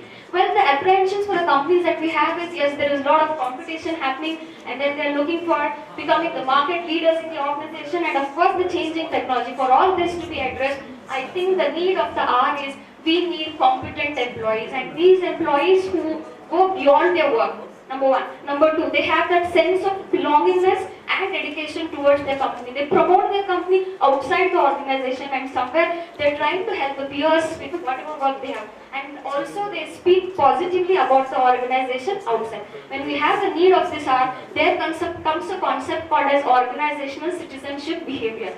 I think one of the skills that Purnima ma'am was speaking about was citizenship, and here it is. Now when I say organization citizenship behavior, it's all about the behavior of an employee who goes beyond his job description and tries helping the organization and the employees in the company. When I speak about OCB, dimensions of OCB, there are 5 different ways where you could measure the citizenship behavior. The first one being altruism. It's all about helping an individual, helping my co-worker, helping my reporting officer. The second component, if you look at conscientiousness, where I try and avoid the conflicts in my organization. Sportsmanship behavior, I am very positive and I am very sportive in the work that is given in my company. And followed by courtesy, I do not get into any kind of conflicts with my co-workers. The last one, civic virtue, if you look at, I do follow the rules and regulations that are there in the company. So somewhere when we measure OCD, these are the different components that we have. Well, my research speaks about, focuses on what motivates people to exhibit this behavior and what is the role of an organization to produce the soldiers for their company. Well, with this, I think we could design certain research objectives. The first objective, if you look at, we are trying to understand how to measure the OCP levels of employee, number one. Second thing, is there any influence of demographic profile on the OCP level? Thirdly, we are trying to understand the HR practices that are there in a company and how is it going to impact the OCP levels in the organization. Now we went in detail trying to understand which are these HRM practices. We started with training, we started with appraisal, compensation, grievance, employee empowerment policies that we have, and then health and safety practices. Well, we went into trying to understand what is the corporate commitment towards all these HR practices. Thirdly, what is the commitment of an organization to exhibit the OCP levels? And the final thing what we could do is trying to design industry fit HRM and OCP model, trying to understand how the HRM practices are going to impact the OCP levels in the organization. Well, we could hypothesize around 13 hypotheses, trying to understand how demographic profile is going to influence the OCB level. Secondly, all the HRM practices, right from training to appraisal to grievance management and all the things that I explained, how is it going to impact the OCB level? So there were around 30 hypotheses we could hypothesize. Well, it was a descriptive research and we had around 579 sample size. And if you look at, we're trying to concentrate more on the manufacturing industry and more specifically the companies which are from Hooghly, Dharwad, Belgaum and things like that. Well, when I designed the questionnaire, we went into construct development. Now, I used a Thurston scale. We were a little worried. There was a huge research gap. OCB is done in other countries but not in India. Right? So somewhere we had that concern. So how do we measure the OCB levels of people in Indian environment? So somewhere we got into developing the Thurston scale where 114 statements which could measure the OCB levels of people were collected. And then what we did was we chose people, panel of judges. So these judges were basically from academics and from the corporates. So somewhere we had a lot of deliberation and trying to understand which are those factors which are going to measure the OCB level. And then we could see there is a lot of repetition happening when it comes to these behaviors of people. And then finally the scale was developed. Well, we use this particular scale in order to determine the OCB levels of people. Well, coming back to the statistics, we are trying to understand the Thorndike's alpha. Well, fortunately the alpha values for the HRM practices were pretty more than 0.7, so somewhere it was measuring the variable that we have. When it comes to alpha level for OCB, again if you look at the alpha levels, they're pretty good. It means that yes, there was internal consistency in measuring the OCB levels of people. As I rightly said, we are trying to understand the implication of demographics on OCB. If you look at the data, if you look at the analysis, gender has a significance on OCB level. The age that we belong to also influences the OCB levels of the employee. Well, as I said, the main focus was, will HRD function going to influence OCB? The answer was yes. Well, I'll quickly run through it. Training and development had a huge influence on OCB level. But when I say training and development, it's all about learning that is happening in an organization. And of course, path analysis also said, if you look at the values, latent values are pretty strong, and it said that yes, if you provide learning and development practices in a company, the OCB levels are pretty strong. Appraisal also was accepted, saying that you have a transparent appraisal process in a company, the OCB levels are pretty strong. Same with compensation, grievance management. So somewhere we found that there was a huge significance with respect to all these HR practices on the behavior of people. Well, corporate commitment I was speaking of. 70% of the employees said that yes, corporates are committed to provide these HR practices. And then came corporate commitment towards OCB level. They also said 75% of the employees said yes, corporates are committed towards the OCB behavior of people. But fortunately or unfortunately, they are not formally rewarded, but yes, they are rewarded in whatever way possible from the corporate houses. This was the proposed model we had, but based on the research, we could find that training had a huge impact on all the HRM functions and the direct impact on OCB, indirect impact on all other HRD functions as per the data. Well, if you look at the path coefficient, the p-value are pretty strong. It means that training and development, learning practices that are there in a company are going to hugely have an impact on all the HR practices that are there in the company. So this was the equation we could derive. Now, if you look at the equation, it measures OCB. The behavior is measured by the different HR practices that you have.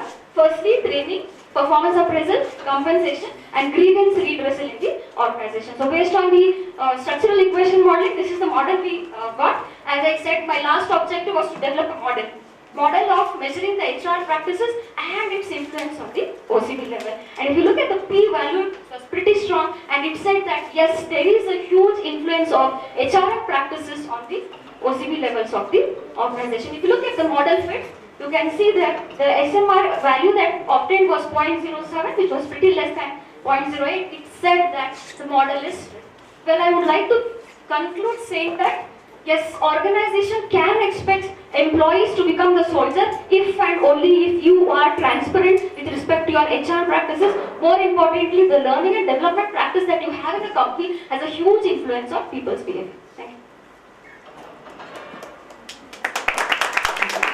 Thank you so much for the research. I'm quite sure everyone agrees that your research methodology was spot on and the analysis was wonderfully put in. I just want to, know the theoretical part of it. Since I am a non-HR personnel, how effective do you think the OCB model that you said is going to be useful for, like you said, your respondents who are majorly manufacturing, employees? So, how do you think the the workforce, the top management will be able to use this in order to design their HR practices? I want to know the practical applications of the research that you. This is again done in a company. All these corporate houses, they do have the HR practices, and somewhere in the research we get to know that yes, learning and development practice in the company is going to influence my behavior. My behavior is all about zero conflicts, no conflicting with people, trying to help the organization, speaking positive about the company. When I'm in the meeting, I throw a lot of points and ideas,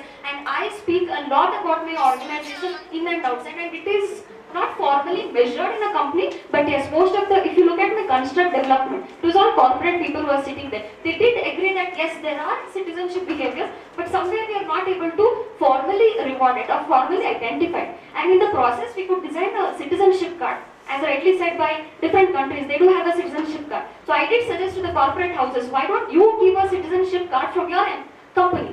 I worked for Tata Motors for 5+ years, and I get a citizenship card saying that, look, I've done so and so thing.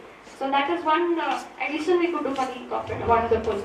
Another question I had is, you mentioned a new scale which I am totally unfamiliar with. Could you put a light on what the adaptation of that scale and how is that Thurston scale actually? I mean, what is the parameters? Like Likert we know, but then Thurston is something new. So could you put a light on what actually the implications of this scale? Thurston scale is all about developing the questionnaire. Now OCB is done in all other countries but not in India. So I could not use the same model, same questionnaire. So I was trying to understand how can I use it. And we got this Thurston scale. Thurston scale speaks about customizing those models that we have. And how do we do it? We call these corporate houses and one side academicians, and then we put forth these different questions, different thought process, and then ask them, is this practice? Is this applicable? Can I reward somebody who exhibits this behavior? So the response that you took was like a nominal scale or ordinal scale, or it was not, it was yes-no, checklist. Exactly. So dichotomous type of questions, but then the model that you designed was based on the methodology that you said you took input from a selective. So the 100+ statements that you said were basically a yes and no. No, it was not yes and no, it's all about chits. I do a chit of 144 statements. I put it across, I display it like this in a conference hall. I speak about the first behavior. First behavior, I'm trying to help my colleague. Is it applicable? Is it okay to have in a company? The answer was yes. I picked that. So somewhere we could do the frequency, and whichever was most repetitive in an Indian environment, I picked that. And I used 9-pointer scale. I didn't go for the Likert scale, instead went for a 9-pointer scale, and that's the speciality of Thurston. So Thurston scale is basically for the questionnaire designing or it is for data collection? It is for designing the questionnaire and deciding the scale. I actually got it. I must say, it was a wonderfully put presentation and kudos to the methodology development. Wonderful.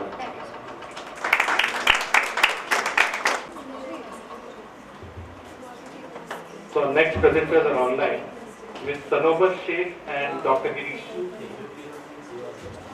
Are you here with us? Ms. Sanobar Sheikh and Dr. Girish. Yes, sir. Ma'am, please take control and share your slides. Yeah.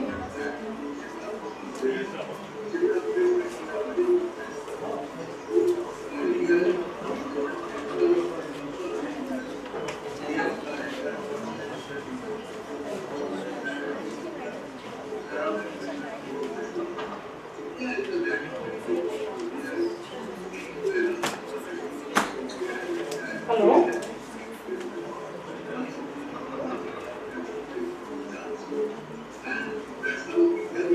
Good afternoon, everyone. My name is Sanobar Sheikh. I'm excited to be here today to present our research on the contribution of emotional intelligence to tolerance for teachers and increased teaching. Okay. Hello, ma'am. Could you please share your screen so that we can see your presentation, please? I have shared the screen.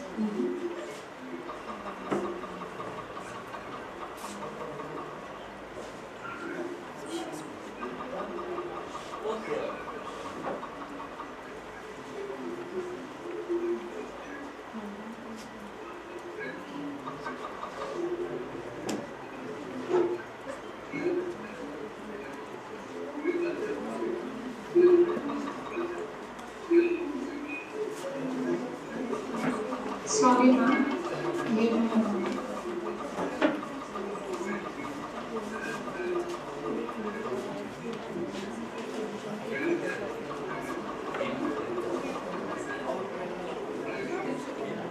I kindly request you to directly move to the objectives and the analysis.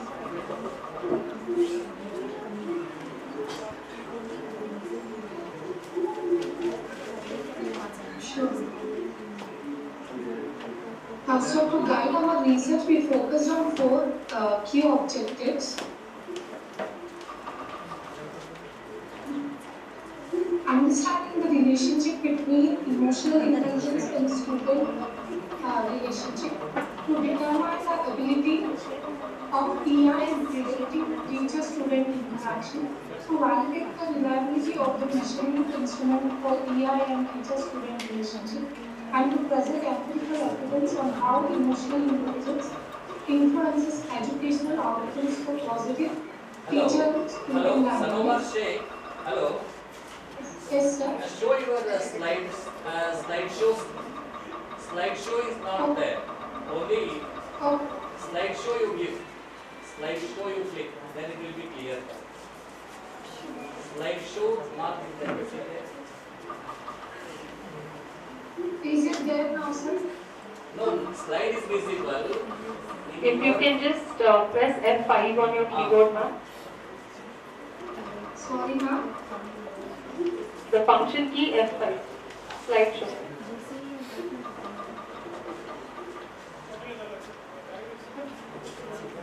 Now it's visible. Slideshow is there. It is showing. Slideshow you don't know. Slideshow. The slideshow is actually not visible. It's not visible, sir. It's okay, ma'am. Please continue, ma'am, with the objective.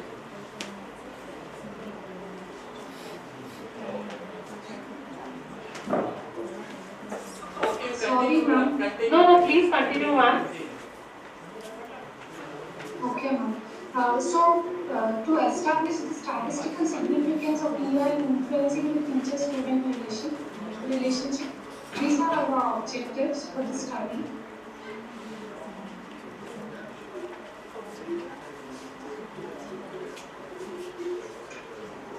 So the research gaps we found out that most studies focus on private schools and not government schools. While emotional intelligence is linked to teaching effectiveness, the limited quantitative data on its impact on teacher-student relationship. And there's a lot to talk about emotional intelligence training, but little research on how to implement it is effectively. Emotional intelligence impact varies based on culture and context, meaning we need to more localize. So, sorry to interrupt you, ma'am. Can we directly move to the methodology you adopted for adopting these objectives, please? The research methodology. So, our research was, we conducted research as cross-sectional research. We approached 100 government school teachers. It was we collected the questionnaire, we collected the data through structured questionnaire, and we analyzed the data through SPSS software for statistical tests. And we. Okay, can we move to your analysis, please? Sorry, ma'am. We would like to see the data analysis that you did. Yeah. So, demographical data, gender of 81 female and 19% of male we have collected. Experience was 56%, where 20 years of teaching experience of teachers we got. ANOVA results, model significance confirmed. And emotional intelligence significantly predicts teacher-student relationship. Key findings: measurement reliability compact alpha 0.969, which is significant. Positive correlation between EI and teacher-student relationship was also its length. Okay, could you just clarify how your findings are matching the objectives, ma'am? Yeah.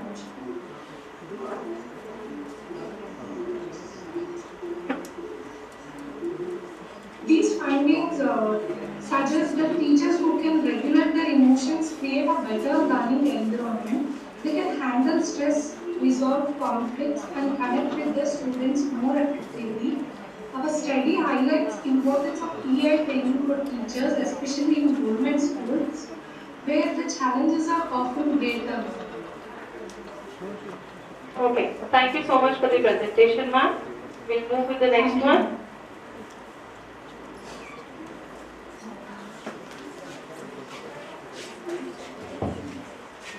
Our next presenter is Ms. Sai Sheila.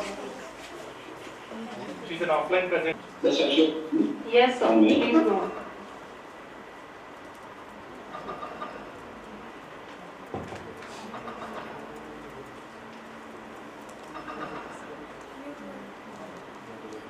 So please share the screen. You may start with the presentation.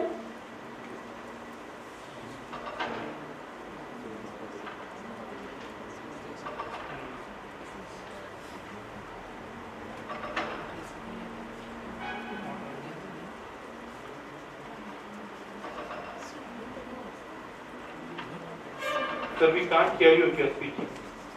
Hello, sir. We are not able to hear the voice. If you could just adjust your mic settings.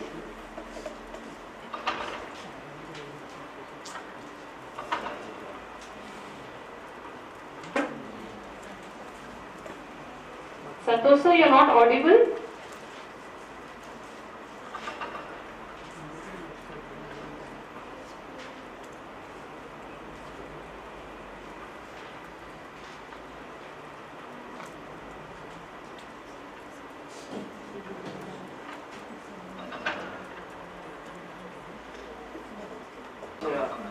Joint paper by three of us, Dr. Tejashri and Ramakant and Dr. Kali.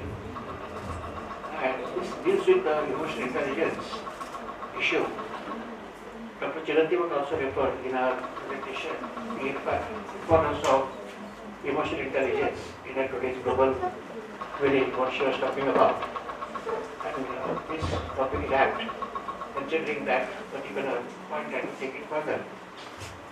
This particular study covers the emotional intelligence and the leader.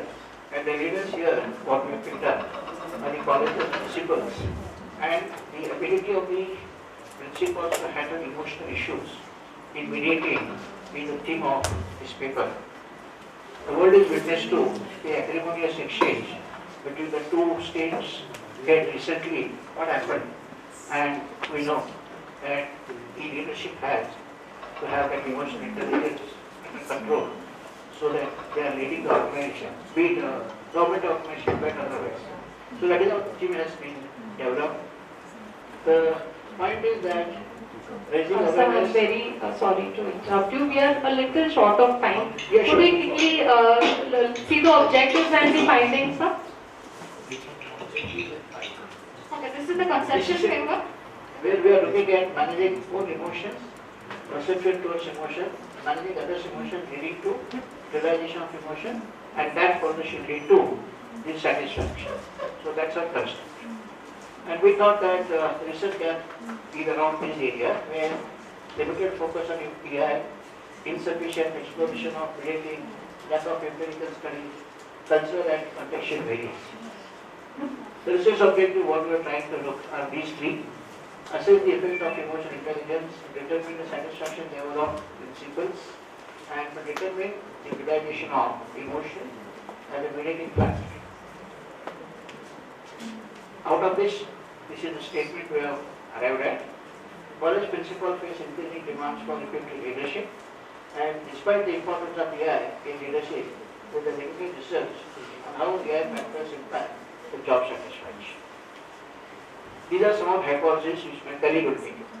Well, there are around 9 hypotheses we could hypothesize. We are trying to understand the leaders, the principles of the organization, what is their emotions and how well they are able to manage others' emotion and how are they going to use this emotion in managing the organization and so on. So there were around 9 hypotheses, ma'am, and yeah. This was the research methodology. We were having around 200 principles across places, and then we are trying to understand what is their emotional intelligence level and how are they using this emotional utilization in order to bring in the satisfaction level of employees, in the sense the teachers in the schools. Well, if you look at the Cronbach's alpha value, pretty strong again. So it also said that there is a good reliability across all the parameters that we had, 5 different parameters. The demographic profile is here, 200 principles across places, across age, across gender and so on. Well, these are the findings of convergent validity. Validity was too strong across all the emotions if you look at, across all the parameters. Well, this is the discriminant validity. If you look at the values here, 0.8, 0.8 across all the diagonally, I think they're pretty more than across the vertical wise. It means that the constant correlation values are pretty strong and we are able to test the model fit. And this was the structural equation modeling. We could try and understand. If you look at the p-values again, you could find that they were less than 0.05. So they had a huge impact on the satisfaction level of employees. Now if you look at the hypothesis which I was speaking about, the first hypothesis got accepted, that is the perception of emotions has an implication on managing one's emotions, and the next one, the managing others' emotion has an impact on utilization of emotion in the schools and colleges, and utilization of this emotion has a huge impact on the satisfaction level of teachers in the schools and colleges. Well, this was the result of structural equation modeling. If you look at the entire model, the p-value, the 8th hypothesis, managing others' emotion has a huge impact on utilization of emotion, and this is going to pretty have an impact on the satisfaction level of the school teachers in the organization. Well, this was the study which spoke about, and just quickly run through this. Well, this is what we are trying to understand, how well managing principle as a leader, my own emotion and perception towards my emotion and others' emotion, how is it going to impact the utilization of those emotions in the schools and the colleges, and obviously it is going to impact the satisfaction. The results that we got is, if the leaders are emotionally strong, they will be able to understand their emotion, manage people's emotion, and this is going to impact the satisfaction level of school teachers and across. So the suggestion that I would give to all the schools and colleges is, all the leaders, the principals, the HODs, the deans, what we call, they have to be trained on something called as emotional intelligence. How well they can manage their emotion, understand other emotion, use those emotions in order to bring in satisfaction level in the organization. Thank you. Good statistical model created. I just have one question. Out of the structural equation models significance that we saw, I think almost 5 of them were non-significant. So the hypothesis actually was not rejected. So I just want to know, what are those factors which you feel are still lacking? Why do you think that is not still statistically significant? Somewhere you feel that the principles are which are, no, I just want to know, which are those factors which are not statistically significant? That's what, people are not trained. People are not trained on how well they can manage the emotions, specifically the leaders, the principals, and they don't know how to utilize these emotions. Emotions of others in the organization. Now the last one, when we see PE, UE and SAT, what are those standing? Perception of emotion towards utilization and the satisfaction of employees, the principles there. But somewhere if you look at the 8th one, that was accepted, managing others' emotions. You have to manage your colleagues' emotions, your people's emotions, and you have to, that is having an impact on utilizing of these emotions. That's exactly my point. This was, I think, the only thing that is missing in the findings, that if these are not statistically significant, what would be the reason because of which, and what we can do in order to incorporate that so that it can be added to the emotional intelligence. That's what, managing people, their others' emotion is not done when it comes to the principles. They manage their emotions, but somewhere managing the colleagues' emotions are pretty not done. So that, what does the ME stand for? Managing your emotions, your individual emotions, and then UE stands for the others' emotions. Okay, it's here. Wonderful. Managing emotions, managing Thank you. emotions. Thank you, ma'am. Okay, good afternoon. Can you hear me? Anybody? This is Dr. Santosh from Muscat. Yes, yes, sir. You're audible. You can. Yeah, now let's share the screen and present, ma'am. Yes. Technical error, no, I couldn't do it. No, totally fine, sir. You can please go ahead. I would request you to discuss the objectives and your data analysis directly. Yes, can you see the screen, ma'am, now? Yes, sir. Okay. Yeah, make it slideshow.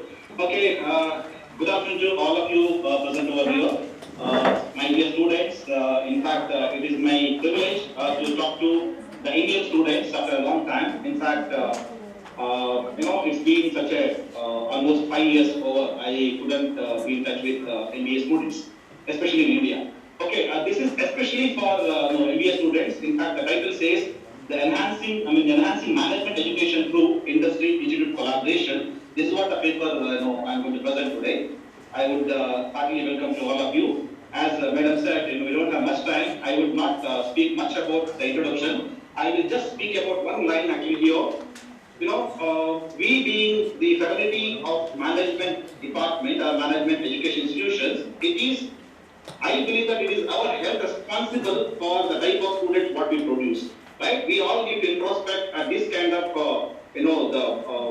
competitive scenario, that are we able to produce the right product to the market, which are ready to be market, to say the industries. This is what the big question actually we all need to introspect ourselves. In that direction actually I have prepared this particular paper, right? I am going to talk about what made me to work on this. In fact, let me tell you that this is the funded project when I was in MS Ramya Institute of Technology, Bangalore. I applied for the social services ICSSR. Under INTER scheme, I have got 10 lakhs funding for industry institute collaboration required for transforming management education. In fact, I have written another paper and it is being under publication process where I have done a lot of advanced analysis. Here for this particular paper, I have taken only a little bit of data and did basic analysis actually. What made me to choose this particular topic? If you look at any one of the interviews, recent interviews like literature, whatever you say, right? Only 7%, I would stress on here, only 7% of the management graduate students, all of you please listen to me. This is very, very important question to all of you, right? Only 7% of management graduates turn out to be employable, that to be in the competitive scenario. This was given by Assocham in May 23, 2018. That means to say more number of management executives, management aspirants are coming to the industry, but do you think all the management aspirants are being employable? This is what the big question actually. Then another thing, engineers are more employable than management students. Again, very sorry to interrupt you. All of us here are, maximum of us are from management background. We know the introduction. Could we please move on to the objective? Yes, okay. That's what I understand. I directly go to research objective now. This is what actually made me to think about that. So, are the management graduates getting quality education? Then are the management graduates employable? This is what a big question actually. In this direction, research objectives to analyze industry-institute collaboration effectiveness, this is what the taken as an objective, then to identify key barriers and facilitators, then to examine the industry and academia perception. These are the 3 objectives taken for the study. Then when it comes to research methodology, research approach is quantitative approach and the type of research is descriptive type of research. As social research, most of the time, it goes with the descriptive type of research or exploratory type. Sampling population I have taken for this study, 34 directors, HR, HODs, 40 HR professionals, 208 faculty members and 186 students. So sampling size which has been adopted for this study actually stratified sampling technique and probability sampling technique where each category, directors, HR professionals, faculty members and students have been considered as the strata. Then the statistical analysis overview actually talks about I use very basic things, binomial tests and t tests, ANOVA by using the statistical package for social science called SPSS being used here. The hypothesis for the study actually, MBA institutions mostly conduct industry institute meetings through conventional forms, to say the traditional forms. Then many industry organizations have failed to initiate relevant activities for industry institute collaboration. Then leadership and management institutes face a hurdle in industry institute collaboration to their insufficient commitment to the support. Then there is no difference among perceptions of industry and academicians. Okay, when it comes to the binomial test, actually here it says, most of the time, all the summer projects, or desk lectures, or seminars, or workshops, or industrial visits, all these things actually have been used as a conventional forms. When it comes to any industry collaboration, if anybody asks, MBA committee or NAC committee, when they ask to any other MBA department, they say actually yes, we do have summer project, we do have this lecture. These are all traditional forms, right? Nothing is going to be fruitful result from this. In fact, we have to go beyond that. This is what the result says as the p-value is greater than 0.05. Yes, it is accepted that most of the MBA institutions use the industry collaborations in a conventional form. Then other thing actually here I will talk about the faculty perspective. Many industrial organizations have failed to initiate relevant activities for industry collaboration. This is from the faculty perspective. If you look at the FPP, experiential learning, surveys, consultancy, or management programs, all these things basically, it is basically about what faculties are not getting adequate facility, especially I just discussed on here experiential learning. Are we focusing more on experiential learning? No, when it comes to assessment, actually we go with only summative form of assessment. That means to say, we conduct internal test and we conduct final examination. But it is not the way actually, we need to go with the formative type of assessment. Right? In this advanced kind of technological world, we can use an application of AI tools. Right? We can use formative assessment, open book examinations, right? Where industry people can be involved here, more number of practical projects we need to focus. Faculty should be sent to industry for better training. Industry people should come to institutes for better interaction with the students, faculty, everybody. Through this actually, consultancy opportunity also will improve, right? And more number of management development programs will happen. More fruitful results will come. Result says actually since the p-value is 0.05, naturally it has been rejected.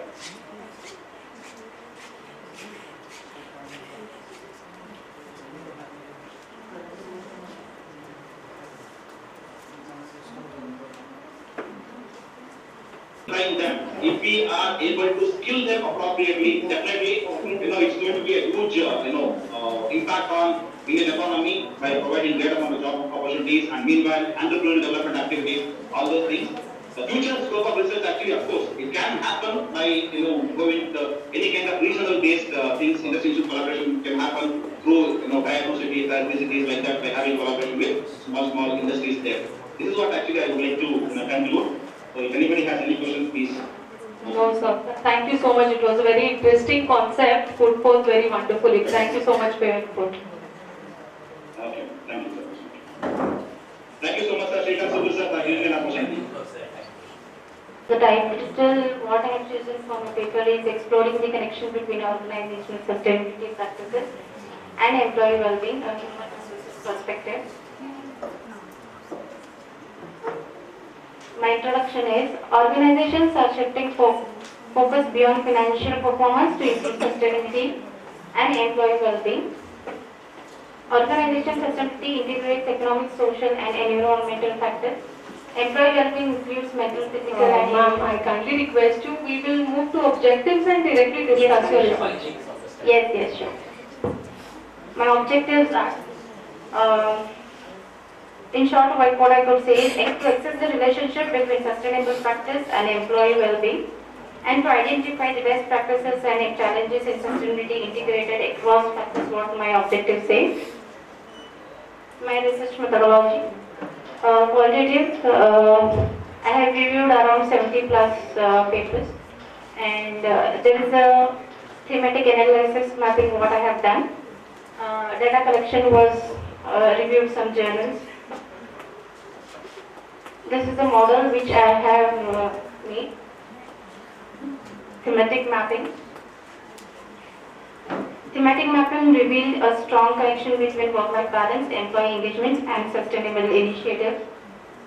Conclusion now. Sustainability and well-being are interconnected. Companies prioritizing both see higher engagement and job satisfaction. HR plays a critical role in embedding sustainability into work culture.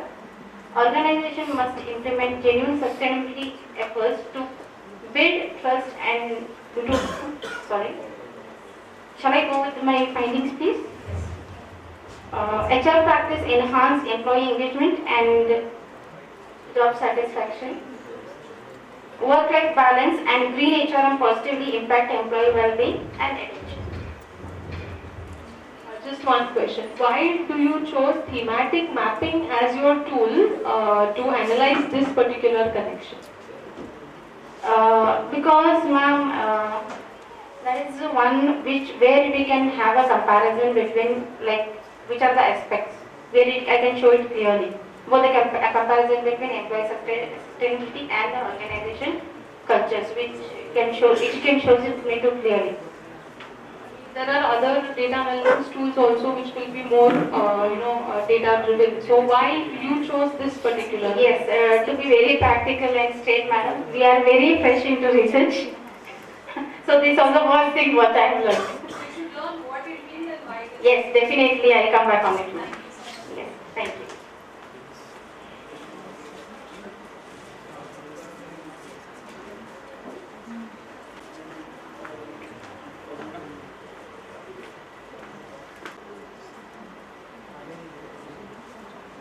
Ma'am, till that connects, you can please introduce your topic.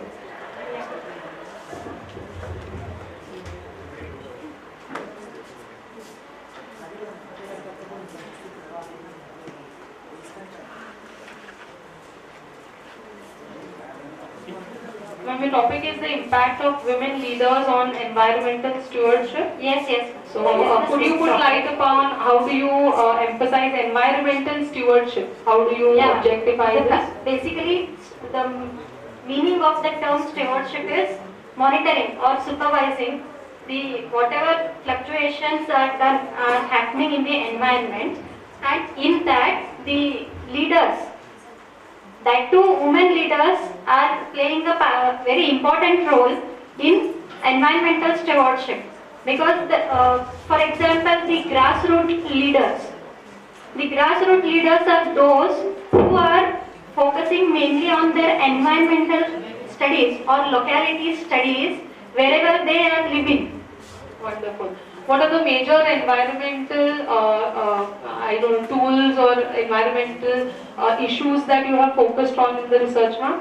Yeah, ma'am. The major environmental tools is that sometimes as women are multidisciplinary or multitasking, with all the responsibilities, they are lagging behind to find out some or analyze some environmental issues in their locality. What are the topics you choose among the environmental sustainability, which is have taken up for your analysis? You have observed which type of environmental tool? Like, have you taken wastage management? Have you taken water conservation? Which environmental aspects have you focused? Yeah, I focused on climatic change. The climatic change is affecting on all the tasks of environment or all the aspects of environment. So I am majorly focusing on climate change. Okay. What is your response? Your response is based on secondary data. So on what have you concluded? What were the major sources you have used for your secondary data analysis? Ma'am, peer-reviewed journals and some well-known journals and research papers published in Scopus. Could you elaborate on one or two objectives of your study, ma'am? Yeah, ma'am. One major objective is focusing on the climatic change. So, how the women leaders are working on the environmental stewardship if there is climatic change. That is the major objective.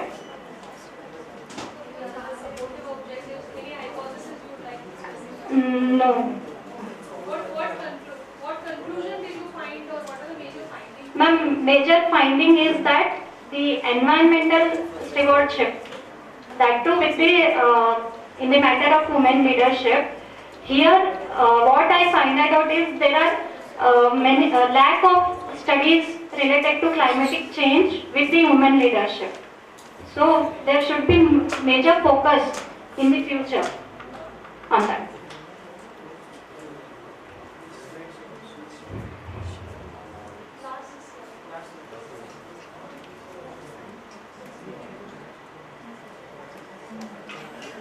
Uploaded, but there are some corrections, so I have pen drive.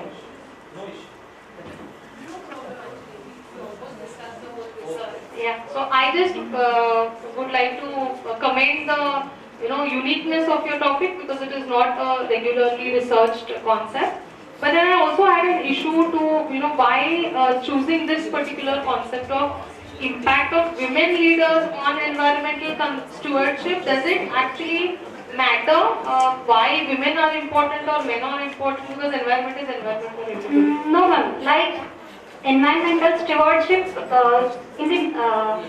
generally in the generation mentality, what is it that only men are contributing for the environment, like agriculture or something. There are female also there who are contributing to agriculture, but the general mentality is that only men are contributing more. So I want to focus more on women category.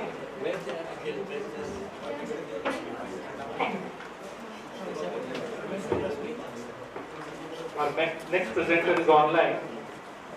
Ma'am, please take control. Yes, sir. I'll share my screen.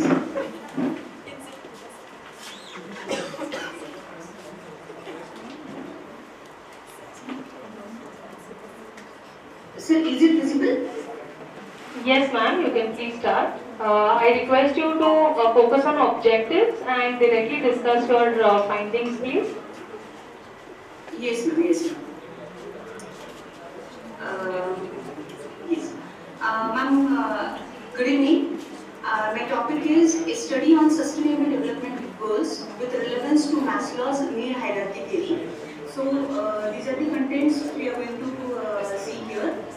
Then, as we know, sustainable development goals we have to achieve by 2030. I just want to show here in my research that how sustainable goals are related to the Maslow's need hierarchy theory and how much now India has achieved throughout these years.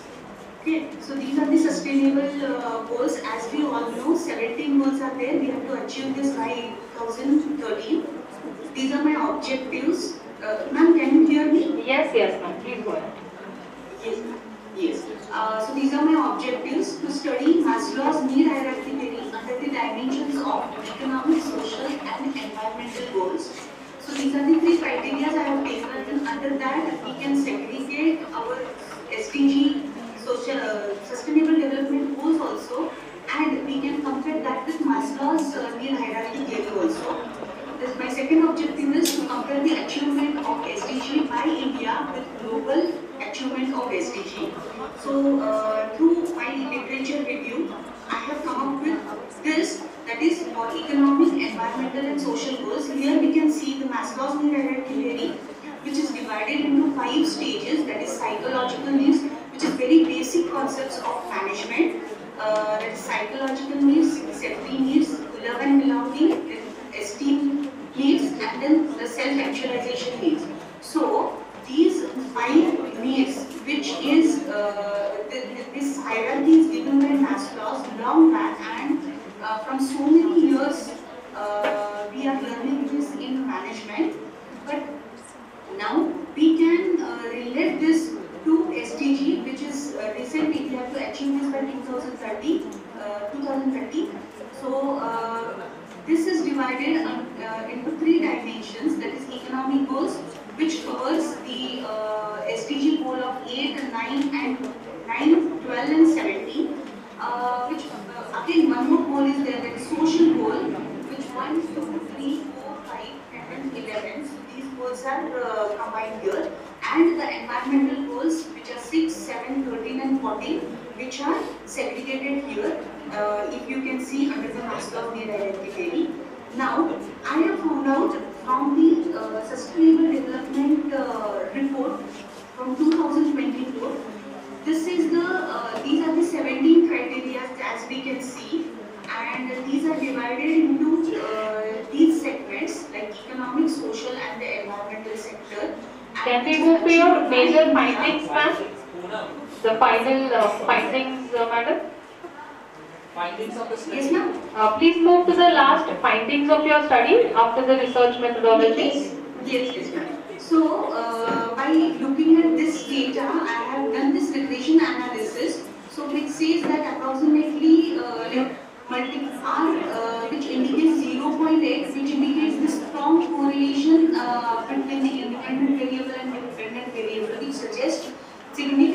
contribution by India here, and then R square is also 0.714, which means approximately 71% the India has achieved that and achieved the goal, and a more accurate measure which it can show. Then after that we can see here the p-value also, which has been calculated.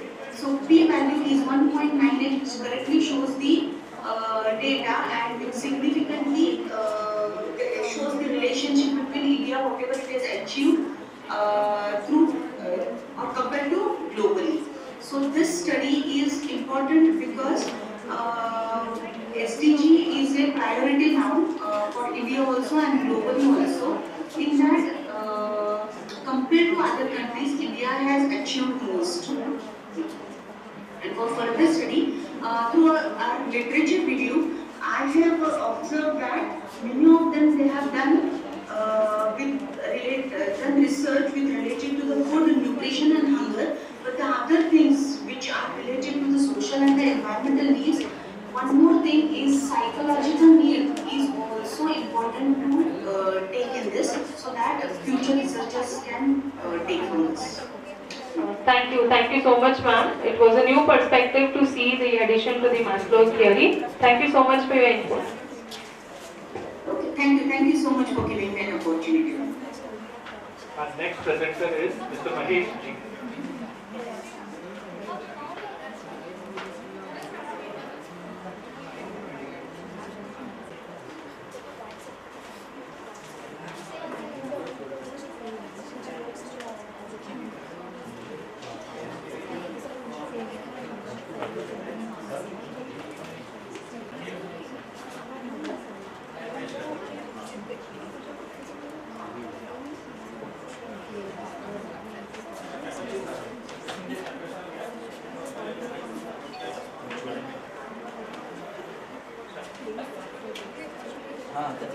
Today we have seen workplace today consists of multiple generations.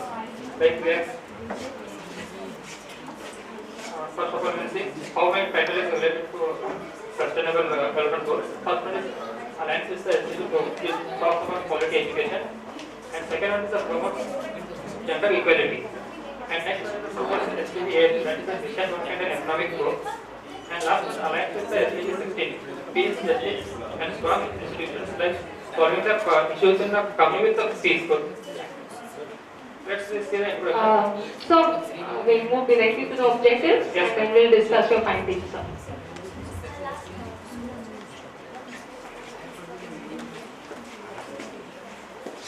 These are my objectives. First one to explore the emotional intelligence and generational workplace conflict resolution, and second to analyze the generational influence in a conflict through the text analysis. I have used the text and two text analysis tools. One is the thematic mapping, another one is the LDA method. And the last one is to develop a text-based framework to suggesting the companies to which methods they have to follow to minimize the issues in the company. The methodology part is completely based on the secondary data and a systematic literature review to explore AI's role in the impact generation workplace conflict resolution, and research approach is the quality approach subject to experience and communication styles and AI-driven strategies. Data collection is based on the scholarly data, and papers are collected after 2020, which are published in the Focus, PubMed, ICBMBFI, and data analysis as I told, thematic analysis and topic modeling. This is the topic modeling using a LDA method. Why I use this method? Because identifying the key things. After studying the many 120 papers, I came to know that what are the things I have to focus to minimize the issues conflict in the companies by emotional intelligence. First one speaks about misunderstanding. Second one, we can say that companies traditional culture. Next we can say the style of leadership. And again we can say communication style, leadership styles. Based on that, I come to the conclusion that I have suggested on thematic mapping, which I mentioned in my last objective. The thematic mapping speaks about intelligence in leadership styles and sentiment, generational gap in misunderstanding, organization culture and styles, and a digital transformation, emotional aspects in workplace conflict and workplace communication. At the last, we came to the conclusion that AI is essentially bridging the generational gaps in workplace conflicts and a generational difference in the communication styles, work values, and the technology adoption can create a workplace tensions. And the text analytics, which I mentioned, one is the thematic and another is the LDA method, which helps to identify what are the issues we have to focus and minimize the issues. And last is I will conclude that organization must use AI training, leadership programs and policies to minimize the issues. Thank you. Just one question. Yes, your research is fine, the thematic mapping LDA explains the reasons why it exists, but then I want to know why didn't you give a suggestion or why didn't you introduce how can we reduce this gap, because generational gap exists and what are the factors you explained, but how to deal with it, what are the ways in which... This is the thematic mapping I am suggesting to minimize the issues. We have seen the generational gap like baby boomers 1946 to 1964, generation X 1965 to 1980, and generation Z is 1997 to... I got it. Yes. My question is, the adoption of thematic mapping, this is all done by AI. Yes, ma'am. So I am asking what is your input, as in how can these be adopted or applied to real life situations? So what is your suggestion there? Ma'am, nowadays we have to change the leadership styles and the communication style and communication flow. What we have seen in the last generation, the communication flow was not good. So now we can adopt a good communication flow, leadership style and company cultures. By that we can minimize the issues. Thank you. Thank you.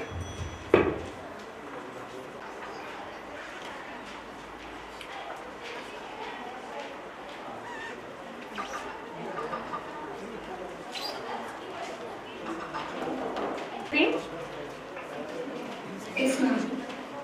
Yeah, it is visible.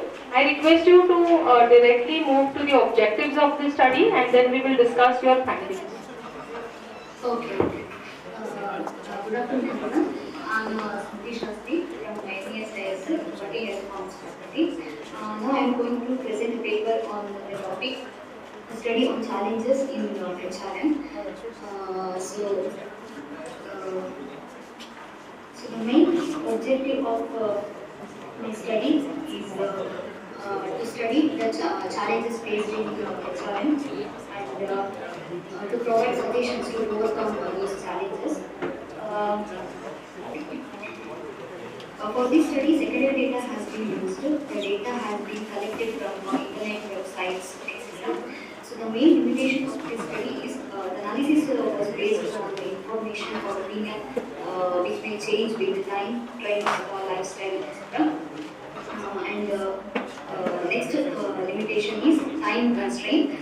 Due to the limited time available for conducting this study, certain aspects may not have been explored in as much depth as desired. Next limitation is the study relied solely on secondary data. So this study primarily utilized secondary data, meaning that the research depending on pre-existing sources rather than collecting first-hand data. Okay, ma'am. Could you move ahead? Next. Okay.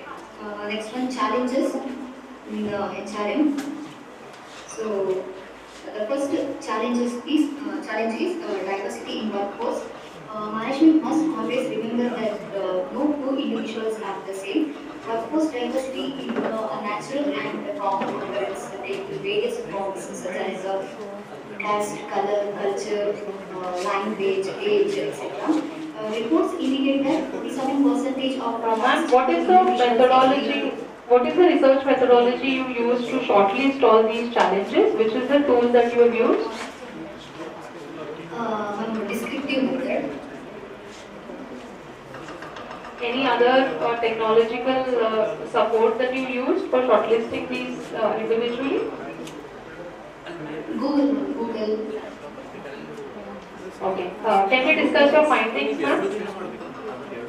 Okay. So this is the findings, challenges.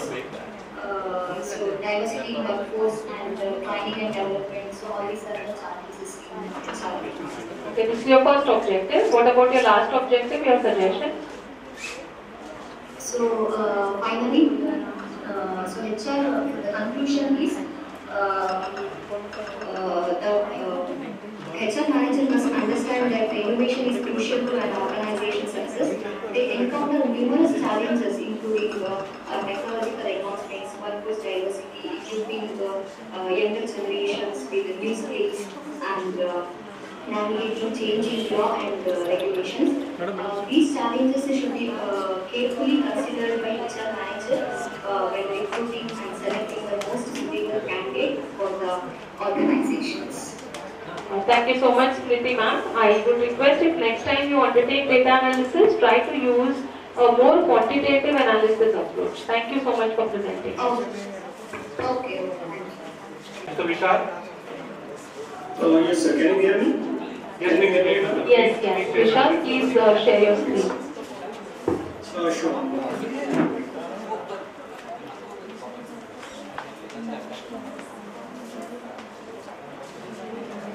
Is my screen visible, ma'am?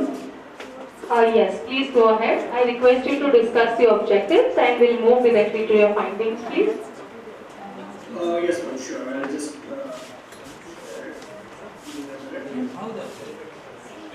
Is it visible, ma'am? Yes, please go ahead. Yeah. So, my research will be on the power of advertisement in growing sports industry. So, the objectives are to understand the uses of advertisement in the sports industry, to study how to reach a wider audience with the continuous engagement of customers or audience, to know how these courses move towards sustainability, to explore various job opportunities available at these courses. So, these are my objectives. And coming to the methodology, it's a qualitative methodology has been used for the study, and the sources which are used was YouTube channels and Instagram handles of different sports athletes and the organizations where I could see their subscribers and other sources, which was readily available for me. And coming to the analysis and interpretation, the observations from different organizations and athletes' YouTube channels and Instagram handles, which was common across platforms worldwide. According to the Statista, which is the source which I have sourced from, the global esports audience is expected to be 640.8 million by 2025, split into 180 million enthusiasts, dedicated fans, which I can say, and somewhere around 320 million occasional viewers who usually visit the sites. This figure aligned with demand sales, which forecast 640 million viewers by 2025. So we have almost 650 now as per today. And the major findings are, we can use, the companies can go for sponsorship, can be a game changer in other sports industry, as we can see the results in sports like cricket. We see Virat Kohli using the MRF speaker pad, which has given a lot of money to the MRF. And we are seeing the new change that Shuman is using the same MRF speaker pad, which is the sensation again. Same way, even sponsorships can help in the sports industry and event marketing. Hosting a land events of different games like JCE, Valorant, CS2 and PUBG Mobile and many other games also will help boosting the sports industry as well as the brand collaboration will help to boost their advertisement, their products, promote their products in the wider way. And Indian advertisement, the best way to promote the product is through Indian advertisement, which gives a lot of facility for products and brands. For example, we would say that Tesla is using or mobile as a strategy, and they want a big car in the game, and even Mahindra PE6 has been using the same strategy in the PG mobile. So gives a lot of scope and wider reach. Suggestion: Fortune Business Insight reported that 1.72 billion in 2022 with the CAGR of 20.7% is a huge growing market. There's a lot of scope of advertising in many ways to reach out to the audience easily. And companies can focus on hosting events and collaborating with gamers for better reach of audience, where they can promote a lot of products and their brand. And conclusion, advertisement is a sporting event and collaboration with sports icons have proven track records. From Michael Jordan to Sachin Tendulkar, seminar wins to PV Sindhu, as you can see, Puma and PBMB. So hence the emerging esports industry can do wonders for brands with emerging icons in India and globally. Thank you so much, Vishal sir. If I just want one question, Do you have any statistical support for the findings and suggestions that you have given? No, not exactly a statistical. So your research was more to do with qualitative and subjective analysis. Yes. Yes, ma'am. Thank you. Thank you so much. Next time I would use the qualitative method. Sure. All the best. Yes. Yes, sir.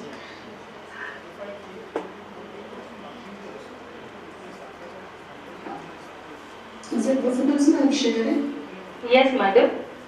I request you to move to the objectives and then we can discuss your findings directly, please.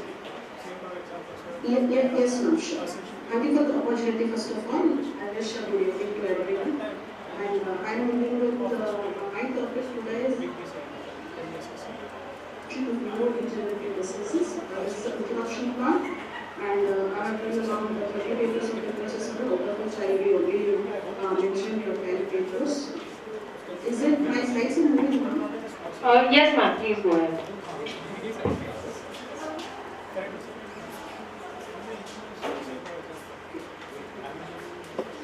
This is an introduction part. It was just and coming to the problem statement. To design an advanced prediction tracking system, it was a machine learning algorithm in IoT engineering. In the sense, people were suffering from neurodegenerative diseases.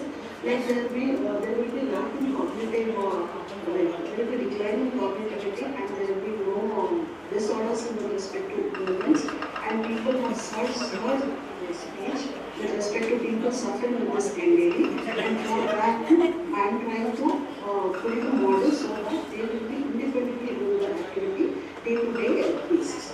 And the objective I have framed is to design an enhanced machine learning model in order to identify neurodegenerative diseases, and this is based on the data collection I do. Ma'am, sorry to disturb you. Could you please display your objective slide, ma'am? Slide with your objectives in it? Yes, ma'am, it is displayed. It is not seen. Yeah, now it is seen, ma'am. Please. Now it is seen. Okay.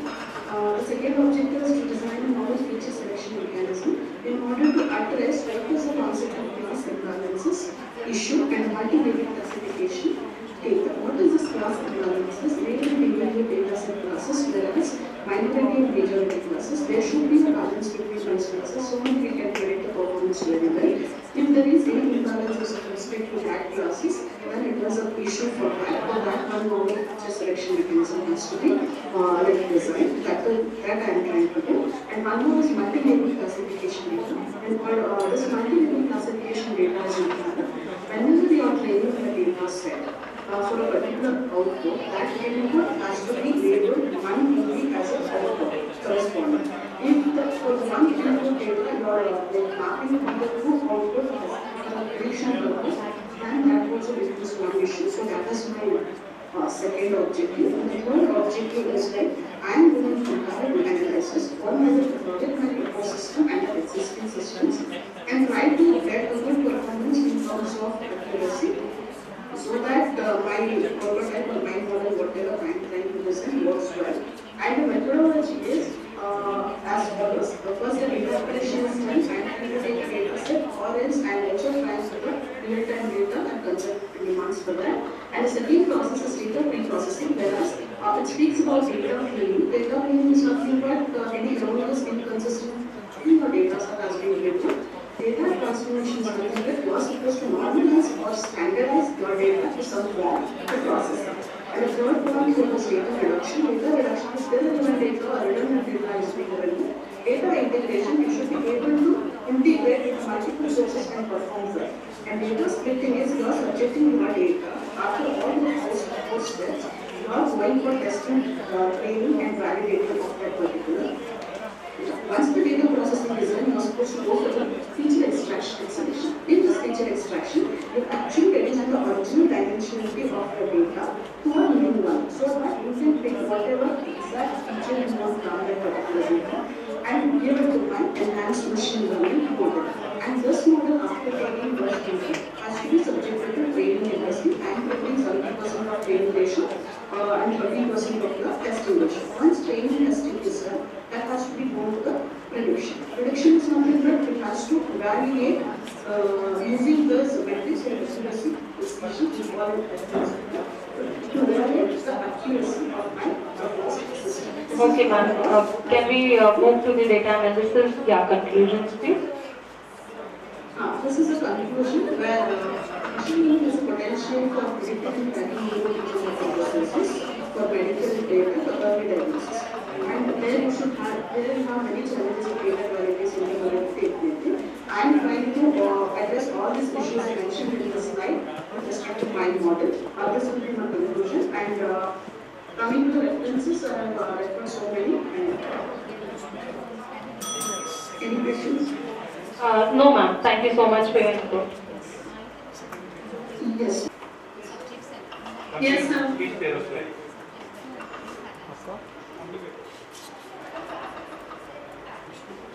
Kindly share your screen. I request you to, yes, your screen is visible, madam. I request you to move to the objectives and then we can directly discuss your findings, please. Okay. So good evening, everyone. So our study covers 4 key areas related to occupation health and safety and its impact on economic growth. So the objectives of our study are leadership commitment. We analyze how committed organization leaders are to promoting a culture of workplace safety. The second one is infrastructure and resources. The second objective evaluates whether the available infrastructure and resources are sufficient to support OHS initiatives. And third objective is emergency preparedness. Lastly, we assess the efficiency of emergency response measures in workplace institutions. The hypothesis of our research is, the first hypothesis states occupation health and safety standards have a significant positive impact on job satisfaction among employees. And the second hypothesis states digital safety innovation significantly improve workplace safety and risk management. The independent variables in our study are leadership commitment, which will measure how effectively leadership promotes a culture of safety. Second is infrastructure and resources. It evaluates the adequacy of facilities and resources supporting OHS. Third is job satisfaction and safety, which assesses employee satisfaction linked to safety practices. The dependent variables in our study are workplace safety culture, which represents the overall safety environment within the organization, employee morale and productivity, which analyzes how safety standards influence productivity and staff well-being. Now coming to the research methodology, we didn't just pick a handful of people, we surveyed 385 employees across different micro and small enterprises. We used statistical tools to find patterns like correlation analysis and hypothesis testing. So now to ensure a detailed analysis, we divided a questionnaire into 9 sections, each covering different aspects of workplace safety. In total, we asked 45 questions to get a well-rounded understanding. We focused on 7 key variables. Some of them were leadership commitment, infrastructure, safety culture, and emergency preparedness. Now coming to the research model, so our main objective was to enhance the occupational health and safety standards, for which our variables were leadership commitment, infrastructure and resources, job satisfaction and safety. And our main objective were to answer the following questions, which were how do leadership and infrastructure shape workplace safety culture, how prepared are workplaces for emergencies, and is there a direct link between job satisfaction and safety. So now coming to the social demographics of our respondents, to know that who participated in our survey. Our survey had a fairly balanced gender distribution with 59.22% male and 40% female respondents. A small percentage of 0.78% identified as others. The largest groups were aged 20 to 25 and above 55. The middle age groups were 26 to 55 years. Around 20% of respondents have worked for 6 to 10 years and another 21% have worked over 20 years. Sitting, sorry to disturb you in between. I would request you to move to your findings directly. Ma'am, should I discuss Yes, please. Yes, please. So, coming to the analysis, so our hypothesis was that occupational health and safety standards have a significant positive impact on job satisfaction. To validate our hypothesis, we used Pearson's correlation analysis. So we established relationship between each question. We asked them a questionnaire relating to leadership commitment and job satisfaction and safety. So which the questions are mentioned in the table below. So the findings from this analysis was the highest correlation was found in question B. The R was 0.5280, which means when safety efforts are recognized and rewarded, employees feel their work quality is unaffected by safety concerns. Other question also show a moderate to strong positive relation, confirming the leadership's commitment to safety directly influences job satisfaction. Our findings strongly support the hypothesis. When leadership actively prioritizes safety, employees feel more satisfied and secure in their roles. The second analysis was about, our goal was here to determine whether digital safety innovations contribute to a safer workplace environment or not. Here also the question I mentioned in the table. The main findings from this analysis was the correlation of moderate to strong positive, meaning that digital safety innovations have a significant impact on workplace safety. Question number D had the highest correlation of R being 0.5280, indicating that simplifying safety reporting through digital system leads to faster response time for hazardous conditions. So the finding from this analysis was online training had the lowest correlation. And the key takeaway was technology plays a critical role in enhancing workplace safety by improving accessibility. Our study revealed 5 key findings. So the first one was leadership commitment. Strong leadership in OHS boost job satisfaction as the R resulted into 0.5280.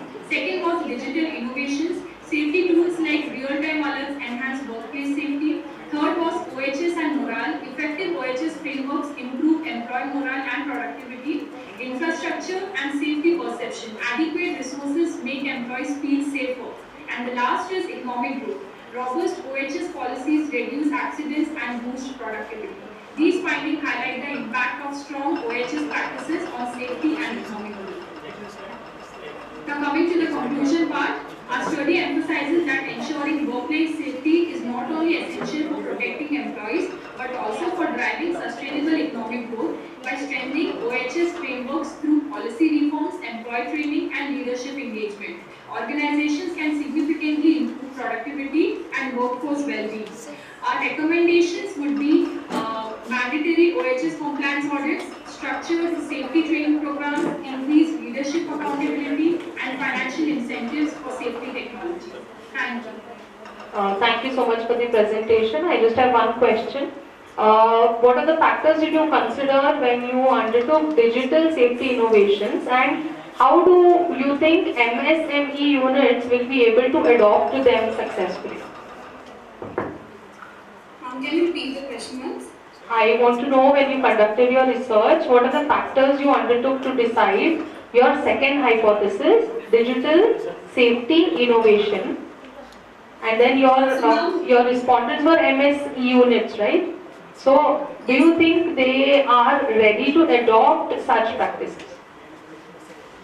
Now the factors were like the use of digital tools that they use for the safety management, like what are the software that they implemented, then what are the training modules, since they were SMEs, so they needed a lot of training modules, and then what was the reporting system, like are there automated reporting systems to for improving the hazards that are being caused.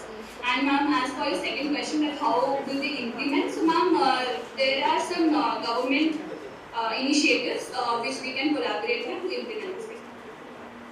Thank you so much, Kriti and Sana. Thank you, ma'am. Thank you, ma'am. So that was the last of our presenters for today. So we are almost ready to conclude today's session. But before we do that, I would like to request our esteemed session chair, Dr. Vishali Pakanwar ma'am, to please share a few words.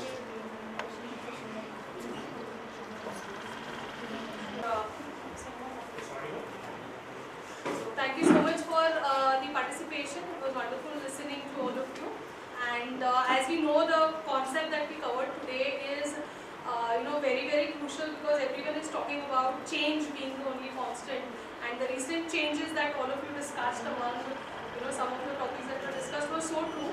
Okay, looking into the recent trends that business is seeing, management is looking into, all the areas we see AI covering most of the concepts, the functionings of the business today. All these sectors adopting different augmented realities to make your businesses effective. We saw the folks, last year coming up with a list of new recent trends which are very crucial for businesses to adopt. We saw last year Reliance coming in with, AI in shopping, which was, a new trend because Zote, the new this thing that they came up with. We see the changing traditions, the adoption of practices in business today is not going to remain same. So I think managers have to keep themselves ready. It was a wonderful experience to listen to all your researches. Thank you so much for having me here. I thank Rohitraj sir for giving me this invitation and sir to coordinate. Thank you all the faculty members and delegates. It was wonderful being here today.